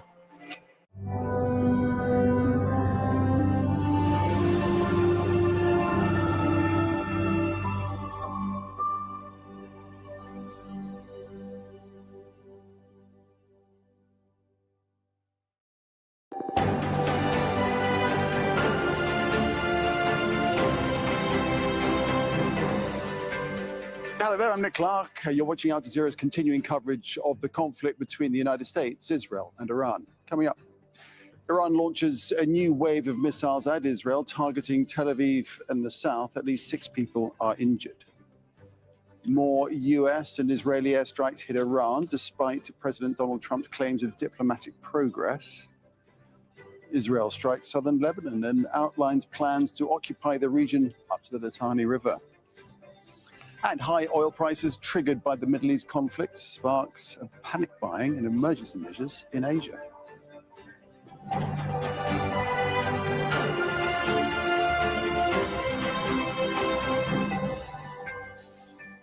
So more than 3 weeks after the US, Israel and the Iran war began, there is no sign the conflict is slowing down. At least 1,500 people have been killed in Iran, and the death toll in Israel at this moment stands at 18.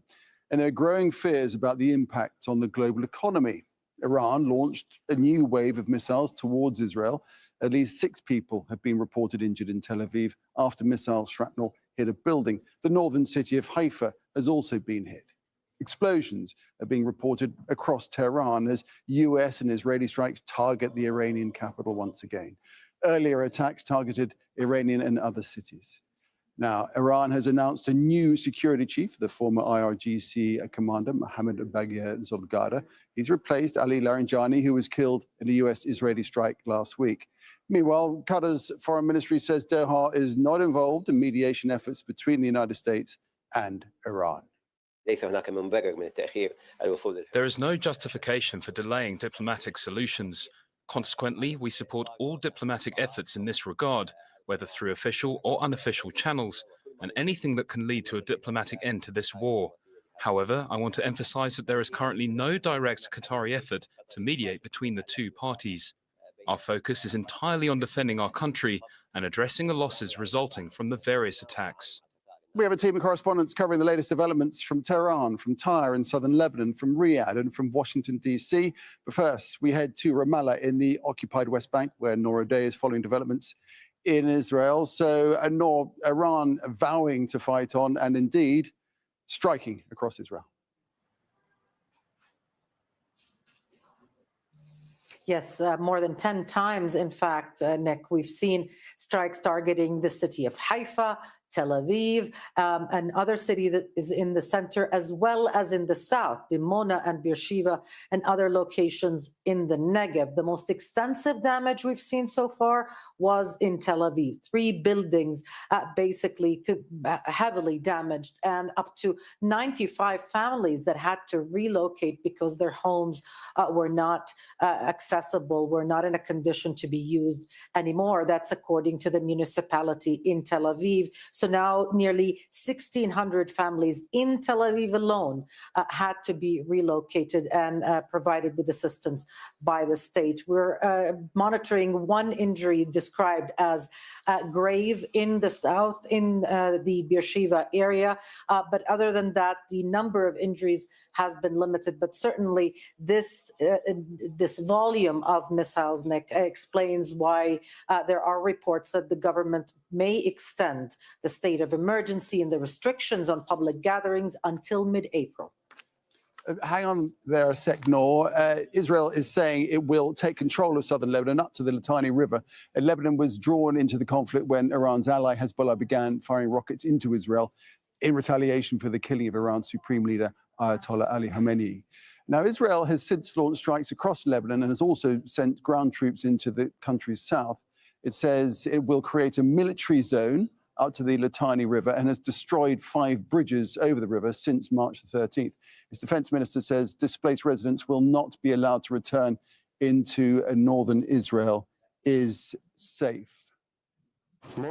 Hundreds of thousands of residents of southern Lebanon who evacuated northward will not return south of the Litani River until security for the Israeli residents of the north is guaranteed. All 5 bridges over the Litani River that Hezbollah used to transport terrorists and weapons have been blown up, and the IDF will control the remaining routes in the security zone.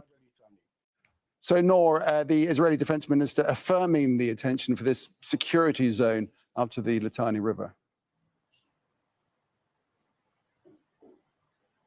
Yeah, and if this sounds familiar to our viewers, that's because it is. We've heard the same argument made by Israeli officials in Gaza over the genocide, that Palestinians wouldn't be able to return to their homes in Gaza, in northern Gaza and eastern Gaza and in the south until security is achieved. The problem is that the homes in those areas have been completely demolished. And in Lebanon, too, the Israeli army has been given similar instructions to demolish the homes so that people who've been displaced from the south will have no homes to return to. Of course, what that means is that Israel intends to occupy southern Lebanon, 10% of the territory of that country, without the population after depopulating that area, and it intends to stay there. And to do that, the reporting is that the Israeli government will have to call up to 400,000 reserve soldiers, Nick. That's a lot of people and a lot of cost to an economy already trying to figure out how to stay afloat and how to stay well put together in light of all of everything else that's happening, of people having to stay home, of businesses having to basically not be open for business, and on and on. So the cost of war will be mounting when and if those troops are called. Thanks, Noor. That's Noor Day in Ramallah. Let's bring in Heidi Pett Intar, who is in southern Lebanon, give us a picture from there. And Heidi, no doubt, residents could see this takeover coming, but it must be hard to take, to say the least.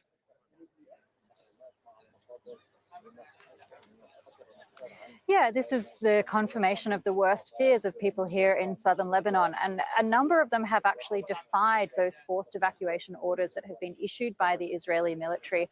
Here in the city of Tyre, I've been talking to municipal authorities and locals here. And yes, while a large number of civilians have left, there are still 20 to 25,000 people in this city.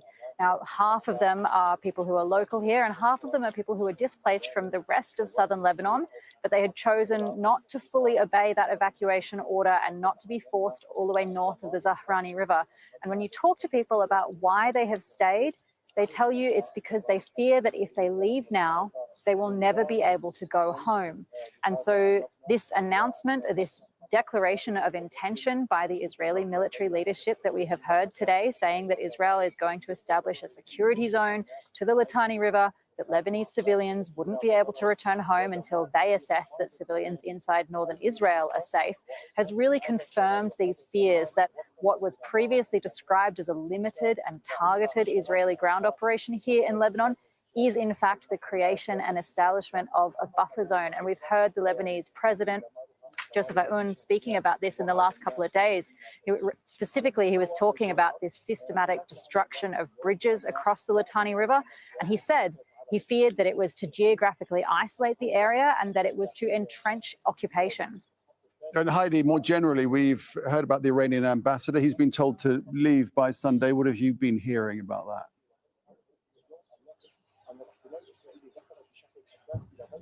Yeah, it's quite a significant move by the Lebanese government to ask the Iranian ambassador to leave the country. He's been declared persona non grata. He's been given just a couple of days. As you mentioned, the deadline is Sunday for him to leave the country. Now, this represents a real breakdown in relations between Iran and Lebanon. Now, of course, the relationship has always been quite complicated given Iran's support for Hezbollah, which is engaged in this war with Israel. Now, you know, the Lebanese state has gone so far as to declare the military and security activities of Hezbollah illegal.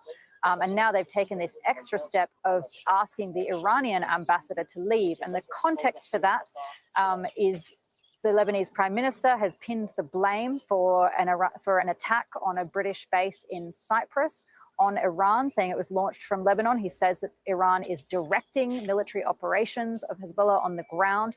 I mean, they've acknowledged themselves, they've declared joint operations between Hezbollah and Iran as well. And so the language that we're hearing from the Lebanese state is saying that, you know, the presence of IRGC here in Lebanon is illegal. They're saying that they came in on false passports and that that Iranian diplomats have violated diplomatic norms here in Lebanon. And that is the reasoning that's been given by the Prime Minister Nawaf Salam and the Lebanese state for why they've asked the Iranian ambassador to leave. Now, he's not the only Iranian diplomat, in fact, that's been forced to leave since this war broke out. In fact, just a couple of weeks ago, a number of Iranian diplomats and 150 people, actually, including other Iranian nationals, left Lebanon. That was after a direct threat by the Israelis. In fact, they said that they would target Iranians and specifically IRGC anywhere in the country. And so we saw 150 people flown out to Russia. And then several days later, there was an attack on a hotel in downtown Beirut. The Ramada Hotel was hit in the middle of the night in what seemed to be an Israeli assassination strike. That's where we see just one room or one apartment in a building targeted. And 4 people were killed in that. Now, the Iranians say that those were diplomats, but Israel says that it was, in fact, targeting members of the IRGC here in Lebanon. All right, Heidi Pett there in southern Lebanon. Thank you. Okay, let's return to Iran's new security chief. The former IRGC commander Mohammad Bagher Zolgadar has been picked to replace Ali Larijani, who was killed in a US-Israeli strike last week. Zolgadar is viewed as more of a hardline figure than his predecessor. Before this appointment, he was secretary of Iran's Expediency Council, which advises the supreme leader and resolves disputes between parliament and the Guardian Council. He's held various positions in Iran's government and judiciary. Let's cross to Tehran now. Ali Hashem standing by for us there. So Ali Zolgadar's already an important part of the Iranian administration, but now I think it's safe to say his most critical role of all. Well, indeed, from the job in the Expediency Council, where they assess and plan, to the secretary of the Supreme National Security Council, where they implement policies, especially when it comes to security and military and foreign affairs. So the Qadr is known to be within the close circle around the new Supreme Leader, Mujtaba Khamenei. And this just reflects on how the new leadership is trying to harmonize the new team around it. Now, it happened with the killing of Ali Larijani by the United States and Israel last week. However, if we are to compare between the two characters, between Ali Larijani, the politician, the academic, and who has some security aspects, and between Mohammad Bagher Zolgadar, a person entrenched in military and security over the past decades, deputy commander of the IRGC and deputy interior minister, alongside with several jobs within the military and the security apparatuses. We'll see now that national security will be more militarized and secularized. This gives an indication on how the mentality within the war is going to work, even though Iran currently is, according to its officials, according to its media, is assessing the possibility of dialogue with the United States. Ali, thanks for that. Ali Hashem there in Tehran. Well, Iran has carried out more attacks across the Gulf region. Bahrain's Ministry of Defense says a soldier from the United Arab Emirates has been killed while repelling an Iranian attack. We'll bring in Ressel Serdan now, who's in the Saudi capital of Riyadh. And Ressel, just tell us what more you know about this incident, please. Indeed. So first, we have received a statement from the Bahraini Armed Forces confirming that a member of the UAE's armed forces have been killed and that a number of people also have been injured. And then minutes later, the United Arab Emirates Armed Forces Defense Ministry has released another statement saying that a civilian contractor, a Moroccan national that is working for UAE's army, has been killed as a result of a missile attack from Iran. And also they're confirming that 5 members of Emiratis armed forces also have been injured. These injured people have been evacuated and are taken to the hospitals. So this is quite new. For the first time we're seeing that the servicemen are being injured. And one of the civilian contractors working for the army is killed. Definitely that is going to add a new layer to the already complicated issue, the relations between United Arab Emirates and Iran. Because in recent days, we have seen the escalatory rhetoric between the two countries. So simply UAE saying that Iranians' attacks are unjustified. And indeed, since the beginning of the war on, the United Arab Emirates has been the epicenter of the Iranian attacks in the region. So nearly 400 ballistic missiles and nearly 2,000 drones have been aimed or fired toward the United Arab Emirates. But across the region, in Bahrain also, we have seen there have been some attacks today. One of the companies was set on fire, like a fire broke out in one of the company as a result of an attack. And here in Saudi Arabia, almost on hourly basis, we are seeing the statements from the Ministry of Defense about the interception and destruction of the drones being fired from Iran, but particularly these drones are aimed at the eastern province of the country. That's important because eastern province of Saudi Arabia is where the 70% of Saudi Arabia's oil reserves are and energy facilities are located. So Saudi Arabia has a chance, has an advantage that many of the other regional countries do not have it. It can bypass the Strait of Hormuz by transporting the oil from its eastern coast to the western coast, to the city of Yanbu on the Red Sea coast. And indeed, Saudi officials are saying that since the beginning of the war, they increased the capacity of that pipeline, 1,200 kilometers pipeline connecting the east of the country to the west, by 1/3.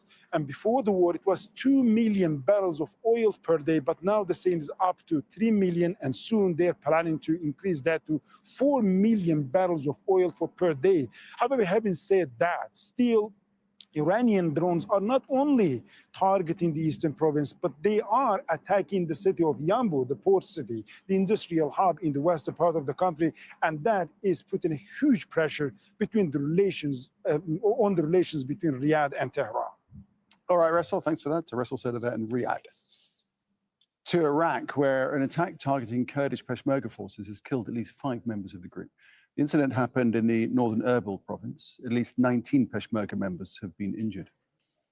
Also in the north, US air raids targeted the headquarters of the Popular Mobilization Forces in Mosul. The house of Falah al-Fayyad, the head of the paramilitary group, was also struck.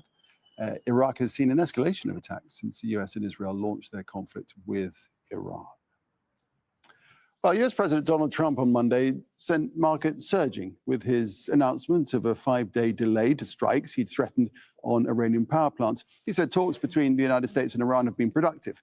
Iran denies engaging in direct negotiations with Washington, and that's leaving a cloud of uncertainty over diplomacy to try and end the conflict. So let's try and unravel it with our White House correspondent, Kimberly Halkett, who joins us live from the US Capitol. So, Kimberly, 24 hours on, do we have any more clarity as to where we're at? Very little clarity. In fact, even more ambiguity. I don't know why I can't say that word, but it's very ambiguous.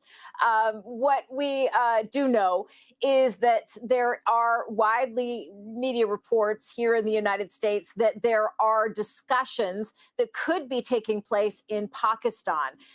We have heard from Pakistan that it is willing to host discussions between the United States and Iran to try and de-escalate, but that is not being confirmed by the White House. In fact, the White House being very coy at this hour about those reports, saying only that it will not negotiate in the press and that diplomatic efforts are sensitive. Still, it is being widely reported that there are potential discussions to take place, and that they could include not only the Vice President J.D. Vance, but also envoys Steve Witkoff and Jared Kushner. Now, what does this signal? Well, this signals potentially that there is some sort of diplomatic contact, but it may not be at that top level just yet. That this is back channeling, and also that these talks could potentially be tentative. Now, if the talks are real, what we can sort of discern from this is that they're in the very early stages, and they are likely exploratory in terms of trying to de-escalate these tensions after Donald Trump over the weekend, as you mentioned, gave this ultimatum, which has come and gone now. So it appears there is now an extended window of time. What we can confirm, though, is that if the two parties are willing to talk, then this could take place in Pakistan, given the only thing that's been confirmed is that Pakistan is willing to host such discussions.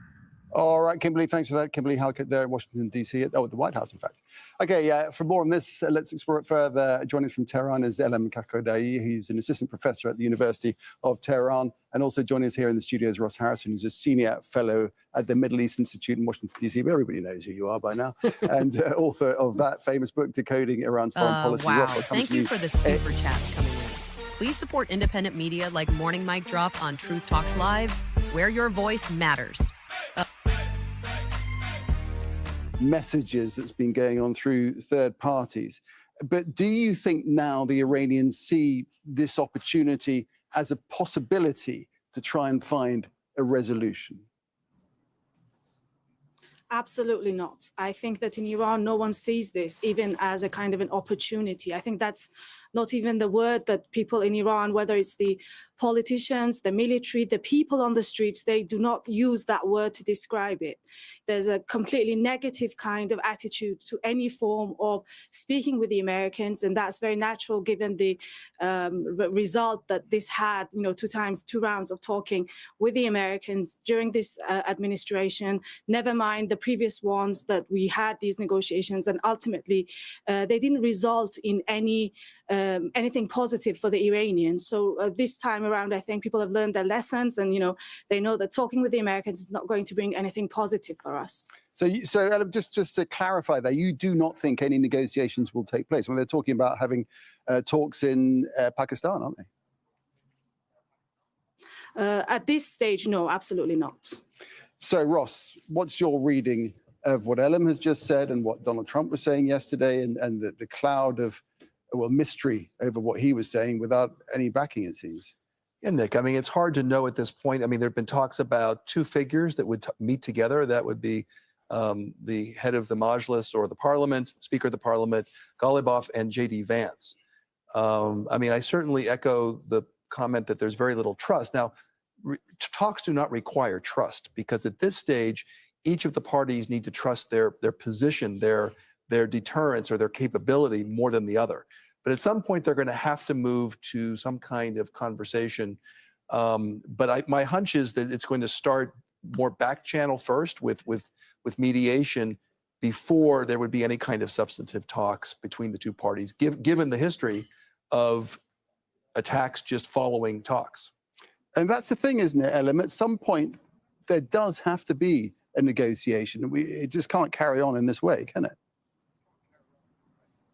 Well, I think the point here is that Iran has realized that imposing reality on the ground is more beneficial for us rather than talking to reach some form of deal or agreement or whatever, because that will not have any form of guarantees. As I said, we have this experience with the JCPOA, which is a formally signed and agreed upon deal between different sides, not just Iran and the US, also the Europeans. So we have experienced many different forms of talking with the Americans. And I think what's happening right now is that practically some of the sanctions that were imposed on Iran's oil practically are being removed because of the military maneuvers that Iran has had in the Strait of Hormuz. So I think right now Iranians are much more focused on the outcome of the military operations that we're going to have. Okay, and that's what you mean. Sorry to jump in, Ellen. Is that what you mean by imposing the reality on the ground? yes, of course, that could be part of it. That could be part of it, demonstrating your power and your will to use it, rather than just, talking about, we don't want to start a war, because that was Iran's approach during all this time. Even, even during the 12-day war, Iran was very much restrained in its response to the aggression on our country. But this time, I think the red lines have changed a lot, and Iran is realizing that, this is something, practically, this is translating to more, more guaranteed ways of ensuring our security. I just wanted to add this, that in Iran, many people are speculating that all this talk of negotiations itself might be a kind of an introduction for the Americans to somehow, start a kind of a ground invasion and, try to, confuse the Iranians and then start a kind of a let's put that to Ross.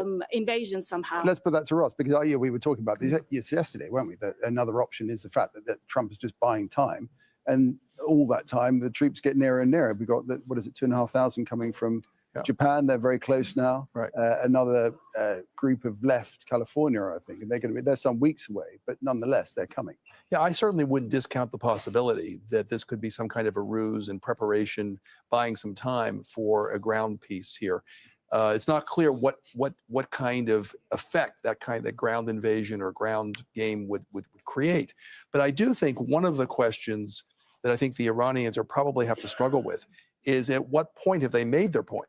If in fact, one of the things that I think has been said, I've been saying for a couple of weeks now, is that Iran has two basic objectives coming out of this war. One is the regime survives. That's the objective, number one. Number two, they've recreated deterrence.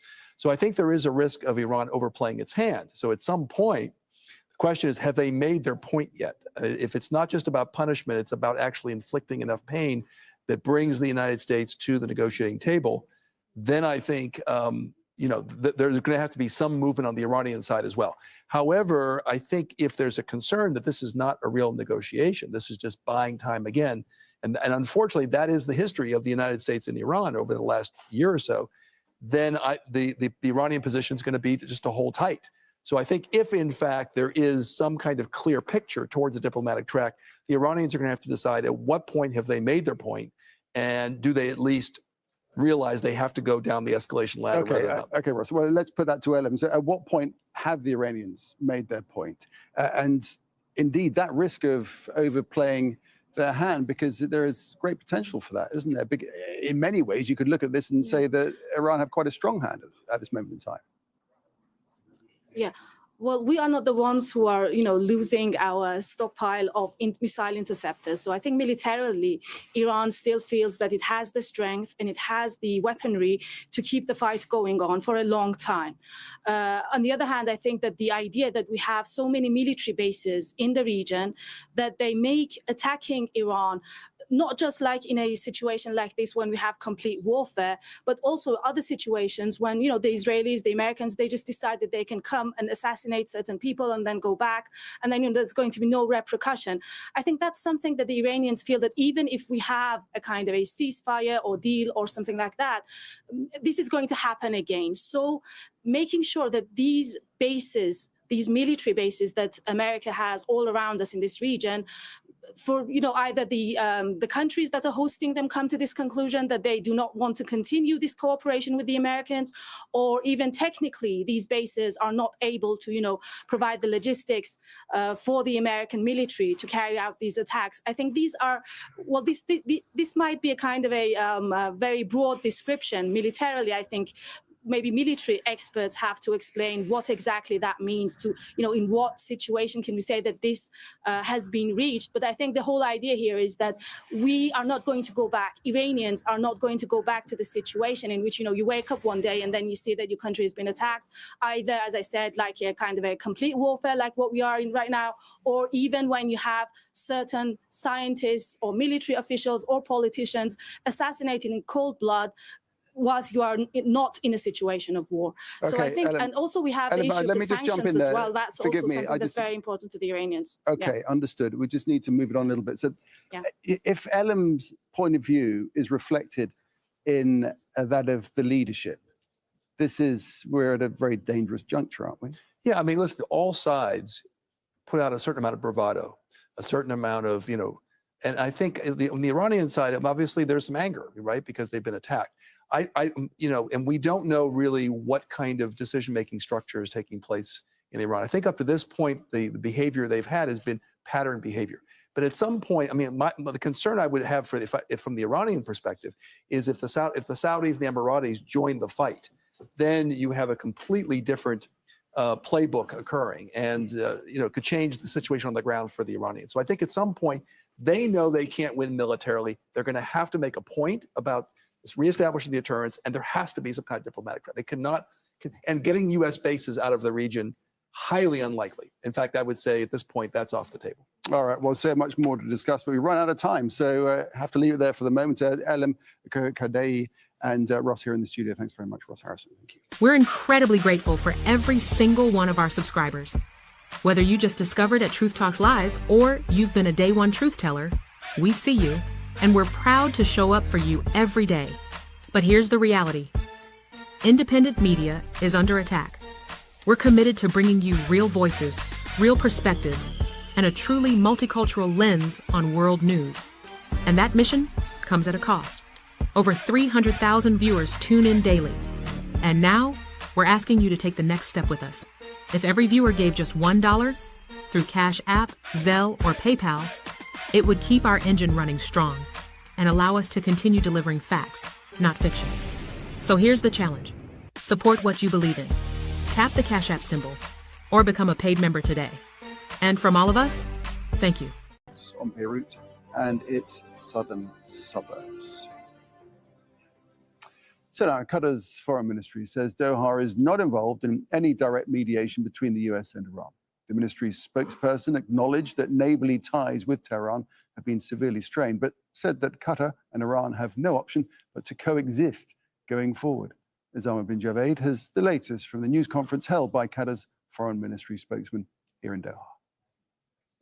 It was a wide-ranging news conference by the Ministry of Foreign Affairs here in Qatar on a number of issues, especially about energy and security. Qatar has seen a lull in the number of attacks that have happened in the last few days in this country, and according to Majid Al-Ansari, you have to ask the attackers on why there is a lower number of attacks in this particular country, and there's been other attacks on energy facilities across the region. What was very interesting is what came out of that meeting in Riyadh when regional countries and others were invited to discuss the fallout of this war. And they are now thinking about a strategic rethink of the framework of security, because as the Qataris have identified that there were shortcomings in how these countries were defended against incoming Iranian attacks. There's the talk of the town now is what is happening between Donald Trump and Iran. According to the Qatari Foreign Ministry, they're not involved in this. They welcome the idea of a de-escalation. They welcome the idea of talks and are ready to provide any assistance.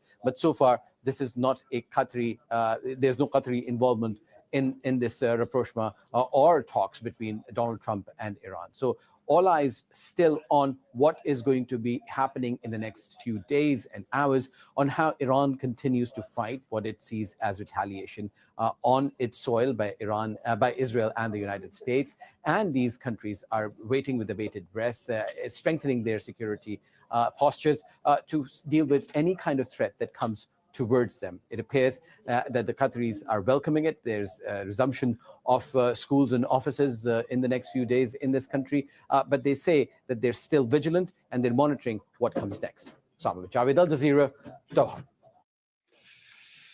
To the markets, and those in Asia made some gains on Tuesday, rebounding from a brutal sell-off on Monday, despite Donald Trump suggesting Washington and Tehran had been holding talks. Several countries are bracing for a prolonged interruption to energy and fuel supplies.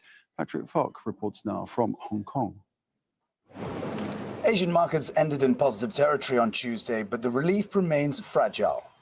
Stocks rose after President Donald Trump signaled a delay to planned strikes on Iranian power plants and suggested de-escalation talks were underway. Analysts warned that for any rebound to last, rhetoric must turn into results.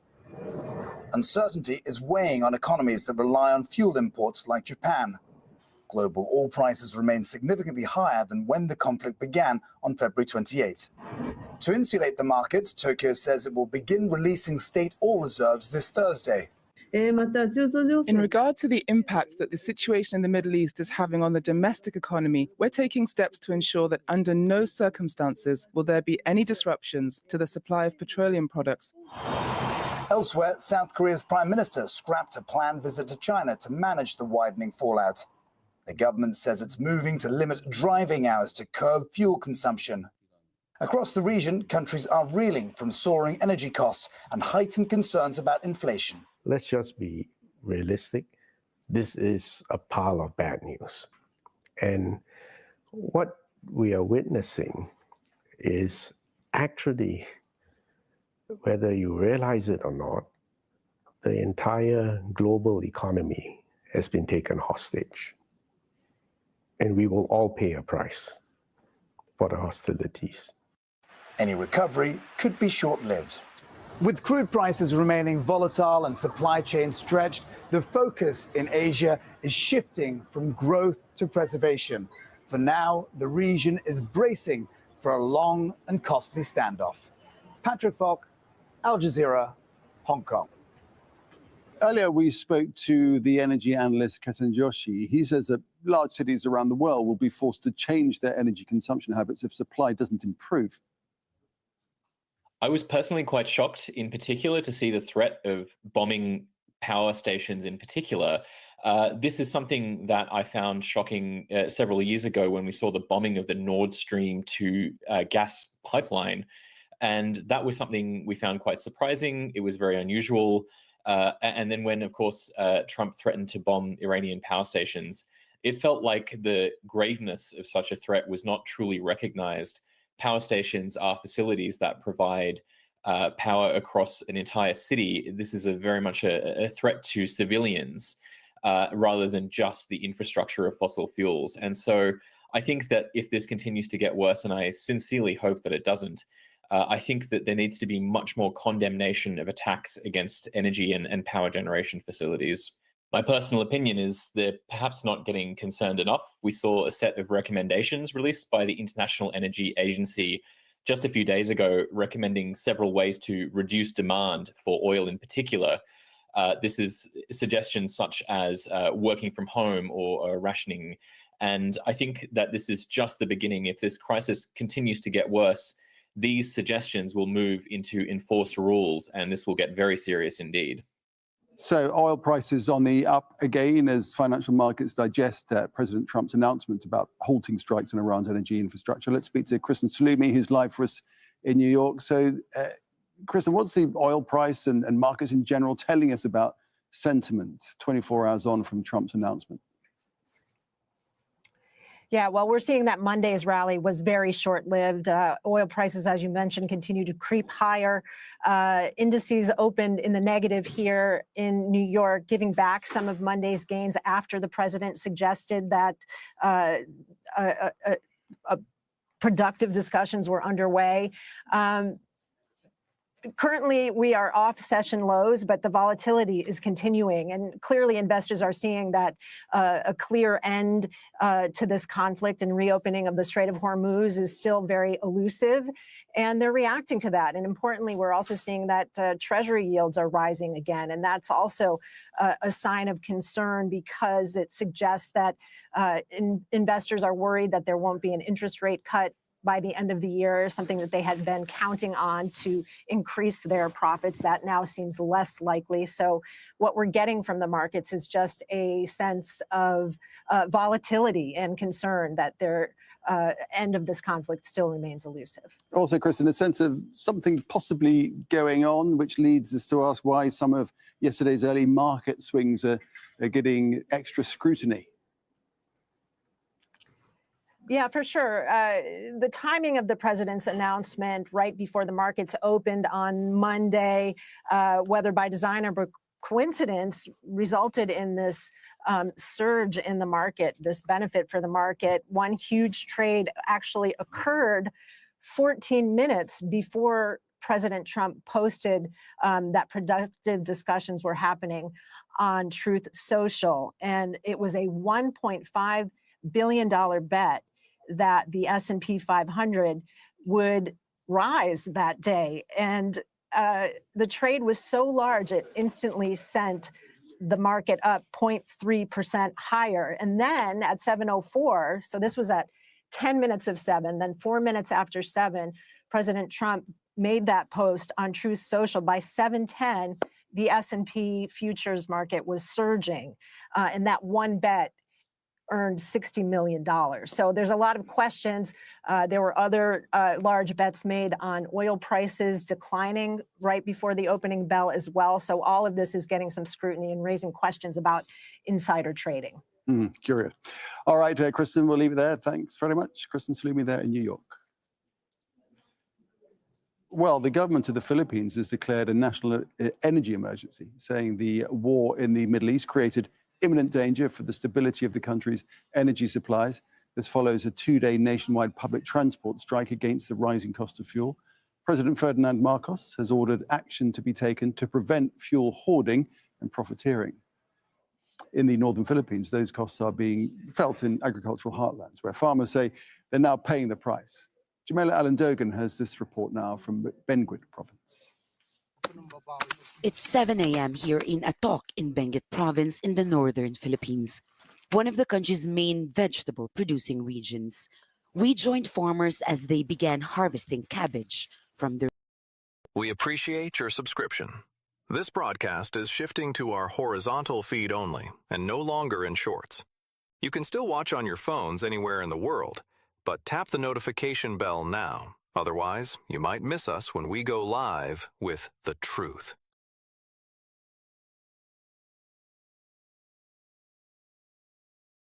Thank you to all our super fans for your Cash App and Super Chat support. We salute you.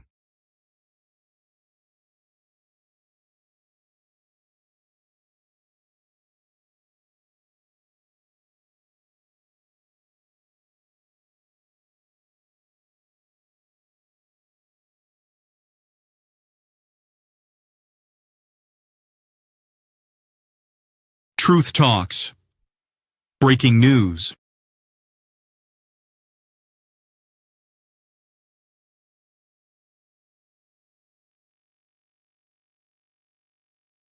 Missiles, most of which are now being used or destroyed, and very unsuccessfully used, because we have been able, for the most part, to shoot them all down. What incredible technology. The Patriots have been unbelievable, and other things. And the laser technology that we have now is incredible. It's coming out pretty soon. Where literally lasers will do the work of, at a lot less cost, do the work of what the Patriots are doing or what other things are doing.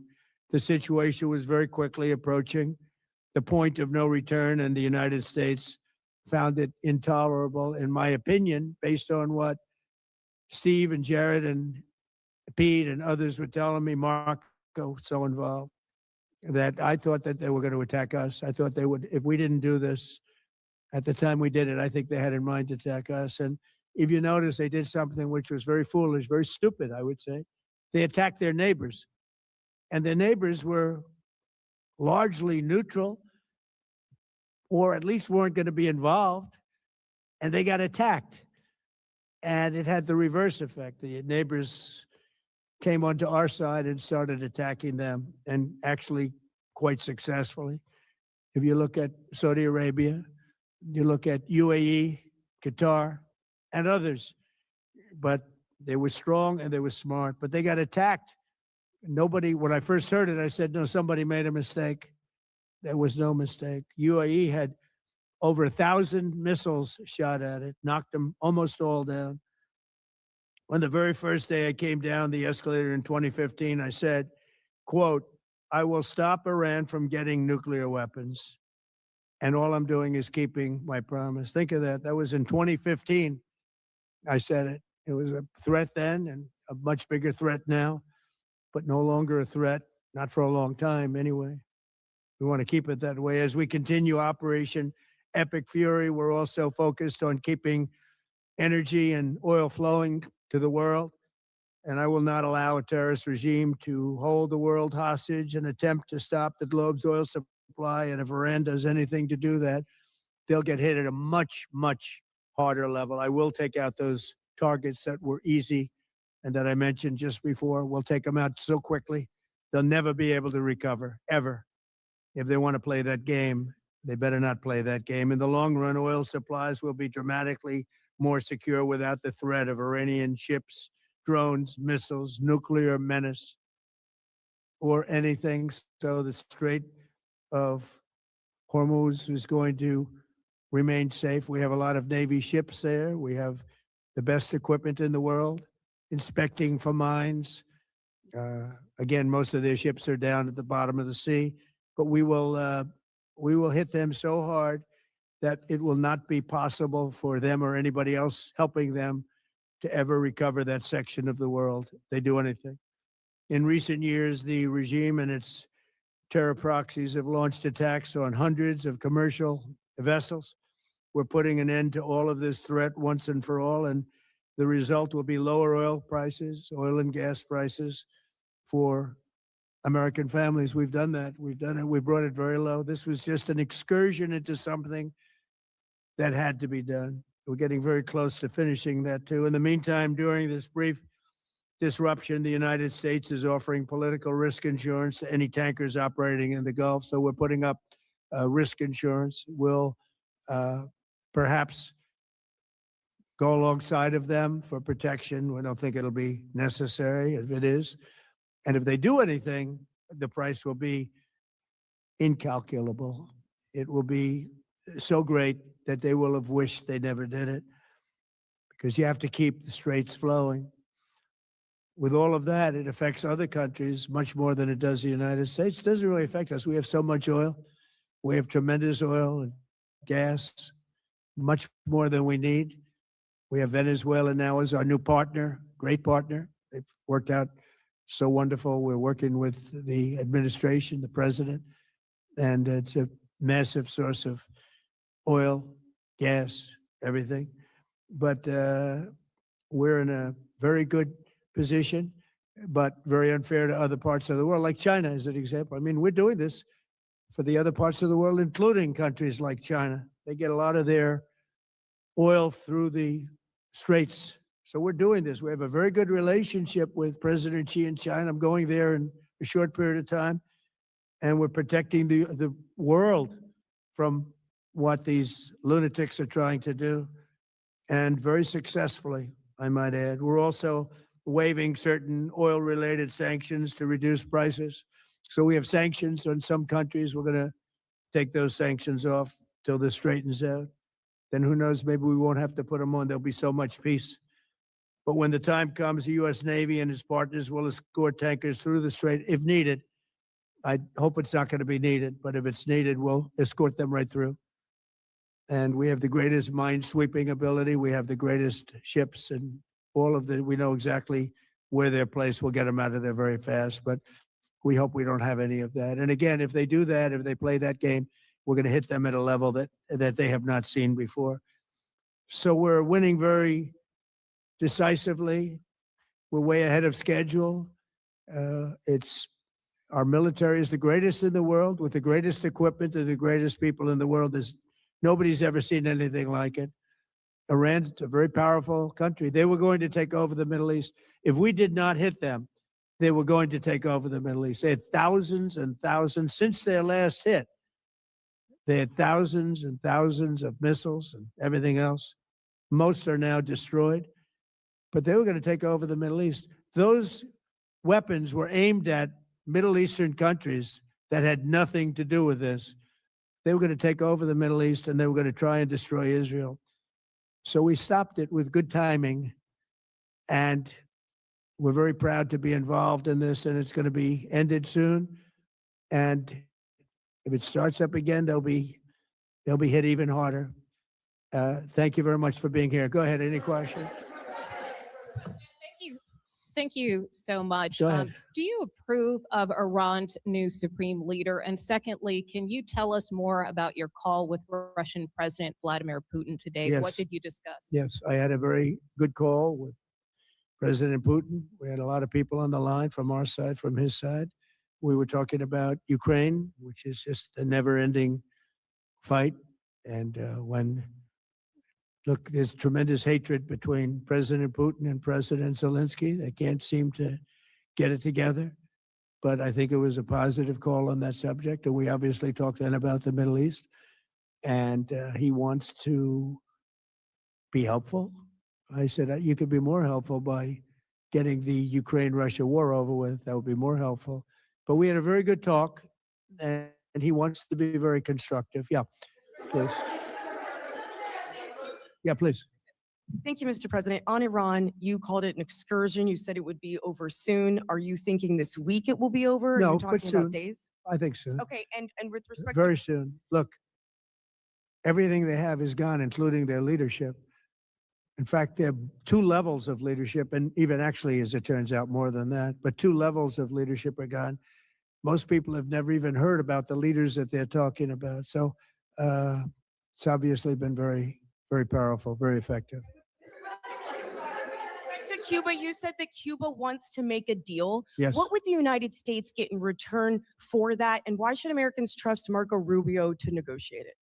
Well, Marco Rubio is doing a great job. I think he's going to go down as the greatest Secretary of State in history. Look at what we've done as a presidency. Look at what we've done as an administration. They trust Marco, and so do the American people trust. He's been successful no matter where he's been. He also speaks the language, which is always nice and always helpful. But he's dealing, and it may be a friendly takeover. It may not be a friendly takeover. It wouldn't matter because they're down to, as they say, fumes. They have no energy. They have no money. They're in deep trouble on a humanitarian basis. And we don't want to see that, but they were very, very bad to a lot of people, as you know, and a lot of people living on the Cuban-American vote, which I got at record levels. Very important. Those people are very important to me. I know what they went through. They went through hell. Some of them have gone on to be some of the most successful people in the country. Cuban-American business people, some of them are like the most successful in the country. And a lot of them are friends of mine because I've been fighting this battle with them for a long time. The Castro regime was brutal, but they lived off Venezuela. Now they don't live off Venezuela. Sends them no energy, no fuel, no oil, no money, no nothing. They lived without Venezuela. They couldn't have made it. And we cut them off from everything else. So, yeah, they're going to make either a deal or we'll do it just as easy anyway. Yeah. Please, go ahead. Strike and a Tomahawk missile likely destroy that Iranian girls' school. So will the U.S. accept any responsibility? Well, I for that haven't strike? seen it. And I will say that the Tomahawk, which is one of the most powerful weapons around, is used by, is sold and used by other countries. You know that. And whether it's Iran, who also has some Tomahawks, I wish they had more. But whether it's Iran or somebody else, the fact that a Tomahawk is very generic. It's sold to other countries, but that's being investigated right now. Yeah, please. Thank you. Thank you. Mr. President, you've said the war is, quote, very complete, but your defense secretary says this is just the beginning. So which is it, and how long should Americans be prepared Well, I think for you could this war say to it last both. for? It's the beginning of building a new country, but they have no Navy, they have no Air Force, they have no anti-aircraft equipment. It's all been blown up. They have no radar, they have no telecommunications, and they have no leadership. It's all gone. So, you could look at that statement. We could call it a tremendous success right now as we leave here. I could call it, or we could go further, and we're going to go further. But the big risk on that war has been over for 3 days. We wiped them out in the first 2 days. When you think about it, it's incredible. We wiped out a big Navy, very powerful Navy. These were ships. These were serious ships. These were ships that you buy when you want to win battles. They're all on the bottom floor. The sailors are all running off the ships. They refuse to get on the ships. The Air Force is gone. Everything's gone. The missiles are down to a trickle. The drones are down to probably 25%. and they'll soon be down to nothing. We'll have where they manufactured the drones are under fire as we speak. They're being hit. So the rest is going to be a determination as to my attitude, along with the people in the Trump administration, what we want to do. Thank you. Yeah, please. Can I ask you, you mentioned you were going to waive certain additional oil waivers or sanctions. Can you talk a little bit more about that and address in particular? Well, we're looking to keep the oil prices down. We went artificially up because of this excursion into a very positive thing. I mean, this was an excursion that a lot of people wouldn't have done. I knew oil prices would go up if I did this, and they've gone up probably less than I thought they'd go up.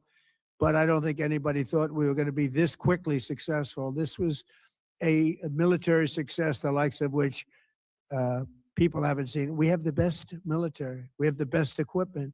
We have, I believe, the best generals. We have the best.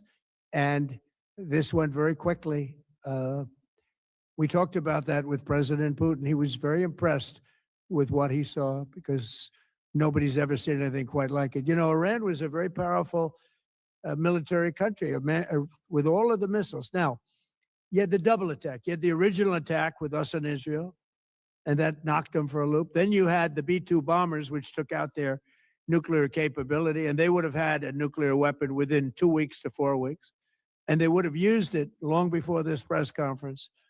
And we might have had a much different press conference if we had a press conference at all. But it's been amazing. The military success that we've had is truly unprecedented. You've told your congressional colleagues that you will not sign any piece of legislation until the Save America Act is passed. Does that include the confirmation of Senator Mullen as your next DHS secretary? Does that mean a DHS funding bill? And Senator Thune said today, it's not a matter of whether or not your Republican colleagues agree with the policy. It's about changing the process. In other words, getting rid of the filibuster to get there. So in order to get it, you're going to need Democrat votes. And what we're saying is the Save America, not the Save Act, which nobody knew what it was, the Save America Act, the Save America Act. And that's voter ID. We want voter ID. When a voter, we want to be able to see a picture of the voter. We want to be able to see that the voter is legitimate. We want, very importantly, confirmation that this voter is no mail-in ballot scams. So we have exceptions for the military, for sick, for disabled, and for people that are away, business trips or whatever. Even vacations will be very liberal in that. We've added two things to it: no men and women's sports and no transgender mutilization of our children. We don't want it's mutilization of our children, and we don't want that. So we added those two things. That's the 5 points. We have 5 very good points. It polls at 86% with Democrats. Think of that. The overall vote is 86%. With Republicans, it's 98%. And the only one opposed to it is a Democrat leadership because they cheat. They want to cheat. So we added those 2 points. We're going for the gold, and we're going to have to fight like hell. Now, certain things will happen. Certain things will take place. I'm here to do a great job for the country. But we don't have a country if we're going to have elections that are so corrupt and so dishonest like we've witnessed over the last period of time. You know, as an example, virtually nobody has nobody has a system of mail-in ballots like we have. No other country in the world. France went away from it. They all went, you know why? Because it's corrupt. And Jimmy Carter, when he had a commission, frankly, I think it's probably the best thing Jimmy Carter did. He said, you can't have mail-in voting because it's inherently dishonest. And it's turned out to be totally dishonest. So we're going to fight for it. Yeah. Has Iran activated any sleeper cells inside the U.S.? There's reports that they have pressed that trigger button to activate those cells, at least abroad. Well, they've been trying for a long time. We've been very much on top of it.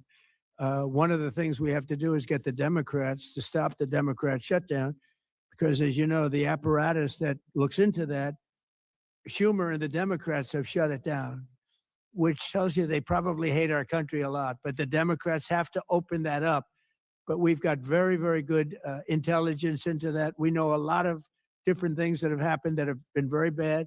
A lot of them came in during the Biden open border period, but we have them under, we've got them, we're watching every single one of them. Yeah, we know a lot about them. The biggest problem we have is the Democrat shutdown. We know a lot about them, but the shutdown doesn't allow us to do what we have to do. Do you have to take him out? Does he have a target on his back? You mean the new supreme leader? You mean the son? How can there be an Iran? Well, with I don't another want to say that, but you know, I was disappointed because we think it's going to lead to just more of the same problem for the country. So I was disappointed to see their choice.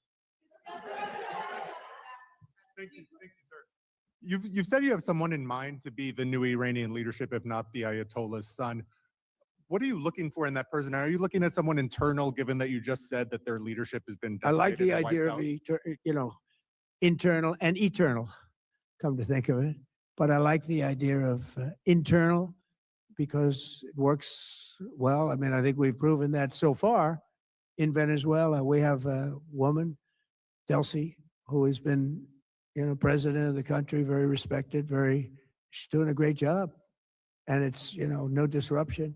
We had, as you remember, Iraq, where everybody got fired. The military got fired, the police got fired, the politicians got fired. There was nobody. And you know what they turned into? ISIS. And we don't want that. We don't want that. So I would like to see people that are inside go. Now they talk about the son of the Shah. They talk about other people, but, you know, hasn't been there in many, many years. We have a formula that's been very good so far, and I think it'll continue to be good. The relationship is extraordinary with Venezuela, smart country. We've taken out 100 million barrels of oil. It's right now in Houston being taken care of and made so beautiful. And you have to see this at work. They have, it's brought to the refineries. It's being refined in Houston, which is made exactly for that product. And so far, but it's 100 million barrels of oil, and now they have another 100 million barrels coming. And it's like a partnership. We're getting along so well with them. It's great for Venezuela, and it's great for the United States. Yeah, please go ahead. Mr. President, you just suggested that Iran somehow got its hands on a tomahawk and bombed its own elementary school on the first day of the war. But you're the only person in your government saying this. Even your defense secretary wouldn't say that when he was asked, standing over your shoulder on your plane on Saturday. Why are you the only person saying this? Because I just don't know enough about it. I think it's something that I was told is under investigation, but tomahawks are used by others, as you know. Numerous other nations have tomahawks. They buy them from us. But I will certainly, whatever the report shows, I'm willing to live with that report. Yeah, please. You said earlier that we've already won in many ways, but we haven't won enough. What do you consider enough? What's your baseline? Where they're not going to be starting the following day to develop a nuclear weapon, where they'll look at that man and some other people from the administration and say, all right, we're not going to do it. They were not willing to say that. And when Steve called up and he said that to me, I said, well, here we go. Let's do it the hard way. But the hard way, I think, is probably the easy way. When basically I can see that they will no longer have any capacity whatsoever for a very long period of time of developing weaponry that could be used against the United States, Israel, or any of our allies. We have great allies in the Middle East, great countries that are allies. And they were staying out of it until they got hit. Someday they'll have to do a story. Why did he do that? Why did they do that? But they were going to hit them. If I didn't hit them first, they were going to hit our allies first. I believe, upon information and belief, but I believe that he was going to, they were going to take over the Middle East. They were looking to take over the Middle East. Now, had Operation Midnight Hammer not taken place, that was definite, because they would have had a nuclear weapon within a matter of weeks. But that took place. That was a setback. But look at the number of missiles they were able to buy and make over the last 6 months. And those missiles were aimed at various countries.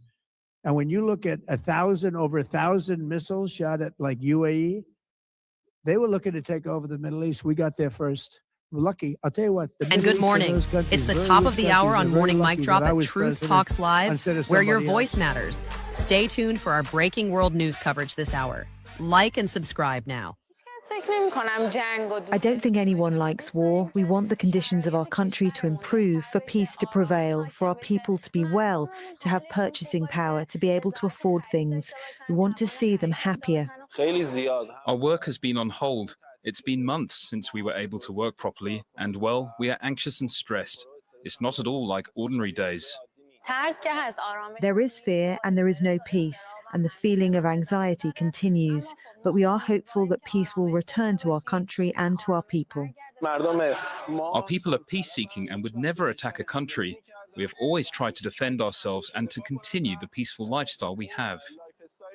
Let's go live to Tehran now. Ali Hashim is standing by. So first up, Ali, can you just give us an update on what's been happening in terms of strikes and incoming? Well, there have been several strikes today in Tehran and across Iran. And actually, I think now we had a boom. So there have been several airstrikes towards the area of Iran Pass in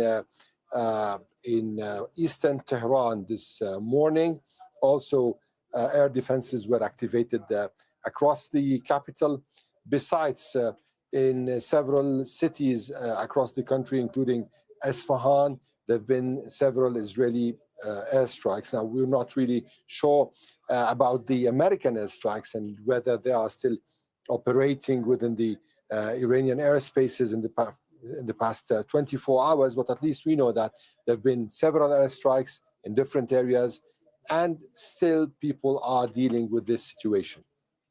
And Ali, there's been news on Iran's new security chief, former IRGC commander Mohammad Bagher Zolgada has been picked to replace Ali Larijani, who was killed in a US-Israeli strike last week. Now, Zolgada is viewed as more of a hardline figure than his predecessor, and before this appointment, he was secretary of Iran's Expediency Council, which advises the supreme leader and resolves disputes between parliament and the Guardian Council. He's held various positions in Iran's government and judiciary.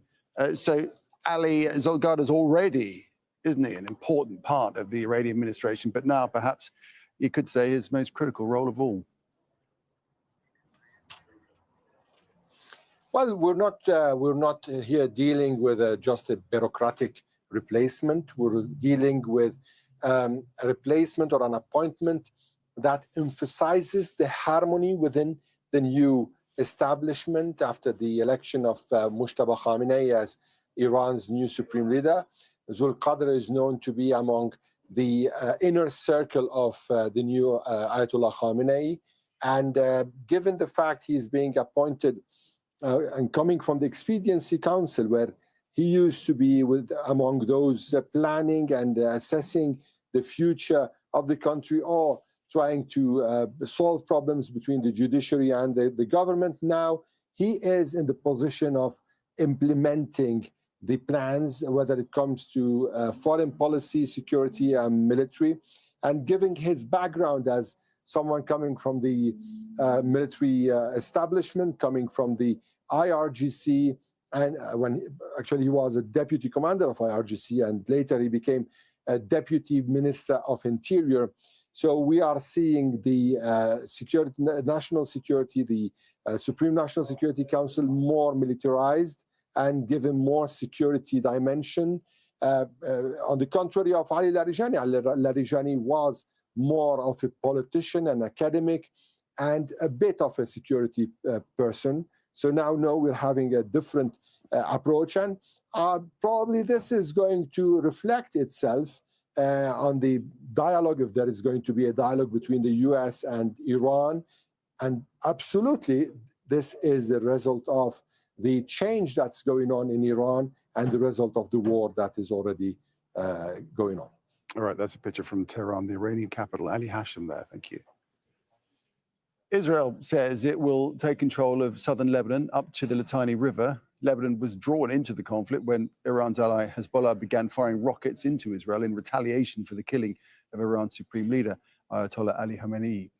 Israel has since launched strikes across Lebanon and has also sent ground troops into the country's south. Israel says it will create a military zone up to the Litani River and has destroyed 5 bridges over the river since March the 13th. Its defense minister says displaced residents will not be allowed to return until northern Israel is safe. Hundreds of thousands of residents of southern Lebanon who evacuated northward will not return south of the Litani River until security for the Israeli residents of the north is guaranteed. All 5 bridges over the Litani River that Hezbollah used to transport terrorists and weapons have been blown up, and the IDF will control the remaining routes in the security zone. Back to Nora Day in Ramallah in the occupied West Bank, and nor Israel there affirming its intentions in southern Lebanon.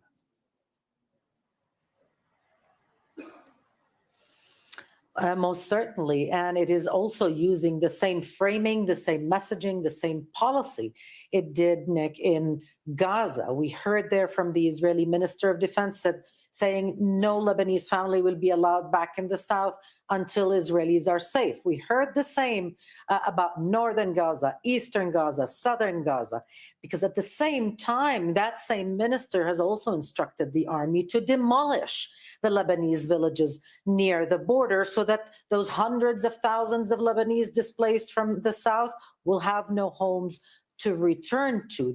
The fundamental issue right now for Israel in its new drive to occupy southern Lebanon is its policy to depopulate it first. So we saw those forced displacement orders. We saw those continuing advisements from the Israeli army, those continuing warnings that nobody is allowed to stay in the south, then the bombing of the bridges, and now this. And to achieve all of that, Nick, the Israeli army has called up or has asked the government to authorize calling up to 400,000 soldiers, reserve soldiers. That will have its own economic impact, but you can begin to draw a picture of how massive of a military operation this is intended to be. And the Israeli government has already told the public, who is reeling from the confrontations happening at the border, that this battle is going to long outlast the one with Iran, that it will take months, because they are determined to take the Lebanese land all the way to the Litani, make sure it's depopulated, and then keep it as a buffer zone. No, thanks for that. Nora Day. Truth Talks. Ramallah. Well, Breaking news.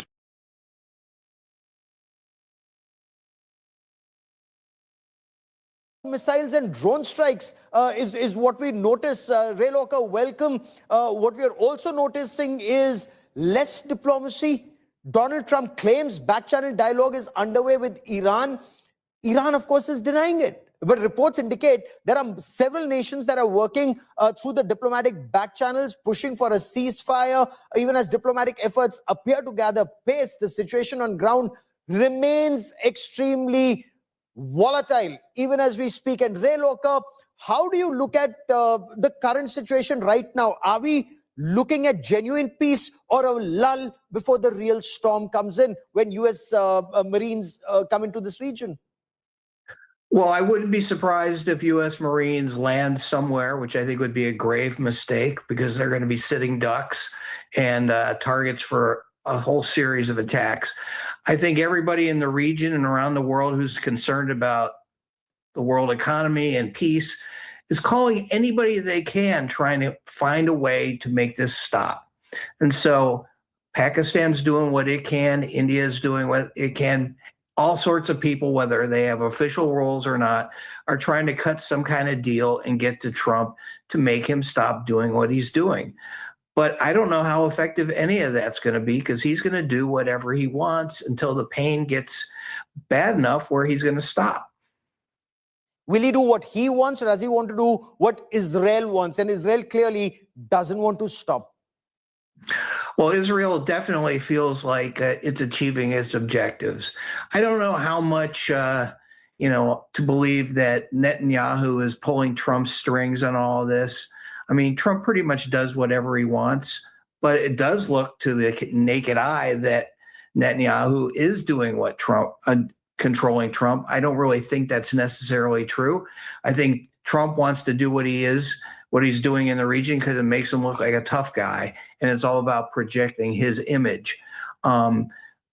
Eventually, he's going to realize this is not a winning strategy. So far, it does appear it's not a winning strategy, but let me now throw this open for a wider discussion. I have Mohammad Saleh joining me, non-resident fellow at the Foreign Policy Research Institute and expert on Middle East joining us, or Shakir, the US correspondent at Israel Hayom, Deputy Director of Jewish Virtual Library joining us, Ray Loka with us, Sushant Sareen remains with us. So let me just try and understand for a moment, what should one make of the conversation between US President Donald Trump and Prime Minister Narendra Modi and the efforts that are on in this region, perhaps whether it's Egypt or Turkey. Mohammad Saleh, does it appear that there is a conversation to bring a pause or an end to this conflict? It's good to be with you. I would definitely say there is such a conversation, but whether it would actually lead to, ending and halting the hostilities, we are not, we cannot be so sure about it. We have seen in the past that there have been different, various rounds of negotiations. And at times when everyone was kind of hopeful that some sort of a positive outcome would come out of those negotiations, we saw that the negotiations were actually halted and some sort of a military conflict broke out, including this time around. So I think a lot of people in the region and beyond would certainly welcome the prospects of serious negotiations, but one cannot be really totally certain or hopeful even that the negotiations would necessarily lead to some sort of a ceasefire and permanent halting of the fighting. So, Shakir, you think Israel would be happy should there be a ceasefire, or would it be a repeat of the 2025 situation, 12 days of war, aim half achieved, and a ceasefire only enables Iran to become stronger? Well, it really depends on what we're trying to achieve here. If it's Trump's stated goals of zero enrichment, taking down the ballistic missile program, eliminating the support of the Ayatollah regime to the proxies in the region. I speak, of course, of Hamas in Gaza, Hezbollah in Lebanon, and the Houthis in Yemen, and proxies in Iraq and elsewhere. Then, of course, that we would be happy. The only problem is that the Iranian Ayatollah regime is not exactly known for its pragmatism, for its ability to make actual tangible concessions in order to reach peace, because it's very strongly committed to what he sees as its own role, to see Israel's destruction, to create havoc in the region.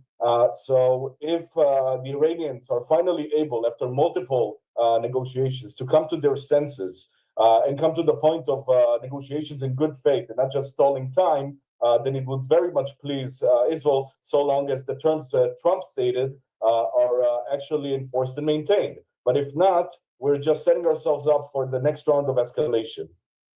The next round of escalation, and this time, Ray Loka, before I bring in Sushant Sareen and Sandeep, this time, Iran could perhaps rush through to have its bomb, because once it has its bomb, it'll be safer, and perhaps next year or 2 years later, there wouldn't be another attack. Do you look at it that way, that a wounded regime is far more dangerous than the regime staying in its original form? Yeah, I mean, that's traditionally what happens in situations like this. You look at North Korea, I mean, it's a menace, it has the bomb, but it hasn't been attacked for precisely that reason. And that's why they built the bomb. And I think that's why the Iranians want one too. And let's go back to, we had a deal with Iran. It was stopping their nuclear program, keeping them from getting a bomb. Trump broke it, thought he could get a bit better deal. He didn't get a better deal, and then he started a war. And that's where we are now. And in your appreciation, whatever you're looking at, whatever you're listening to, the 2 Marine Expeditionary Units, the 82nd Airborne, of course, they haven't got orders to move as yet, but some of the exercises have been curtailed. Is that posturing, or is that actually moving to take control of Iranian oil or some of their islands, including Kharg? Well, it could be. I mean, it could be either one. I mean, that we're not going to telegraph everything we do in terms of military strategy. A lot of times, you look back in history, warring nations do one thing, make it look like they're going to do another. We saw that with the Normandy invasion in 1944. Oh, it looked like we were going to attack the Pas de Calais. We did not. We went to Normandy instead. That's traditional. Whether Trump is that good of a strategist, I doubt it, but that often happens. Okay. Now, let me for a moment delve on President Trump's conversation with Prime Minister Narendra Truth Modi. Talks. Sushant Sareen, what do you make Breaking of this news. conversation? Soil by Iran, by Israel and the United States, and these countries are waiting with bated breath, strengthening their security postures to deal with any kind of threat that comes towards them. It appears that the Qataris are welcoming it. There's a resumption of schools and offices in the next few days in this country, but they say that they're still vigilant and they're monitoring what comes next. Javed Al Jazeera, Doha. Let's explore where we're at now. Here in the studio is Ross Harrison, a senior fellow at the Middle East Institute in Washington, D.C., and author of Decoding Iran's Foreign Policy. Welcome again, Ross.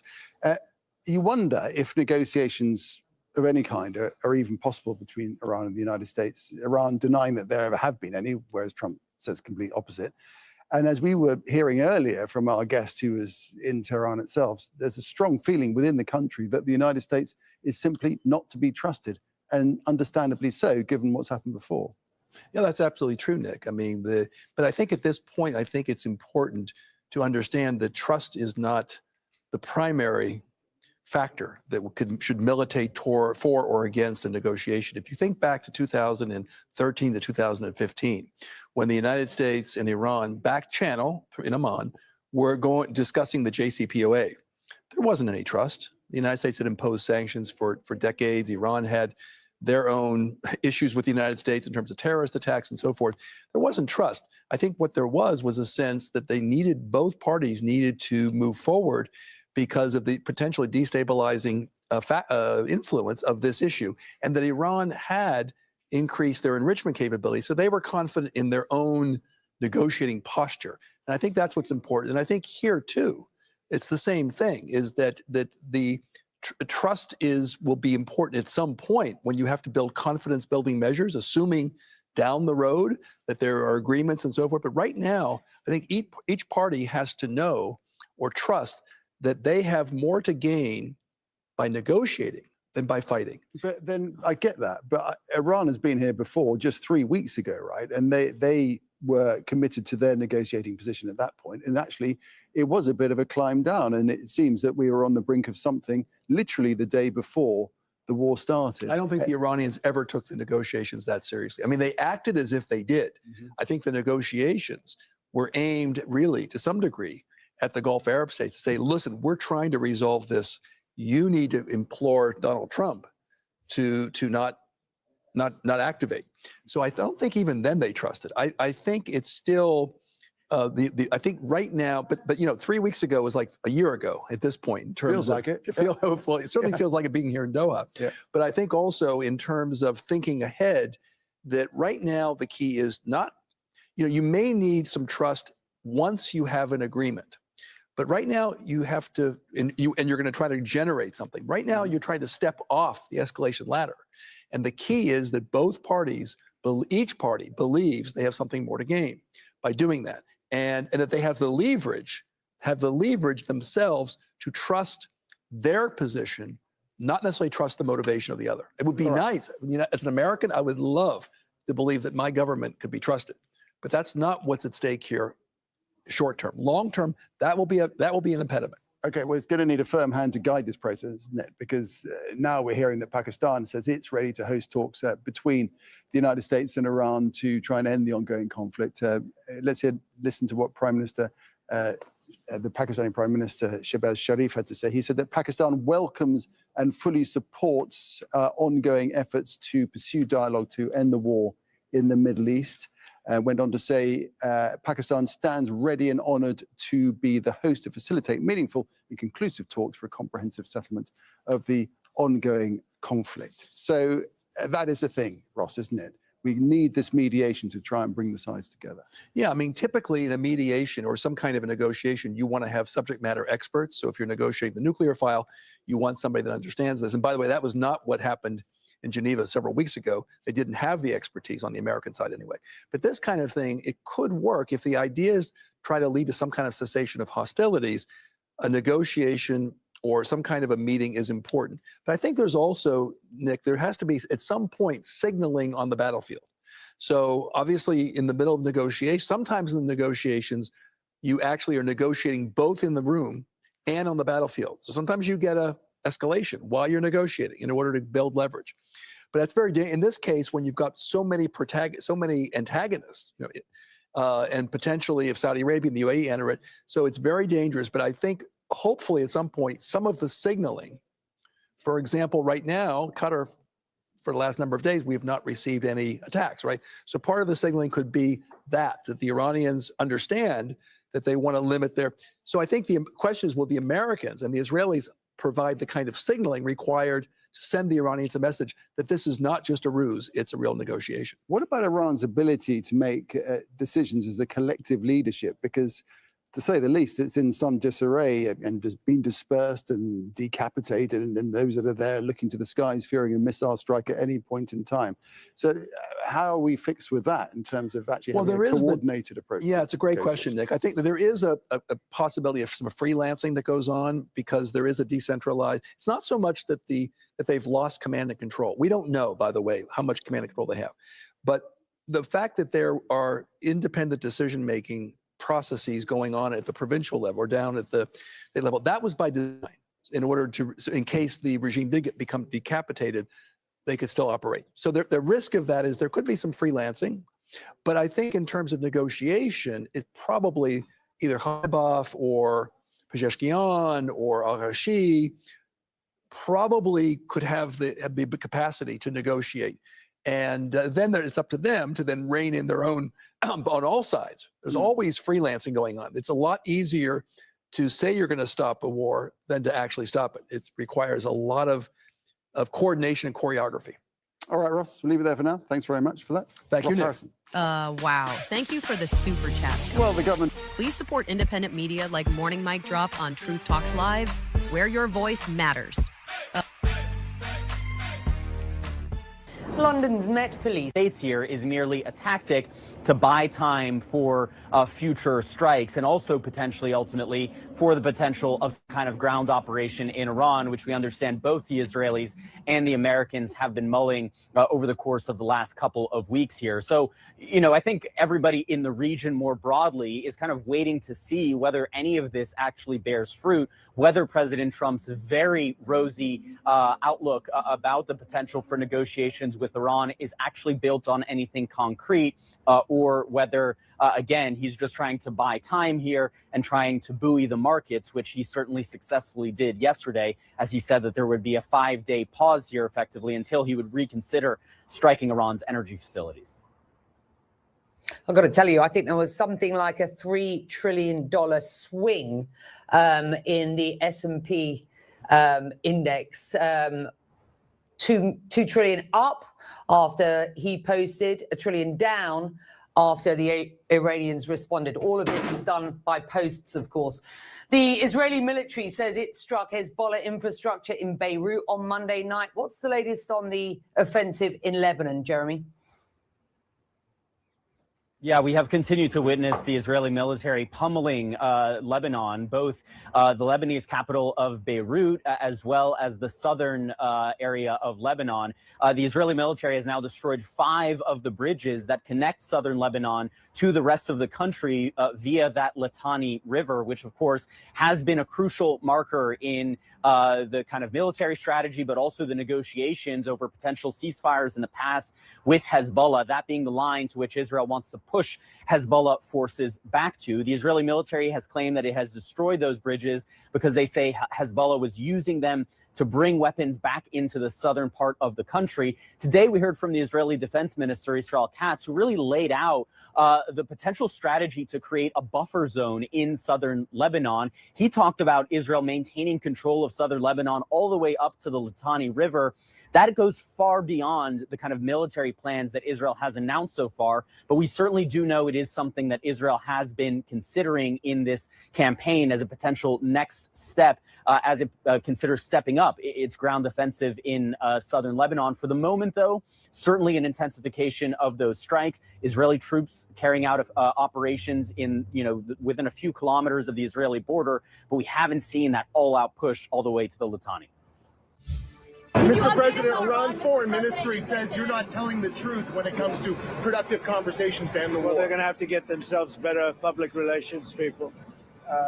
We have had very, very strong talks. We'll see where they lead. Okay, that's President Trump, who's saying that there are ongoing talks with Iran to end the war. Leaders in Tehran are telling a different story. Iran's parliament speaker, Mohammad Bagher Ghalibaf, has called the claims fake news. He's accusing the president of saying this to try and manipulate the financial and oil markets because this conflict is stretching into week 4. So all this is going on while airstrikes continue, Israel intercepting a barrage of Iranian missiles overnight. We're bringing in CNN's Oren Lieberman, who joins me live now from Tel Aviv with more. Oren, I want to talk to you about those missile strikes, but first, can we talk about potential talks? What is Israel saying about this? We know they have a sort of vital interest in who is next in Iran.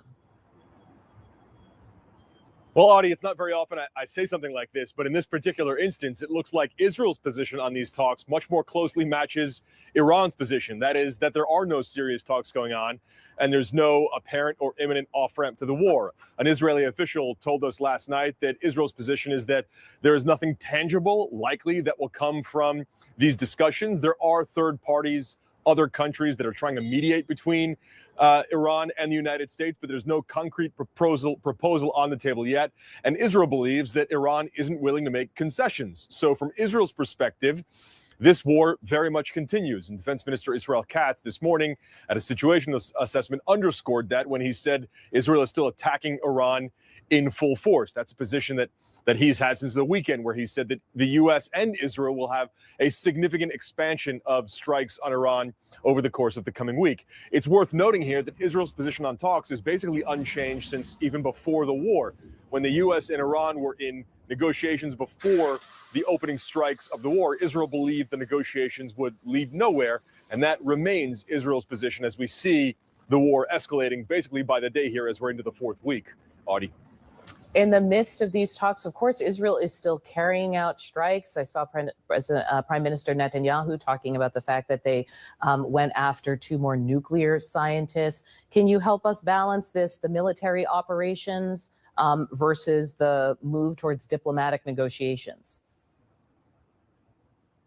Well, Israel wouldn't be involved in any of the negotiations. So from that perspective, Israel is continuing the war, as is the U.S. from Israel's perspective. Israel has carried out more waves of strikes on Tehran. They said in the heart of Tehran within about an hour of President Donald Trump making his first comments about purported negotiations. Meanwhile, there is still Iranian incoming. We saw about 7 rounds of incoming Iranian missiles in the span of about 10 hours, and those were across the country. In the southern Israeli city of Beersheba, there were at least 2 different impact sites. In Tel Aviv, here behind me, there were a number of different impact sites and several mildly injured as a result of what appears to be a cluster munition. So if we take the U.S. out of this for a second and claims about negotiations, the war is still very much on at an intense pace here. And don't forget, it was Israel that just several days ago made the point that the military has thousands of targets left and at least several weeks more of plans for the operation. All right. Breaking overnight in Israel, rescue workers are reporting destruction, smoke, and chaos after Israel says Iran fired waves of missiles across the country. In Tel Aviv, the attacks left buildings damaged and cars burning. You can see the result there of one of the attacks. New drone video shows the extent of the damage to a residential building. Officials say there are at least 4 impact sites across the city. And in Iran, the war also impacting where people live. New video showing the moment rescue workers helped a child evacuate after a strike on a residential building in Tehran, according to the Iranian Red Crescent Society.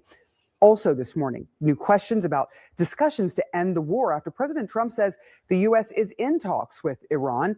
An Israeli official tells CNN a deal, quote, does not appear to be tangible right now. The Iranians do not appear to be in any concession mode. Joining me now are former Deputy Pentagon Press Secretary Sabrina Singh and CNN Global Affairs analyst Karim Sajadpour. Thank you both for being here. Sabrina, to you first. Iran's flatly denying that there are any negotiations going on, while President Trump is insisting that there are some major points of agreement. And he says the talks are going well. What is happening here? Is this a strategy by Iran to sort of not let its people know that they're talking to the United States, or is there something else going on?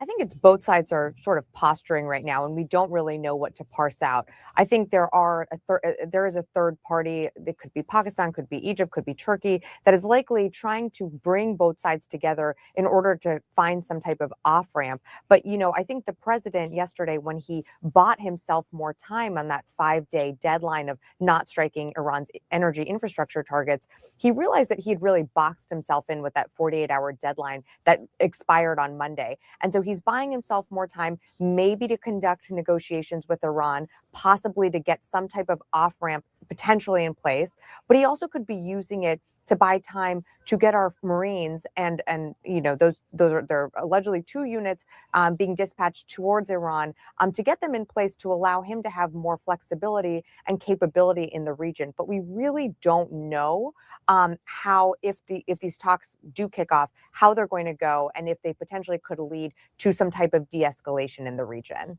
Yeah, that is a big question. Karim, look, Iran doesn't seem capable of winning militarily, with so much of their military might muted by U.S. and Israeli strikes.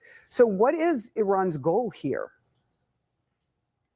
Really, Sarah, Iran doesn't need to win. They just need to survive. And at the moment, I think Iran feels that it's put President Trump in a bind.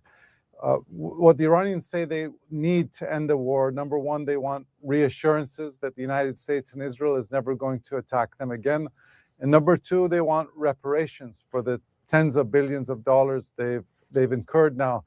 Neither of those are going to happen, Sarah, so long as this regime's official ideology is death to America and death to Israel.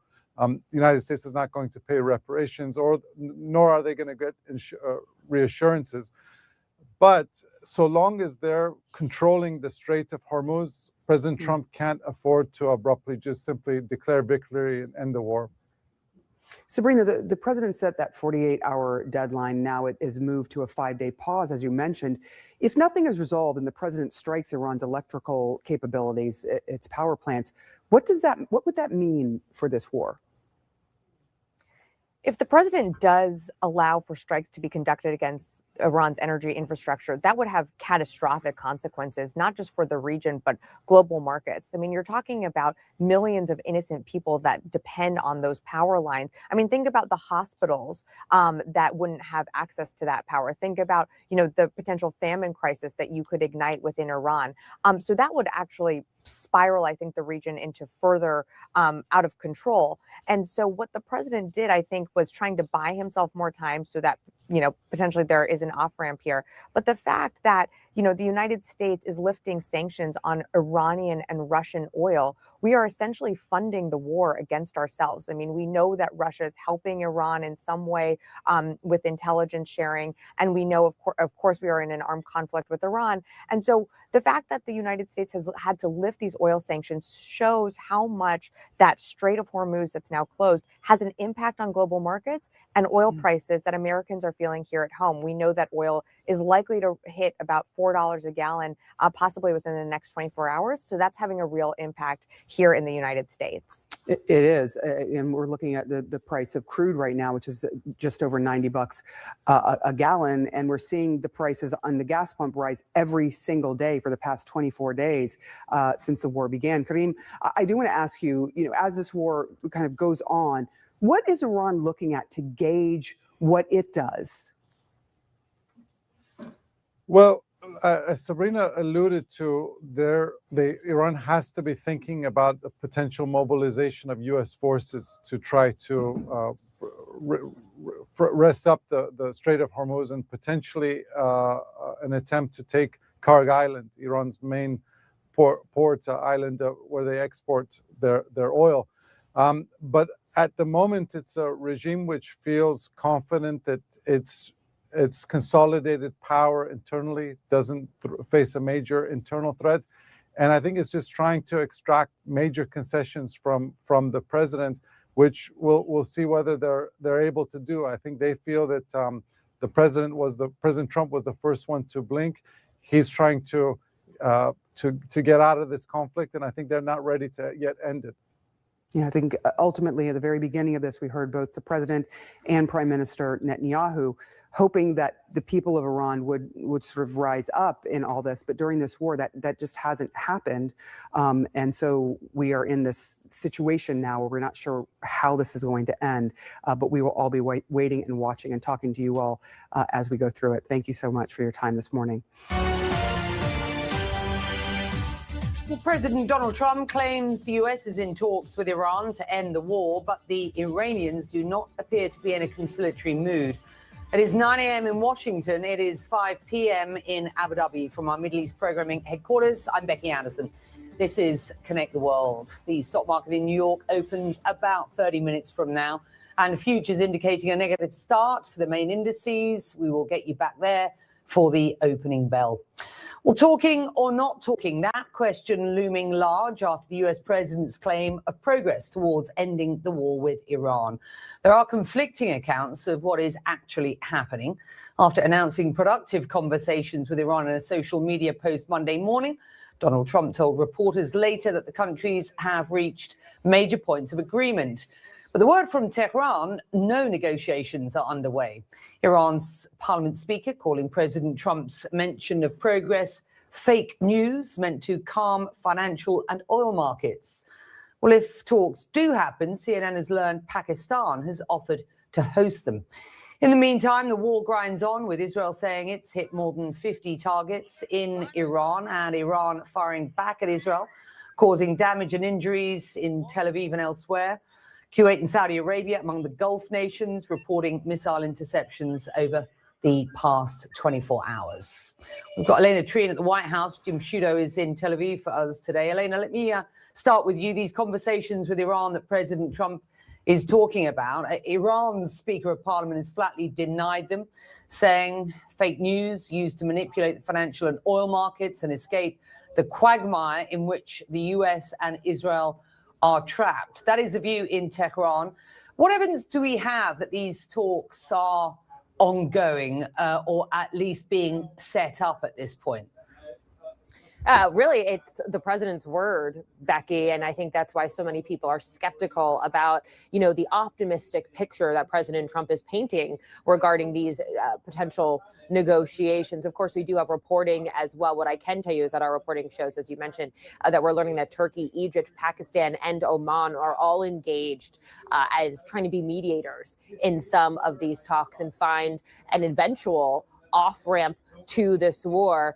And yes, I think what was interesting to me as well is not only that the president says there are negotiations, but that there have been some 15 points of agreement in these talks, suggesting that they're far more advanced, I think, than people had anticipated would be when starting to talk about this, especially because if you look at where the president was just, on Friday when he was leaving for Florida, it was a completely different picture he was painting. He was saying that he would never agree to a ceasefire or some type of negotiating at this point because, in his words, that they were obliterating the Iranians. And so, again, there's a lot of skepticism over this. I think another level of skepticism to bake into this, just for context, is that some of what the president has been kind of saying about these different points of agreements, a lot of them are things we're learning that the United States has been asking for in negotiations with them going back to the very early months of the president's second term, and many things that we've seen that the Iranians have really resisted here. This idea of committing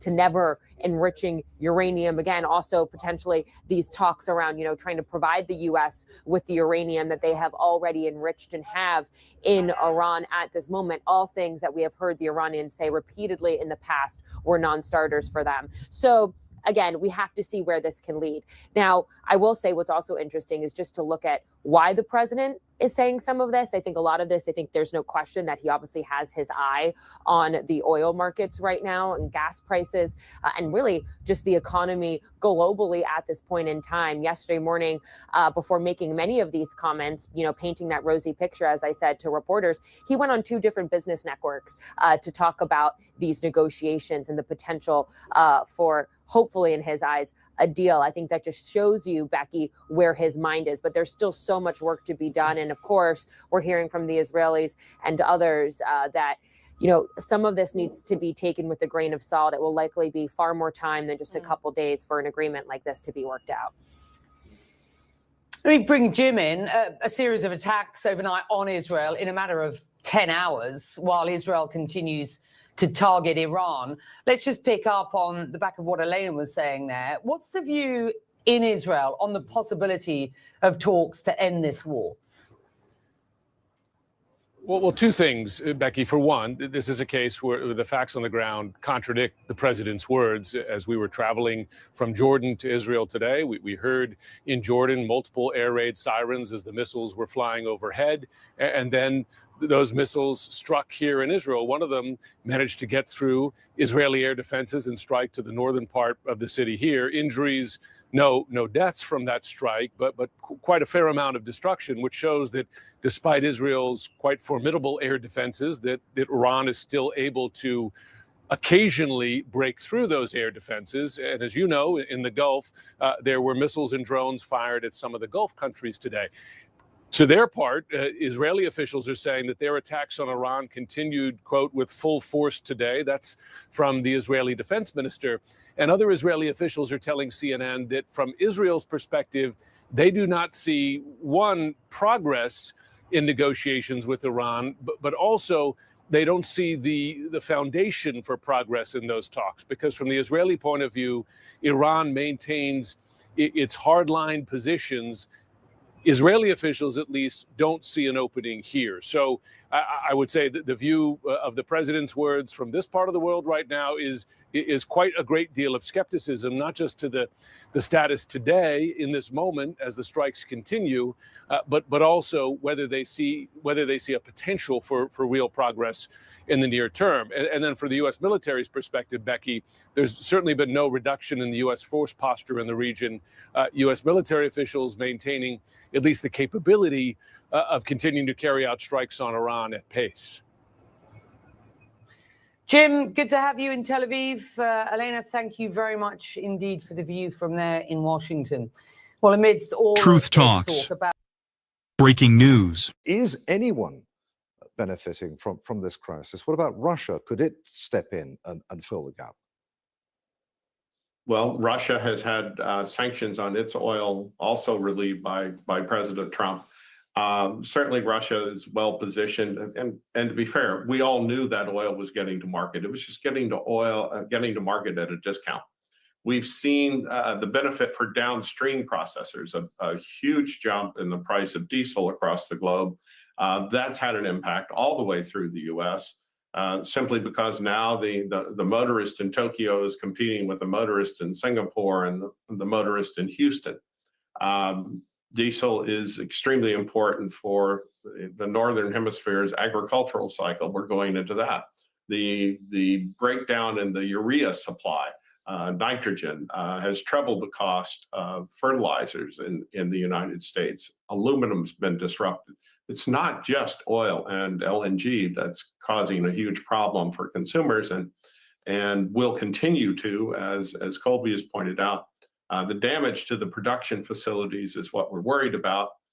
Rebuilding an LNG facility can take almost as long, maybe even longer than building it new, because you have to find out what the heck was broken and blown up.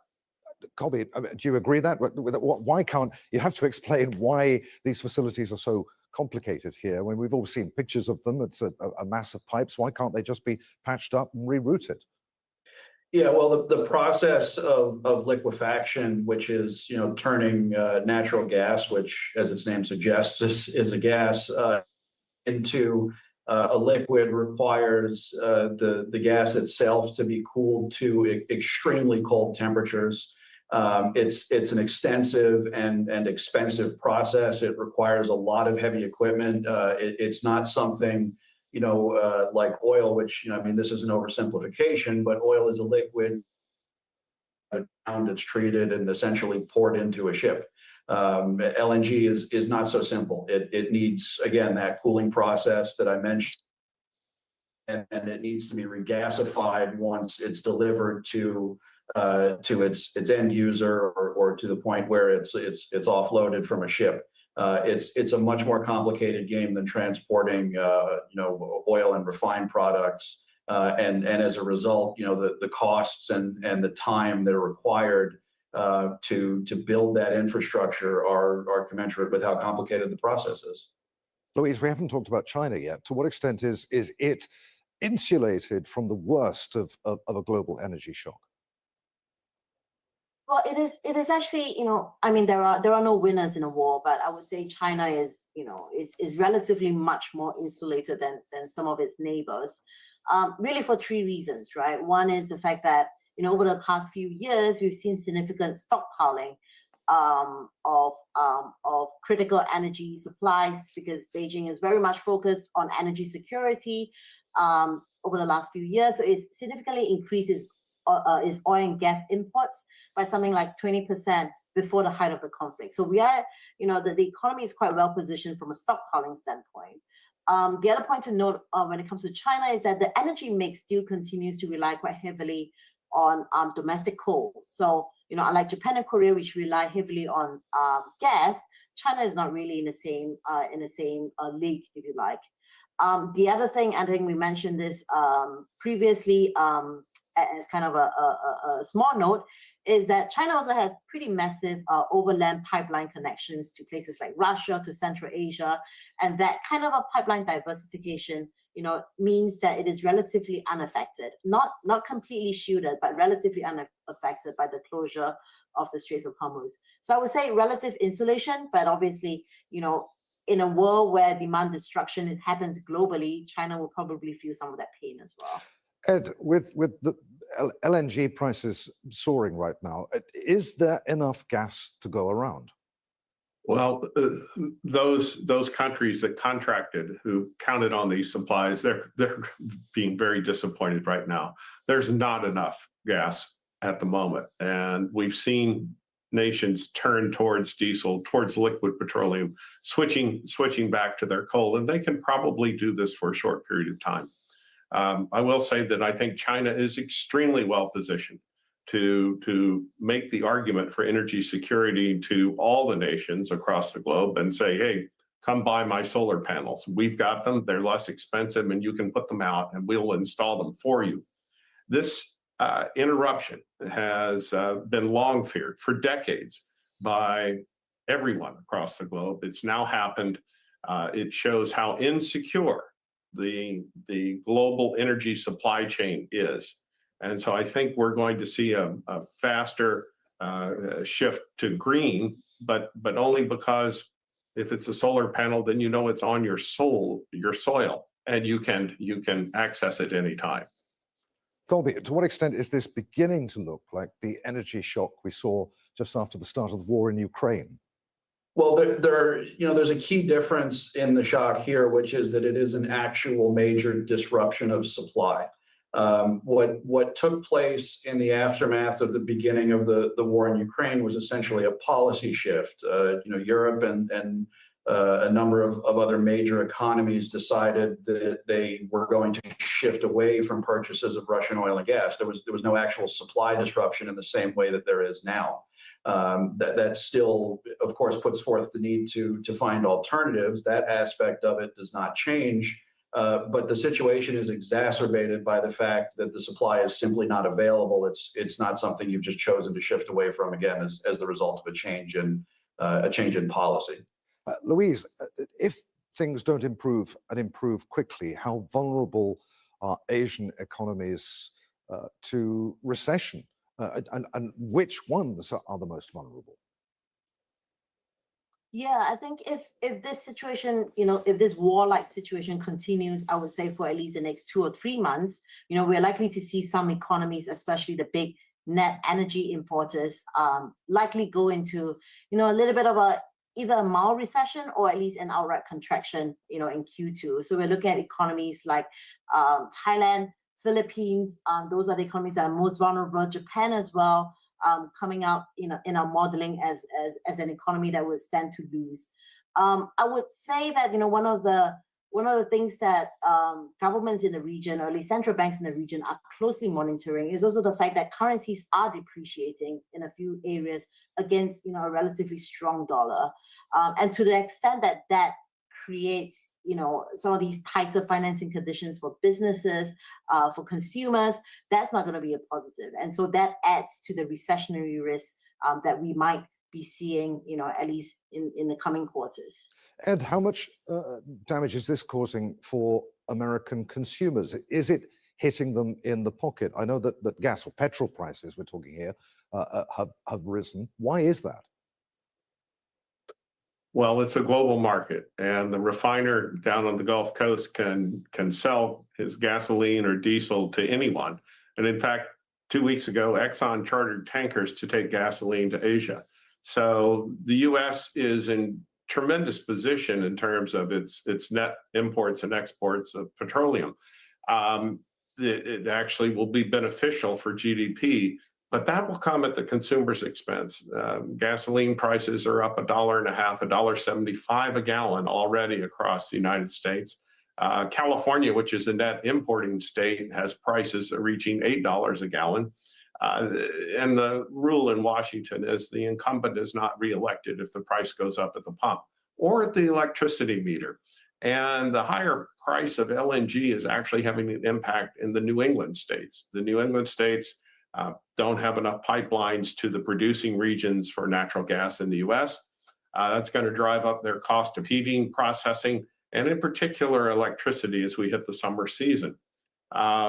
It is going to have an impact, but it won't be recessionary for the United States. Colby, what about Gulf nations? Right back at the beginning of the program, I read that quote from Qatar's energy minister. This will bring down the economies of the world. What about the economies of the Gulf? What's the worst case scenario they're looking at?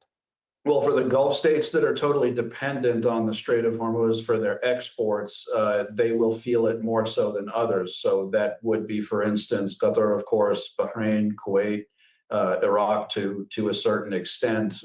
They are projected to see much steeper economic contractions this year than those of Saudi Arabia and the UAE. And a major reason for that is because both Saudi Arabia and the UAE do have alternate export routes because of pipelines that they built to essentially for this situation. So Saudi Arabia has the East-West pipeline that allows it to continue exporting oil through the Red Sea. It also has several major refineries on the Red Sea coast, so it can continue to export refined products. And the UAE has a similar situation as a result of the ADCOP pipeline, which sends crude to Fujairah, which is an extremely important export terminal that is, of course, out on the Indian Ocean and is outside of the Strait. That is something that is a lifeline in this scenario, because although they are not able to export at full capacity, when you see prices this high, the ability to get really any amount of barrels out is certainly something. States are heavily dependent on oil and gas. Those are not their only major sectors in the economy. Aluminum is huge in the Gulf. That's taking a hit as well. And there are a number of other industries that, of course, are taking a hit from this. So most of the Gulf will probably see some form of a contraction, but because of those alternate export routes and alternate levels varying levels of economic diversification, it's not going to be something that's totally evenly distributed. There, I'm afraid we must end it. Thank you very much indeed, Colby, Connolly, Louise Liu, and Ed Hurst. We're incredibly grateful for every single one of our subscribers. Whether you just discovered at Truth Talks Live or you've been a day one truth teller, we see you, and we're proud to show up for you every day. But here's the reality. Independent media is under attack. We're committed to bringing you real voices, real perspectives, and a truly multicultural lens on world news. And that mission comes at a cost. Over 300,000 viewers tune in daily. And now, we're asking you to take the next step with us. If every viewer gave just $1 through Cash App, Zelle, or PayPal, it would keep our engine running strong and allow us to continue delivering facts, not fiction. So here's the challenge. Support what you believe in. Tap the Cash App symbol or become a paid member today. And from all of us, thank you. That's our program for the day. Keep watching Morning Mic Drop On at Truth Talks Live, where your voice matters. We are here daily from 6 a.m. to noon with unfiltered breaking world news coverage. Like, subscribe, and hit the notification bell for when we go live. See you tomorrow. We're incredibly grateful for every single one of our subscribers.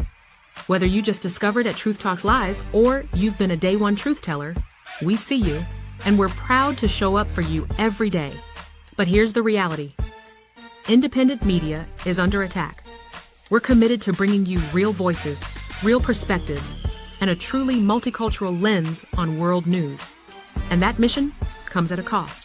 Over 300,000 viewers tune in daily. And now, we're asking you to take the next step with us.